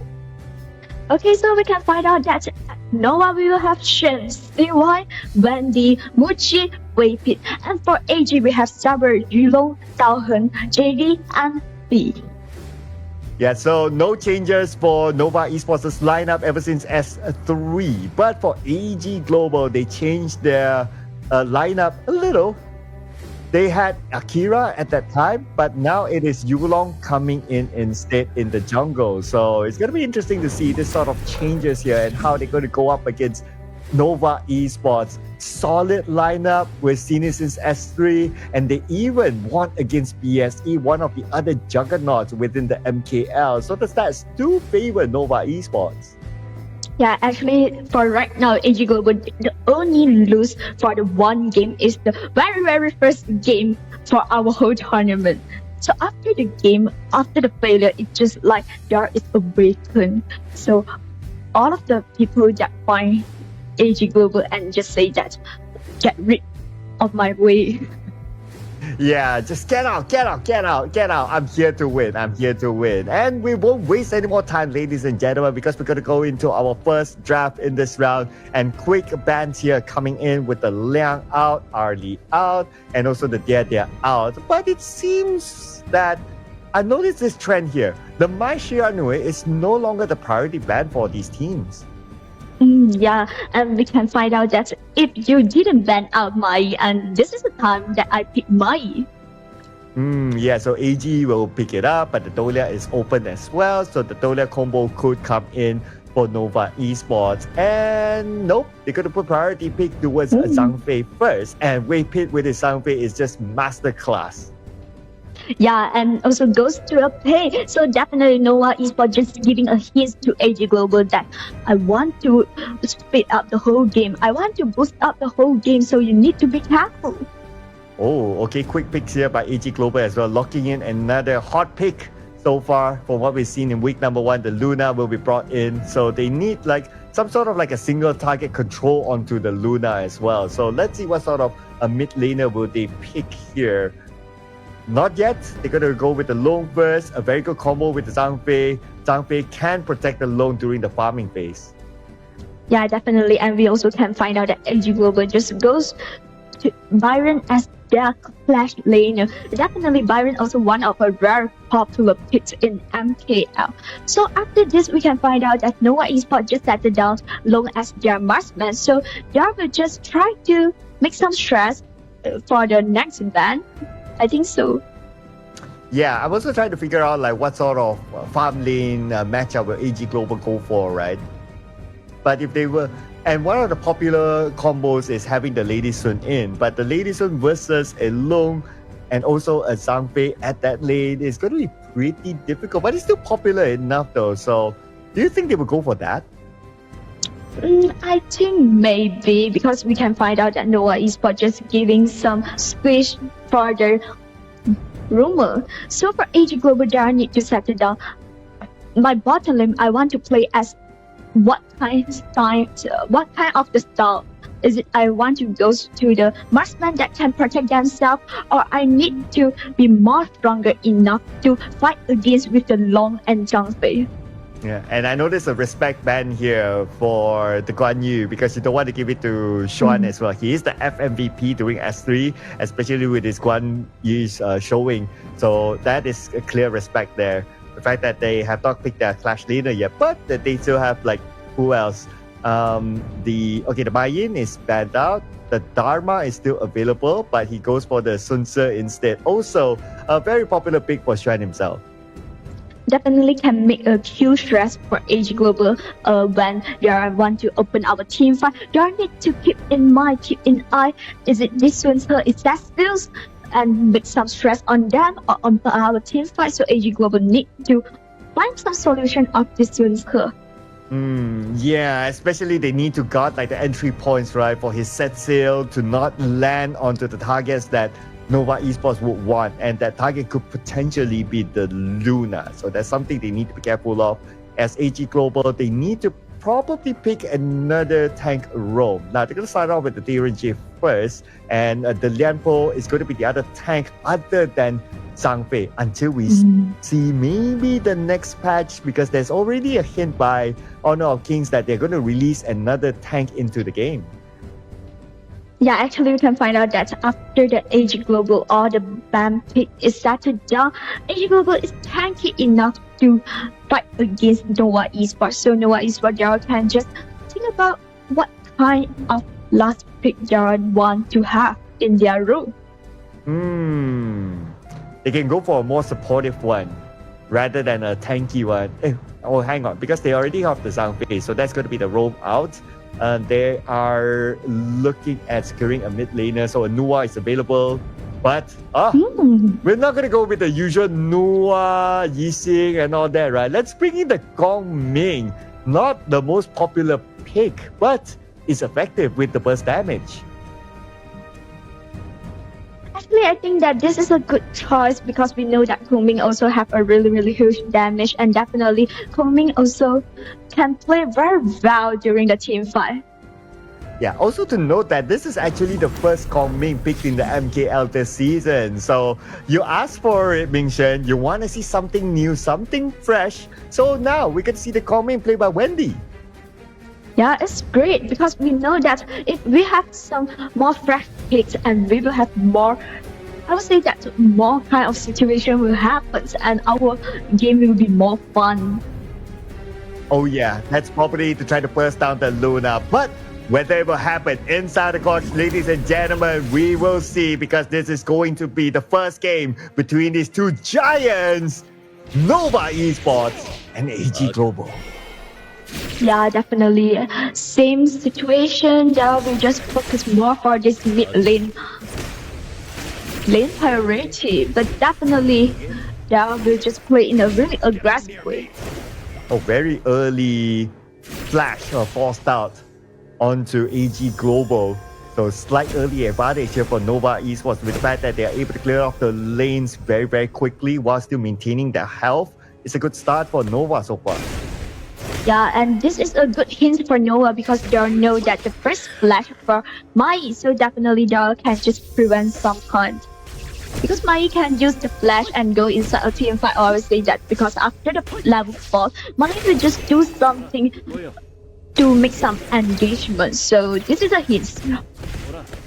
And now I'm thinking about like the Kongming, right? Since it's the first Kongming in the MKL, his winning strategy is actually very effective to mobile heroes. So the Mai might have an issue, the Luna might have an issue, and they're not the most tankiest type of heroes as well. So potentially one winning strategy by Wendy could get the kill.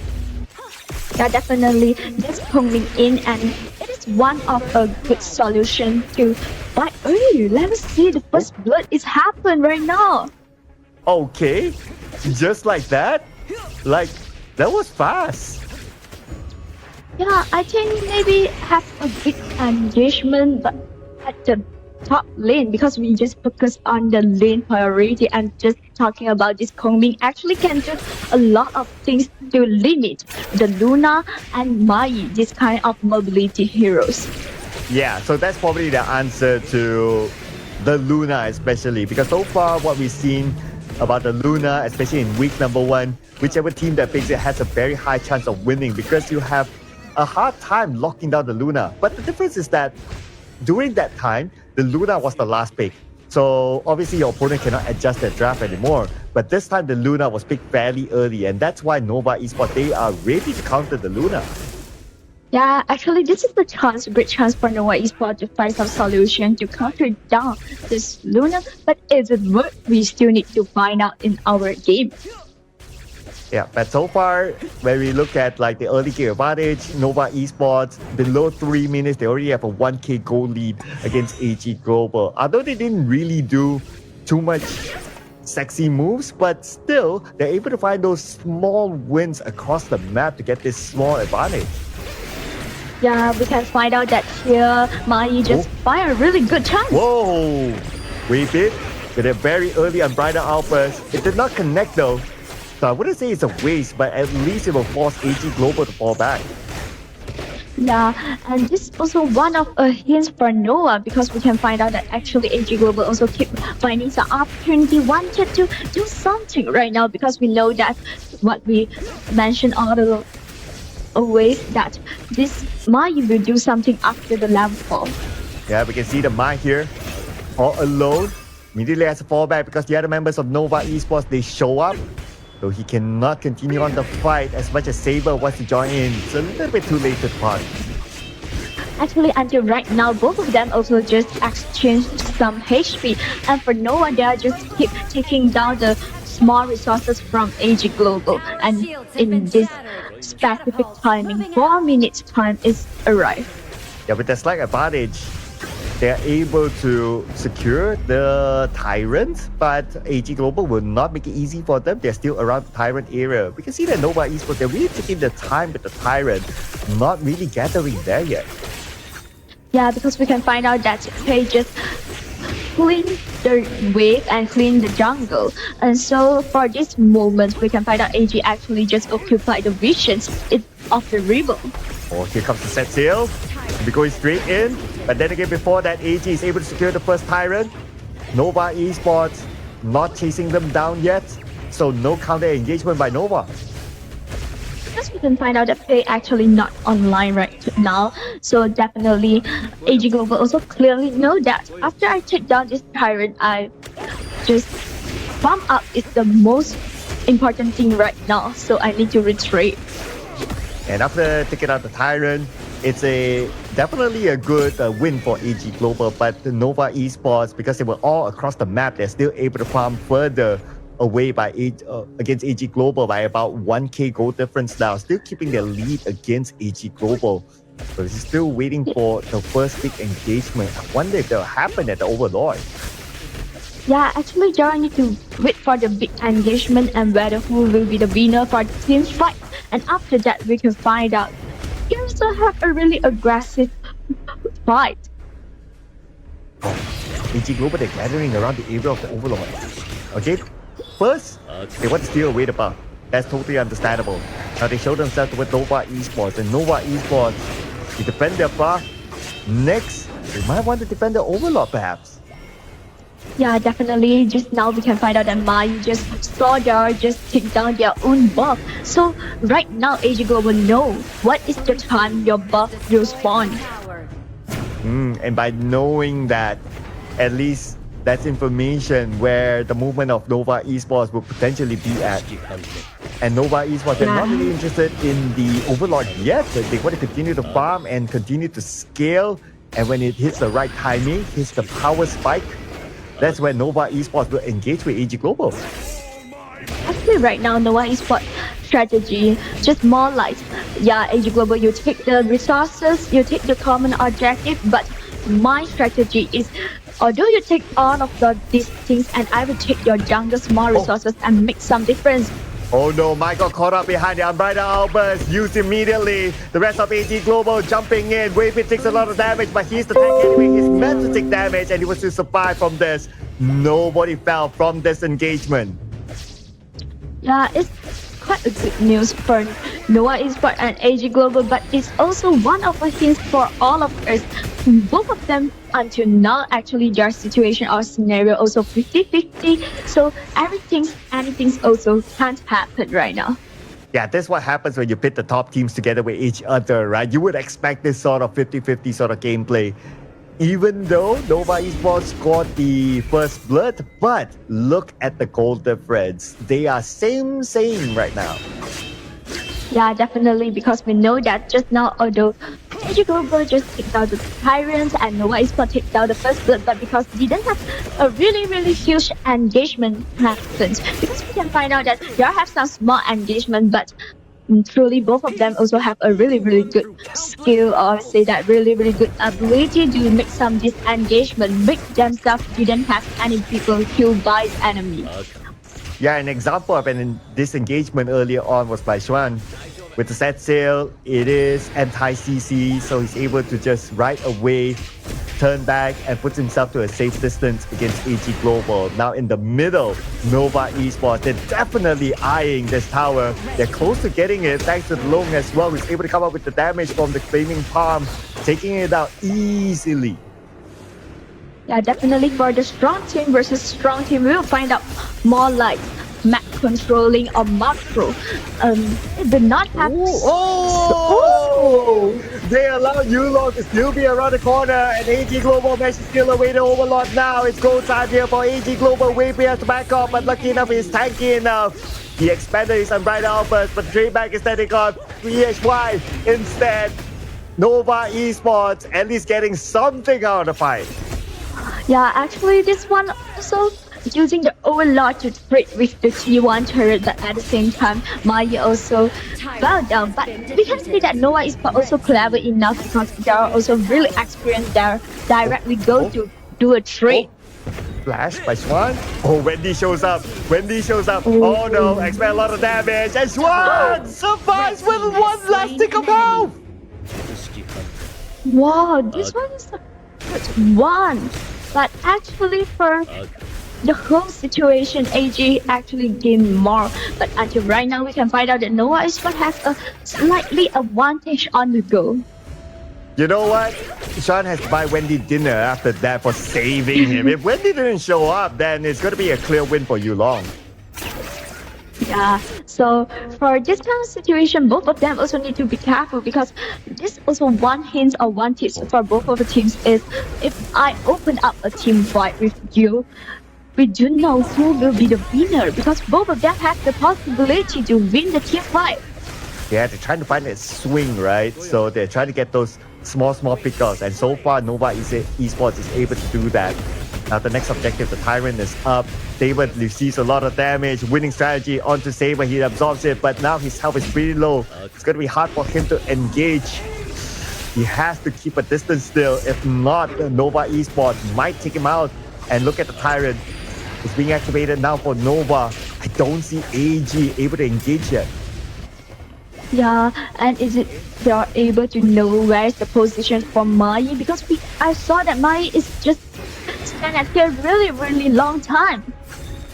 Yeah, he's waiting at the side now for the right opportunity. 50% of health left for the Tyrant. Who's going to get the Tyrant? Unbridled Outburst, but before that, JD gets a kill on TY. Now the counter comes in by Nova Esports, but then again, they lose Wendy in the process. They're not able to get a kill out of AG just yet. Finally, they got the mine. JD with the double kill still. Looks like it's a big win for AG Global.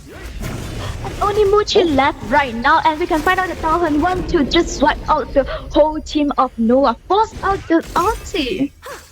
Wow. Oh. AG prepared for this, and they will lock in the Shadow Tyrant at the same time. What just happened there, Mingshen? Well, actually, I think that's because at first we can find out that the full team fight, the first people that taken down is CY, and definitely CY is a prey, and as a jungler of Nova Esports, it definitely when it comes down and Nova Esports will not have the chance, will not have the bigger advantage to fight for the Tyrant. So AG Global just get this opportunity, just take this opportunity and just make their advantage as big as they can. They saw a small window, they took the opportunity to go inside. That is beautifully executed by AG Global. Nova Esports now losing their earlier game lead. The goal lead now swings towards AG Global with a difference of about 2k, and they are taking down tower after tower in two different lanes off the side of Nova Esports. Yeah, and definitely there needs to be more careful for the position of this Mai, because we can find out that actually for just now team fight, Mai just hide in the bushes for a very long time. Yeah, the first time Mai comes out, it didn't successful, and because of the teammates from AG Global here arrived, so Mai can just continue the combo for herself. So definitely Nova Esports need to check the bushes right now. Yeah, checking the bushes is going to be important, right? Considering the fact that you have the Mai, you'll have the Luna as well, who will potentially stay in the bushes to try to catch the members of Nova Esports. So it's something that Nova Esports will need to remember here. Anyway, they need to remember to save their bottom tower, but it's a little bit too late as AG sent JD and Dowhand together to take that one down. And definitely we can find out that Nova, right now, what Nova can do, I think, is try to fight for the Overlord and try to fight for some opportunity for themselves to make their stress, to release their tension right now, because we can find out that AG Global actually makes a lot of stress on them. And the one thing that we have seen over the course of time is that Nova Esports is able to make comebacks, but it looks like the engagement by AG Global right here, sending Yulong to try to poke the members of Nova Esports. The Overlord right now is very, very low. Who will get it? Will there be a steal by CY? And no, it will not be a steal. It's going to be Yulong locking it in, but at the same time, CY is able to get a trade-off kill. Xuan will be traded back by JD instead. Now the chase is happening onto Waypit. Waypit is the one in trouble, but he's the tanky one. And AG Global, as long as they're able to secure the Overlord, they're good. Yeah, after this it will be a 1-to-1 trade, but because the AG Global gained the Overlord, it will be really powerful for them to pushing more turrets down. Yeah, they took down the mid tower. The bottom tower was taken out earlier on. Now they have access towards the jungle of Nova Esports, and if we look at the jungle right now, it's pretty much almost cleared out by AG Global. While Nova Esports, they're still keeping pace with the goal difference. Not too bad if you gotta think about it, like 2k difference between them. Yeah, actually, definitely for right now, we will find out that actually Nova is in a more passive situation, but actually we know that all of them is experienced players, so they all have the strategy. They all know that if I just stay in the high ground, I also didn't gain any advantage, so I need to come up to try to find some opportunity to fight with you. But at the same time, Mai is so annoying towards Nova Esports. Look at Mai's position at the bottom lane, just clearing out those waves, at the same time opening up the space for AG Global to receive the Tyrant buff. And they got the Tyrant, they got the Overlord. So far, perfect execution by AG Global. And definitely for AG Global, just advantage for them they can use is the high ground turrets, because we can find out that. So they tried to engage onto Muji, but he went away with the Infinite Bastards. But the counter came in by Xuan, taking out Yulong.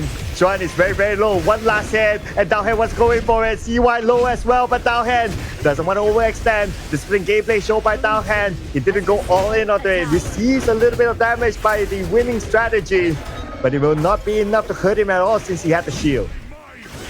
Yeah, actually, you know, after this team fight, also gain some goal because that take down the Yulong kills, because we know that Yulong also a big brother for AG Global. But for AG Global, they are able to take down the T1, the high ground turret. So definitely, I think that AG Global also will be more advantage after this team fight. But actually, if Yulong didn't comes down, PH1, they waited at the bush to ambush Nova Esports, but somehow Nova Esports is able to come out alive.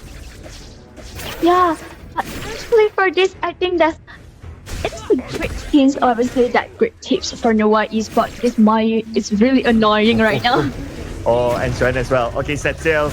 Can't get too far away. Wendy is there together with him, but they don't have the numbers. Here comes C1, Muji and Waypit. Unbridled Outburst will be deployed to push AG Global back, but Dowhand is still able to get Xuan in the process. Wendy gets Yulong, a bit of a trade-off between the two. Here comes Wendy from the back. Winning strategy out, but not able to get anyone from that fight. But it's going to be Waypit instead getting another kill. JD trading another kill back, but it's still Nova Esports getting 3 out of AG Global. And this will be a 3-2 trade, and this is what we mentioned for the whole day. One team fight can change all the things, and right now, Nova's show us. And Nova, let's be reminded, they have played so many games since S3 that they had to make comebacks. They know how to do comebacks. Dowhand showing himself. Is he going to do something cheeky? Is he going to go in? No. Please don't. It would be devastating if he goes in all alone. Yeah, because we can find out that all of the teammates, some of the teammates have it alive, and some teammates didn't beside them, so it definitely quite risky if we dive inside to steal the dragon. I wouldn't say we're still at 50-50 point, right? Because right now the tower advantage is still towards AG Global, and we know that towers are so important in this game. But we can't deny the fact that Nova Esports, they're slowly climbing back. Yeah, because we can find out. Oh, this is the chance. Oh, they got CY. They got CY. This is go time for AG Global. But then again, they know that 20 more seconds before the Tyrant comes up. As long as they can secure the perimeter against Nova Esports, that is good enough for them. Yeah, this is a great one for them because they all know that the Overlord is going to show, the Tyrant is going to spawn. So I just take down your jungler, and your jungler can't able to fight with me. And now that they don't have CY, it's going to be a clear win here for AG Global to take on the Tyrant. Not going to be challenged by Nova Esports at all. So right now, they just need to wait for CY to come back. They cannot engage as a forward. Yeah, definitely, because we know that CY also will just provide a lot of damage output right now. So I think that for AG Global, they will just directly goes to clean the lane and clean the jungle, and after that well prepared for the Tempest Dragon. Tempest in about 25 more seconds. That could be the defining fight between the two teams. Okay, OBSY is in trouble. Flashes away to safety, but still Xuan showing up at the other end. Able to get PHY at the end of the day. It's going to be Weapon. And now with Unbridled Outburst will be deployed up against the other members of AG Global by AG Global. They are not afraid. They will take the fight back against Nova Esports. And the one that fell is going to be CY, the jungler. And in this important moment, CY is down, and this is a great chance for AG just directly take down this Tempest Dragon. Yeah, no jungler, no Unbridled Outburst. AG Global could potentially take it, but looks like they want to take the life out of Nova Esports first. Continue to zone them back out because they know that if they were to go for the objective, it's going to take them a while. Yeah, because I think that they want to use this time because that you have the reduce of the member, you have the reduction of the member, and I just use this period of time with some laning, and I will have more advantage to take down this Tempest Dragon. Okay, even though they start the Tempest, but CY is back up. But CY, can he make it in time? He should be able to make it in time. Now it's a matter of whether they can actually win this tussle of the Tempest between themselves and AG Global. Both sides playing this very carefully right now. Trying to find the right opening. CY showing himself. But then again, you don't want to overly engage on the CY at the same time. Weapon, he does have his Unbridled Outburst prepared. And with the fact that he does have that AG Global, they don't want to make those big moves yet until the Unbridled Outburst is being forced out. Actually, we also can find out that CY also by the Sage's Sanctuary right now, so it have one more life right now. So this is a great hint for AG Global because AG Global is soaking in all the damage on CY, and CY still have one life. Yeah, so that is much needed, right? Because if he goes down, that's it. AG Global surely will secure the Tempest. So a bit of an insurance policy here for Nova Esports. Again, the Tempest dance continue. 50% of health left. Set sail coming from behind, but no crashing yet. Nevertheless, it's going to be Muji getting the first kill in this fight. Infinite Masters will be deployed. JD gets a trade-off back. The Tempest is still open. 25% more. Who's going to get the Tempest right now? Before that, down against Muji. The Tempest is open. Wendy secures the Tempest. AG Global continue to fight back. They see Wendy very, very low. Can they at least secure the kill on the Wendy? The answer is no, because he has other teammates together with him. The Utah is coming back here by Nova Esports. But then again, they need to buy a little bit more time for the Tempest to be activated. Downhead continues on the Xuan, but it's going to be Weapon and Xuan, the duo that is taking enough to survive. This is a great steal from Bandy. Definitely, if this Tempest Dragon goes to AG Global, and AG Global can shut down the whole game. So Nova Esports here, no matter it's Bandy or I would say that all the teammates, they all do a really, really good job. But the only really, I would say that unfortunately just AG here have more damage. So it's unable just to take down the AG members and just turn over the whole thing. But it's a great start for Nova Esports, and we can find out that it just chased back the goal. Ming-Shen, do you have any plans tonight? Why? Because you can cancel it. Because this will be a long game, ladies and gentlemen. We're going to be here for a while. The fight continues on between Nova Esports and AG Global. And I'm pretty sure AG Global can clear off the minion waves. So everything will be reset back, probably until we see the next Tempest. Yeah, because this is the strong one. Because both of them also a strong team, and we also keep highlight that both of them is the top one team. Okay, Setsail did land on Saber, but he is anti-CC. So he's fine for now. Lucky enough, he's there to block the Setsail away. Yeah, just continue what I mentioned just now. We just highlight both of them is a good team, best team. Okay, PHY in trouble. Okay, looks like the engagement by Nova is not sure again. PHY! Oh, they got the Shiranui. That's going to be bad for AG Global. They got down hit as well. Nova Esports. They found the two crucial kills. Yeah, this one is a good one for Nova Esports because for these kills, and it's able to chase back a lot of goal. At the same time, it maybe will have more times to prepare for the next Templar Dragon, because although that we know that for the next Templar Dragon is around 40 seconds, and for them just only the 20 seconds it's dark can back online, but Nova can just occupy the vision and give some stress for the lane. Yeah, and the goal difference doesn't matter right now, right? So even if they got those pickouts, it's more about the map control rather than getting the goal in for themselves. And map control is much needed right now. About 15 more seconds before we see the next Tempest. Tempest number 2, ladies and gentlemen. This is arguably going to be the longest game in the MKL so far. Yeah, definitely. And this is, I would say that because both of them is strong enough, and both of them is just having a really, really good ability to make some engagement or disengagement. So it makes us have a very, very fun game. Very, very good experience of us, that watching experience in this whole game. Yeah, absolutely top tier. But here, we might see them getting Saber. Saber! One last hit, he still survives somehow by the backline. Looks like PHY tries something ambitious. Here comes the Unbridled Alphas to push them back. Infinite Bastards as well deployed. They lost PHY in the process. Now the chase continues on. Saber is pretty low, but he's tanky. He's not targeting anyone. Ideally, they want Yulong. Yulong resurrecting. Second chance for Yulong, but he's not able to get away from Waypit. They lost their jungle. Tempest is up. This is the time for Nova Esports. Definitely after this Templar Dragon, they will try to at least take down all your high ground turrets. If I cannot shut down the game, but I will just give some stress off your high ground turrets. So definitely, it is a great stress for AG Global right now. Oh man, not only them, I can feel the stress here watching this. This is crazy. Second Tempest taken by Nova. They are on the driver's seat right now, especially after they took down Yulong. That was the crucial kill that they were looking for. It guaranteed them the Tempest. Yeah, I figured that is it able that both of the team makes our game, this game 1 until 30 minutes. Find out that actually right now it's 27 minutes. So let us watch about this.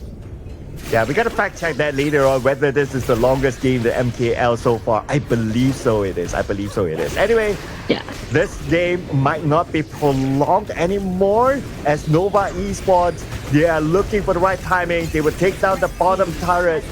Now the middle turret is in trouble, but before that, the CPHY is an opportunity. Unbridled Alphas all the way to the back. Waypay will absorb those damages. Resurrection after resurrection. Yulong still continue to fight on, but then again, Infinite Masters will be deployed by Muji. They could not secure the kill on the Muji. Instead, Wendy gets a double kill. Nova Esports never back down. Just definitely it's a good game between both of the teams. They will just perform so well. We can find out that in the early game, in the mid game, AG Global just take over all the things. But until the late game, the interesting team fight, the wonderful team fight between two games. Oh my god, I'm so enjoyed in this game. Oh yeah, me too, right, me too. I mean, this is the most exciting game so far. Not only it's prolonged to like 2 tempers, but the quality of gameplay, between these two teams is just top notch, Ming-Shen. Yeah, actually, we find out that both of them also gain a lot of advantage. I would say that although they are in a really passive situation, they also can find an opportunity to open up a really, really good chance for themselves, no matter it's ENG Global or Noah Esports. Oh, I'm so glad to watch this kind of games, or I would say that class in this kind of game is a big enjoy for me. Yes, and we see a new hero. So that's going to be another bonus here in this round. So we're going to check out the stats here. Whew. I know that, okay, one thing about that's glaring for me, right, in the stats is that a roam, a Zhang actually gets more kills than the farm lane.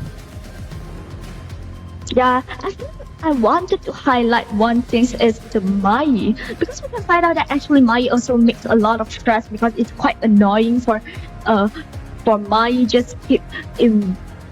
I would dive inside to the backliner for Noah Esports, but actually for the KDA it seems like not so good. Yeah, it doesn't really tell the story, right? I get it, right? Like, he does so much, like, he was so annoying at the back line, like, he did a lot of plays, but just because he's not able to secure those kills, so the KDA is not as sexy. 077 for PHY, but we still have to give credit for him. He did a lot of work in this round. Yeah, this is what I wanted to highlight. Although the KDA looks like seems not good, but it's also pay a lot of effort. Obviously, that also make a lot of things that make Noah Esports too stressed. Yeah, and JD in this round, actually he did a lot of work. He got a good amount of kills, and look at his damage output. It's 210.1k. That is a lot for JD. So Noah Esports, at some point they couldn't find an entry point to JD, but towards the end they didn't really put focus on JD. They know that as long as they can get Yulong, they could get PHY, they're good. Yeah, actually, I also wanted to highlight Kongming from Wendy. This is a huge damage that this hero did. We also know that Kongming, all of the way, it is a high damage hero. But in this game, we can find out that, yeah, this is the solutions for Luna. Yes, and pretty sure that all the other teams watching this is now thinking to themselves that, hey, Nova Esports, they give the answer to us. Practice the Kongming, and you can counter the Luna. Now, looking over at the graph here, it's actually a very 50-50 game until the Tempest, Ming-Shen. Yeah, actually we can find out that because after the Tempest and have a really, really good steal from Kongming, I still remember the steal of the Tempest Dragon, although there are also have some people down, but it gained I would say that it just gained a really, really good opportunity for Nova Esports to continue the mashup. Yeah, so Nova Esports, great round for them. And you can't think about it, right? They had to play, like, since S3, a lot of comeback games. This just goes another one into their books here. Another comeback game for Nova Esports. At this point, I would even doubt them. The lords of comeback, like, they are just masters of comeback. But the one player that was pinnacle to their comeback match here is our MVP, ladies and gentlemen. And it is given to my idol, Weipit! Yeah, the Zhang is really, really professional. I would say that it's just like the Zhang in my textbooks, you know? Yeah, you know, I know, right? Like, I mean Zhang Fei, and I mean Zhang Fei because of Weipit. Like, Weipit, you're the man, man. Like, this is masterclass of a Zhang Fei. Okay, look at his stats here. It might not be the sexiest, but if we were to focus onto the kills, 4-3-11, he has more kills than Muji himself. Even though the damage output is not the highest, like 12%, but he lands those kills when it matters. Because we know that Zhang Fei, this kind of rumor job is just the use of Zhang Fei is open up a team fight and just soaking in all of the damage, absorb all of the damage, and definitely this is a really, really good shows from Weipit. just I can be the frontliner to hack you up, to take down all the damage, and you are just output your damage. Oh man, easily the best roamer in Malaysia right now. But we're gonna check out the best moments here through this highlights, and there's so much to talk about here. Tons of amazing moments. At this point, 17 minutes, pretty late in the game, but it's still anyone's game. Yeah, actually, for this kind of game, y'all play until the almost 30 minutes. It is a great challenge for all of the 10 players. You don't need to focus in one game for so long time.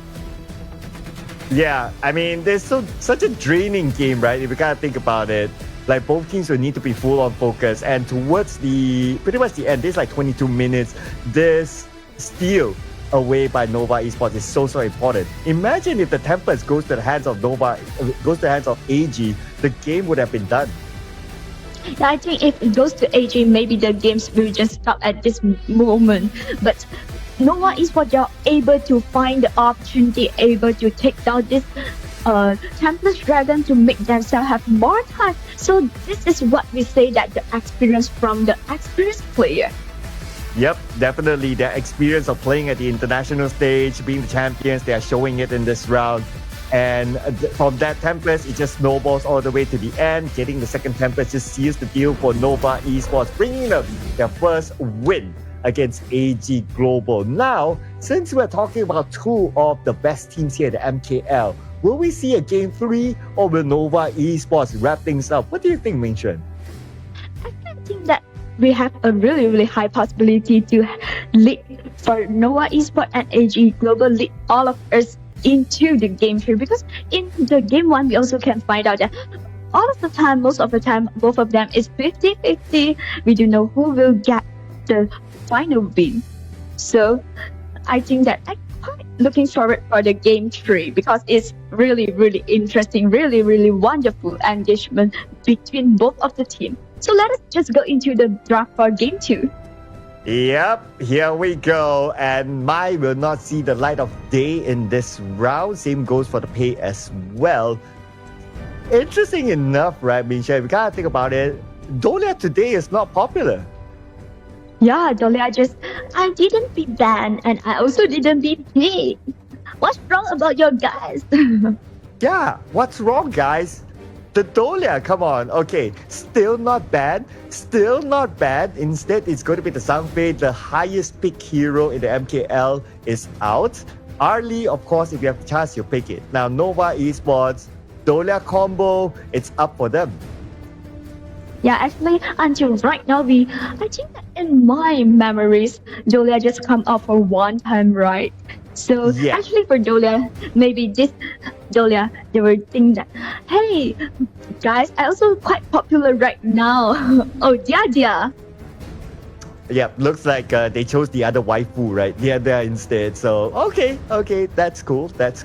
So maybe, okay, I'm just putting it out there, right? Since they have the Dia, they picked up the Dharma, potentially they might want to go for the Lady Sun. Yeah.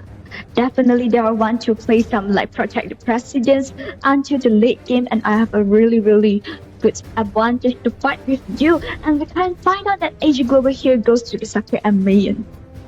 Yep, Sake, very balanced role, can engage, can also sustain the team with the heal, so that's a pretty solid pick, and this is going to be the first Sake that we get for today as well. So now Nova Esports, onto them. Marksman, Lady Sun can be locked in, if not potentially it might be banned out later on, but they go for the J, which is also a very popular pick here today. Yeah, actually we can find out that comparing for Lady Sun, actually for today J is a popular pick. Lady Sun, actually we didn't just see as more as this J for today. Yeah. The J surpassed the Lady Sun in terms of popularity today. It was only played once with a win, by the way. So that's the record. So anyway, that's out the window. Both sides picked their farm laners, so it's done. Now, both sides want to focus on the jungle. So that's why we see a Jing out. I wonder if AG will ban the Luna now. Yeah, because we can find out that Luna have a really good performance, and definitely if AG don't want to take Luna right now, it's also okay because we know that the solution for Luna just Nova Esports show us is the Kongming. So right now, Kongming is used by Nova Esports. Is it a great chance for AG Global? But because we know that if AG Global take away Luna, it's also reasonable because Nova Esports also really good in this hero.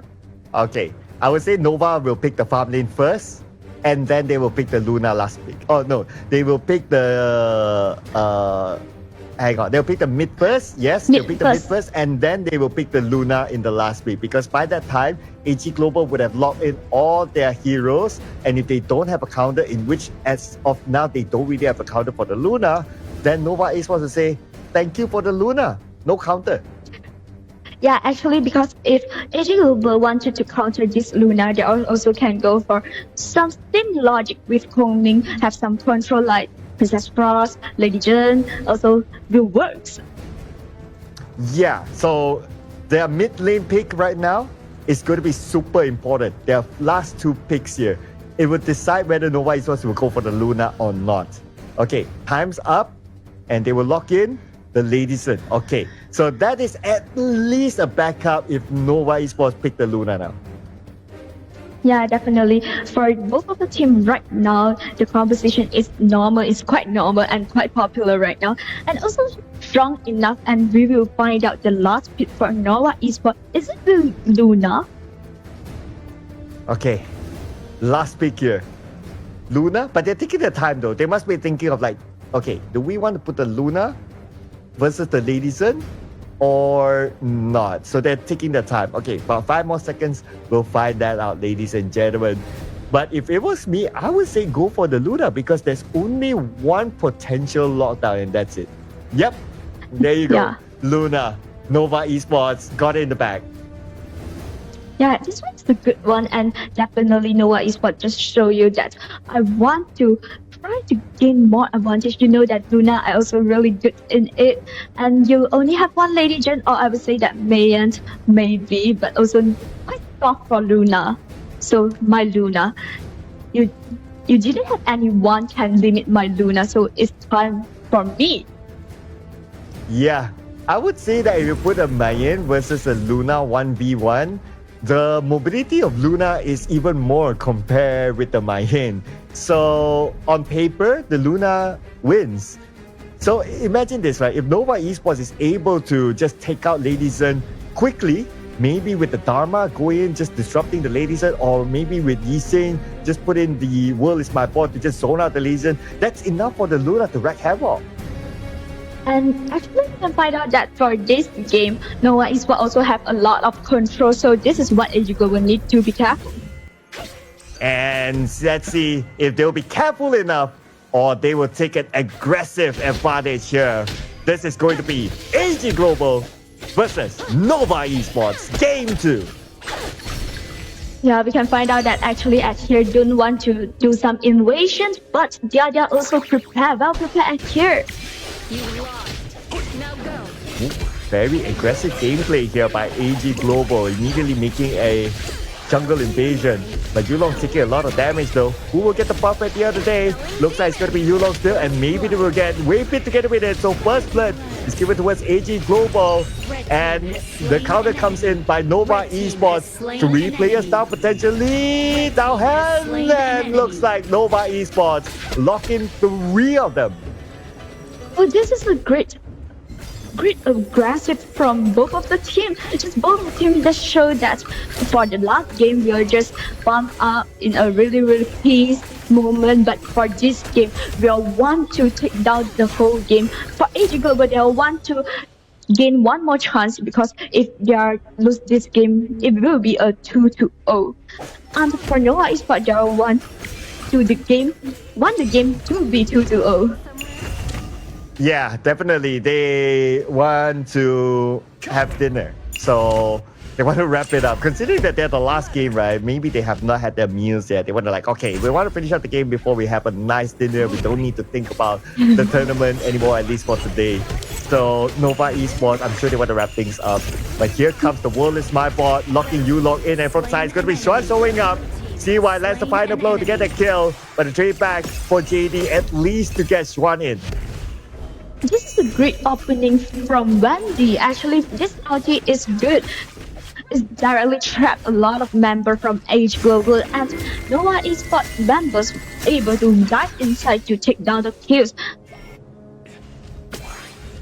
Underneath the tower was a bit of a risky play, but would you say that was worth it for Nova? I think that it's quite like a high risk, high reward style right now. I would like to open all team fight, but maybe I will lose some Mobile member power did not connect inside. onto Xuan, but it takes a lot of damage still. And JD, enough damage output. But here comes CY with the Luna. We didn't talk about it, but CY is alone though. If only Weepit was together with him. Yeah, actually, I would say that this is a great opening for this early. Definitely, it farming up in a really comfortable Yeah, he got like situation. what, at least 2 kills now for JD. So decent start. And I would say that looking at their draft, Arlie is going to be the main damage output dealer. I mean, yeah, we have Yulong, but he's more of an engager. Dalhan might be kind of busy trying to find those flanks and also maybe even doing the split push. So they have to stock up the Arlie. I think right now Nova Esports need to calm down. Just stop some smart engagement, because you know that after this almost 10 seconds the dragon will spawn. So this is a really crucial moment. Okay, at the crucial moment, both sides are still 50-50, very close in terms of goal difference as well. Now with the Tyrant up, both sides ready for it. And we can see the Clash laners coming towards the Tyrant side as well. They're going to go in for a 5v5. Who will secure this Tyrant? World is Smart Bot is ready as well to be deployed at any point of time. And we can see Wendy in position with the World is Smart Bot. Tyrant pulled towards CY. And it looks like it's going to be still Nova Esports locking in the Tyrant unchallenged. And now we can find out that Nova Esports take down this Tyrant and they are just retreat back. Hey. Wow, okay, Wow. we saw Muchi alone at JD. 3rd kill for him. Yeah, this is a good one. I would say that for the double kill at first, and now they are just take down Muchi, and definitely Marsman take down Marsman and you will gain more. So Nova got the Tyrant, but AG got the Marksman. So that's okay, I guess. That's okay for now. But the goal difference swing towards Nova Esports though. Yeah, but for Arlie, personal, for this hero, it is a good situation because I can take down your kills and I have a lot of kills right now. And definitely we can find out that AG Global, the main core is Arlie. So this is a great, I would say that it will not be a bad news for AG Global right now. Yeah, that's a good point, right? Like the kills are mostly funneled towards JD, so that will give him the advantage to scale even faster and reach his power spike. And with that kill against Muji, that's a testament to how much of a power spike that he has gained so far in this round. Yeah, actually, we can find out that for today, Tirenje is quite popular for our game, but actually for the performance of Tirenje, yeah, it's quite normal for today. Yeah, not the most glaring of performances, right? But the DNJ, I totally agree with that. So, a win rate not really favoring the DNJ, but then again, let's see how the execution will be because it's now controlled by Nova Esports Muji, definitely one of the best players around. But while they were busy at the top tower, taken out by AG Global. Yeah, we can find out that this early get 4 kills and definitely AG here, the whole team gets the 5 kills. And the world is my boy, with Strand coming in from behind. Looks like Nova Esports, they managed to get 3, they're getting 4, they get 5. Ace for Nova Esports. This is a team fight from Nova Esports, a 5-0 trade, and this is the time for them to take over the whole game. You can control the map and control the resources right now. And we can find out that the great buff from AG Global is available. And Nova Esports here able to directly take down the two T1 turrets and T2 turret from AG Global. Yeah, let's not forget as well the fact that Xuan is at the top, so he would take down the top tower as well. So 3 towers down. They lost that buff just by one huge engagement, but beautifully executed by Nova Esports. Now another World is My Board being deployed. This time PHY is captured within it, and it's going to be an easy kill here for Nova Esports. Definitely it's a great one for Nova Esports for using one team fight to gain all of the advantage, gain all of the things, and right now they're on the high ground tower. Ooh, looks like Nova Esports. They're expecting a faster game this round. Wendy takes a decent amount of damage, but then again, Waypit is there, providing extra support, and he will heal up even quicker right now. Now they're targeting the mid tower of AG Global. World is My Board to zone out the members of AG Global. Tower will go down first while CY takes a little bit of damage. CY will survive it. Objective complete by Nova Esports. Yeah, definitely they can just go back to try to gain a lot and do more pushing in, because we can find out that now their jungle is available right now. Just clean the resources. It's okay, we just keep in a steady pace. It's going to be the next Tyrant here. This is going to be a crucial Tyrant for AG Global. And they're waiting in the bush. Look at this Yulong Saber. Waiting to steal it away. Oh, push check by Nova Esports. And now Nova Esports will shoot them away. World is My Board deployed. And they will catch one out of AG Global. Yulong is the one in trouble. C1 will go and finish him off. And they will catch one as a counter. But CY, double kill on this pocket. The 2 left for AG Global. What can they do about this situation? Actually, throughout the team fight, we can find out that, yeah, JD have a really huge damage, but they didn't have the people that can stand from Nova Esports damage and just go inside. Underneath the crystal, but then again, JD gets Waypit. Alright, not the biggest of kills, but then again, the kill is still a kill for Nova. Yeah, they can gain some time for themselves. This is what I mentioned just now. JD have a really huge damage, so Nova Esports also need to be more careful when they fight against with this JD, because we know that Ali also a marksman that with a really high mobility. Yeah, so we might see Nova doing the bush waiting. If they see like JD, he's all alone, he's separated from his teammates, they will go all in, and if they can take out JD, then Nova Esports, big chance for them to win fights.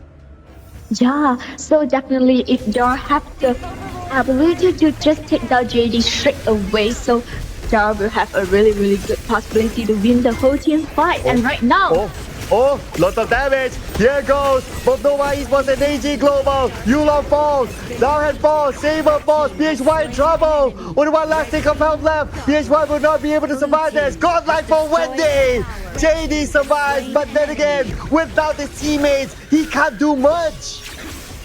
Yeah, Darren, JD needs the teammates to stand in the front line, stay at the front line to just take out all the damage. And now, JD out! It is an ace for Nova Esports! And now they will wrap things up with a 2-0 clean win against AG Global! And now they will secure, they will cement the top of the regular season. Definitely they are proof that they are still the strongest team in our MKL. Still the things that I say when I'm opening. Yeah, bro, you're still young. You're still young, left, and they prove it. They prove it in the gorge, ladies and gentlemen. And this round is an even more convincing win for Nova Esports. It didn't look like they dropped the ball. Yes, early on there were a few skirmishes, and it looks like a lot of kills were funneled towards JD. But Nova Esports is like, hey, if we can come back from an almost 30-minute game, this is nothing for them. Yeah, actually throughout the whole game we can find out that this in this game it will more like one-side situation. All of the advantage, all of the things, all of the goods, it goes to Nova Esports. But AG Global also tried to find some opportunity, find some chance, but unfortunately because they are not tanky enough, they didn't have anyone can just stand off the Nova Esports damage. Yeah, JD have a really great damage, have a really huge damage output, but how without their teammate? Yeah, let's check out some of the stats here with the items build and also the KDA of all these players. And looking over, my eyes will be on to JD. He's still able to secure 6 kills, but his other teammates, I think that now that we are reflecting on the lineup, right, maybe he does not have enough tank frontliners, because if we look at Yulong's build, he's not able to farm enough to be that tank. Yeah, and this hit, my eyes just goes to Wendy. What a pretty KDA 720 to 11. And actually I wanted to highlight the first ulti from Yixing. We know that in this game they have pretty much early engagement during the early game, but the ulti from this Yixing is definitely crazy. Yeah, the world is my board. For the most part, when he deployed it, he's able to catch like what, 3-4 players of AG Global. If he's not able to catch, at least he's used to like zone out the members of AG Global, allowing them to take down the towers. So it is well played there by Wendy. And if we were to look at some of these other numbers as well, not only the 7 kills, he's able to dish out the most damage among them all in Nova Esports. Yeah, this Yixing just play like an assassin. I go inside, I just trap most of the member and I make my teammate have the chance to output out all the damage and take down the kills. This is a great one for Nova Esports. Definitely, Yixing also one of a popular, I would say the most popular mid laner for our MKL right now. Oh yeah, and who needs the Dolia, right? You don't need the Dolia to allow Yixing to be as effective if you have especially Wendy as the pilot here to be able to come out with those beautiful plays with the world is my board. On AG Global side, well, I mean JD, even though he got the most kills, not the heights of damage, but of course most importantly is to secure those kills, but they were overly dependent on JD to be the damage dealer. Yeah, because we can find out that actually for AG Global for this game, it will like most of the team all in all the things on JD. Yeah, JD has enough damage, right? But when they open up a team fight, is JD have a great surrounding to take down the kill, have a great surrounding to output out all the damage. This is what they will need to figure it out. Yes, so a lot to learn here in this game, right? I mean, the introduction of Ming and also how to counter it and how to counter the Luna as well. There's so much here. But looking over at the chart, okay, steady until maybe say the 6th minute, and it is just Nova Esports all the way. But if we were to look at what happened in game, Nova Esports, they were totally in control. Yeah, definitely, because we can find out that for Nova Esports, for the early game, yeah, they'll have some small engagement, but during the mid game, they'll just farm up. They'll know that for this kind of situation, for this kind of composition, what I need to do right now is I need to farm up to accumulate all the damage, and I'm able to soaking in all the damage when I'm playing the team fight. Yes, you got to give it to the teammates as well, right? At the same time. And if we were to look at like the towers collected as well, I wanted to highlight this. Towers only 2 by AG, and also to think about it, like AG didn't secure any Tyrant or Overlord at all. Now, we also have to award the MVP in this round, and for sure, you pointed it out, it's going to be Wendy with a clean KDA of 7-0-11.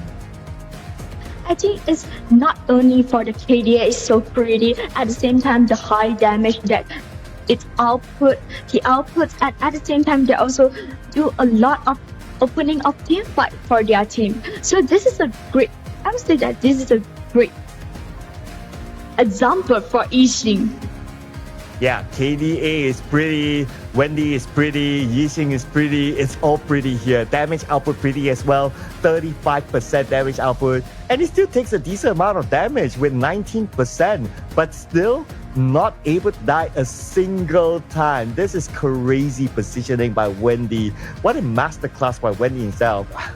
No doubt, one of the best mid laners so far in the MKL. Yeah, actually, we also can find out in game because although it take a lot of damage, because why it didn't suffer in kill, because they have Dada. Dada able to go up to Randy and give some recovery. And here are the highlights here from the previous round. So we're treated with the highlight of the Mulberry Power. Landed kind of nicely onto the members of Nova Esports, but the response by Nova Esports is that, hey guys, the communication is here, let's gather up, protect our buff, and get a trade back onto EG Global. So Nova Esports, at the very beginning, they got 3 kills and they got back their red buff. Yeah, definitely we can find out that they know that what is the most, I would say, the most suitable strategy that I need to use right now, because all of that is rely on their experience, no matter is the member of Nova or member from AG.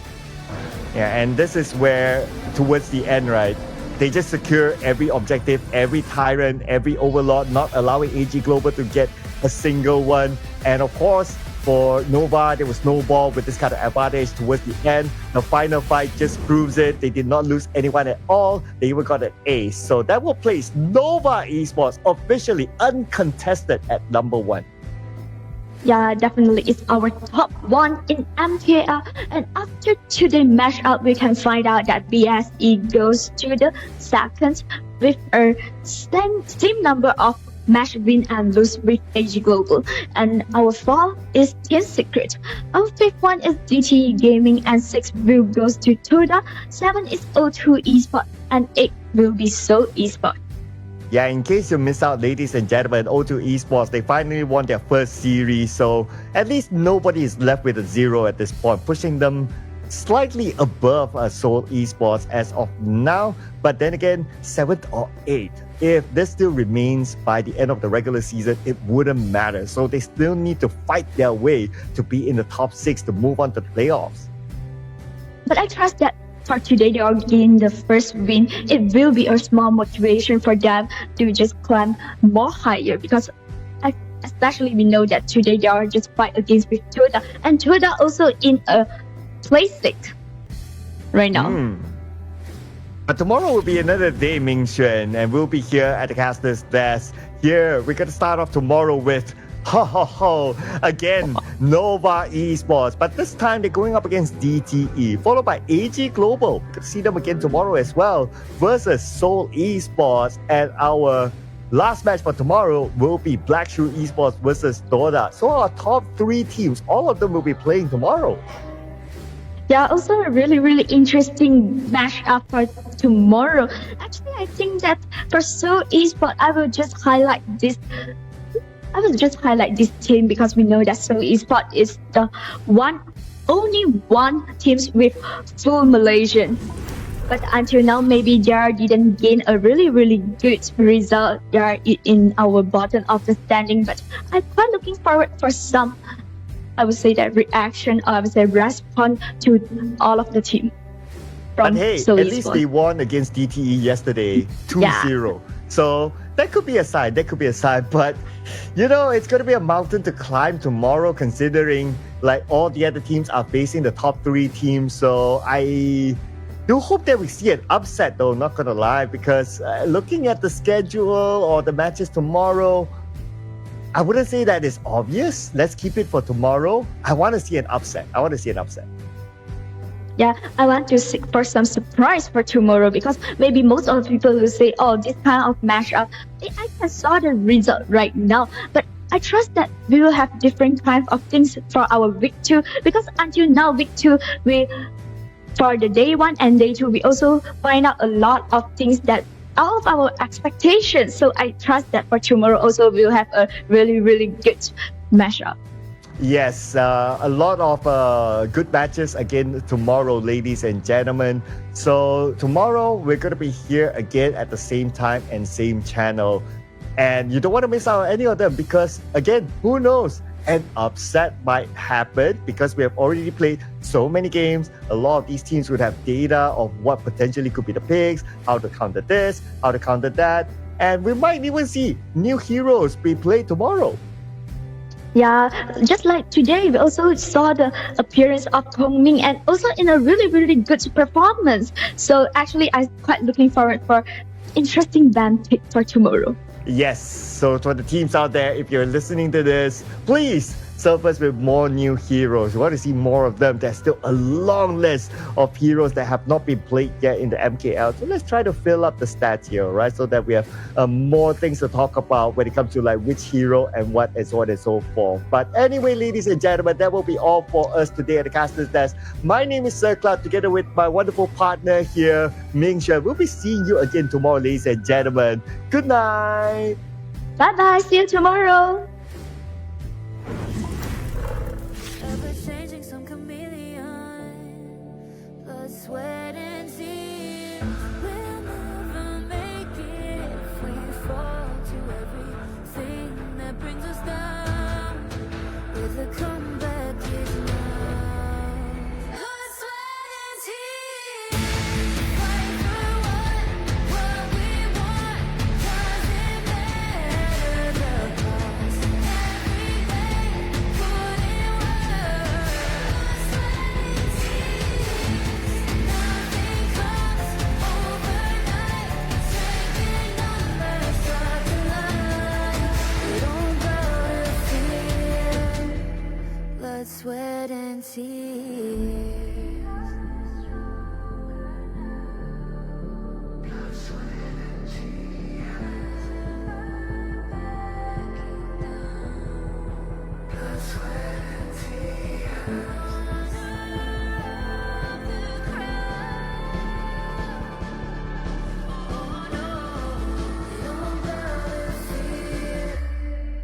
Blood, sweat, and tears. Blood, sweat, and tears.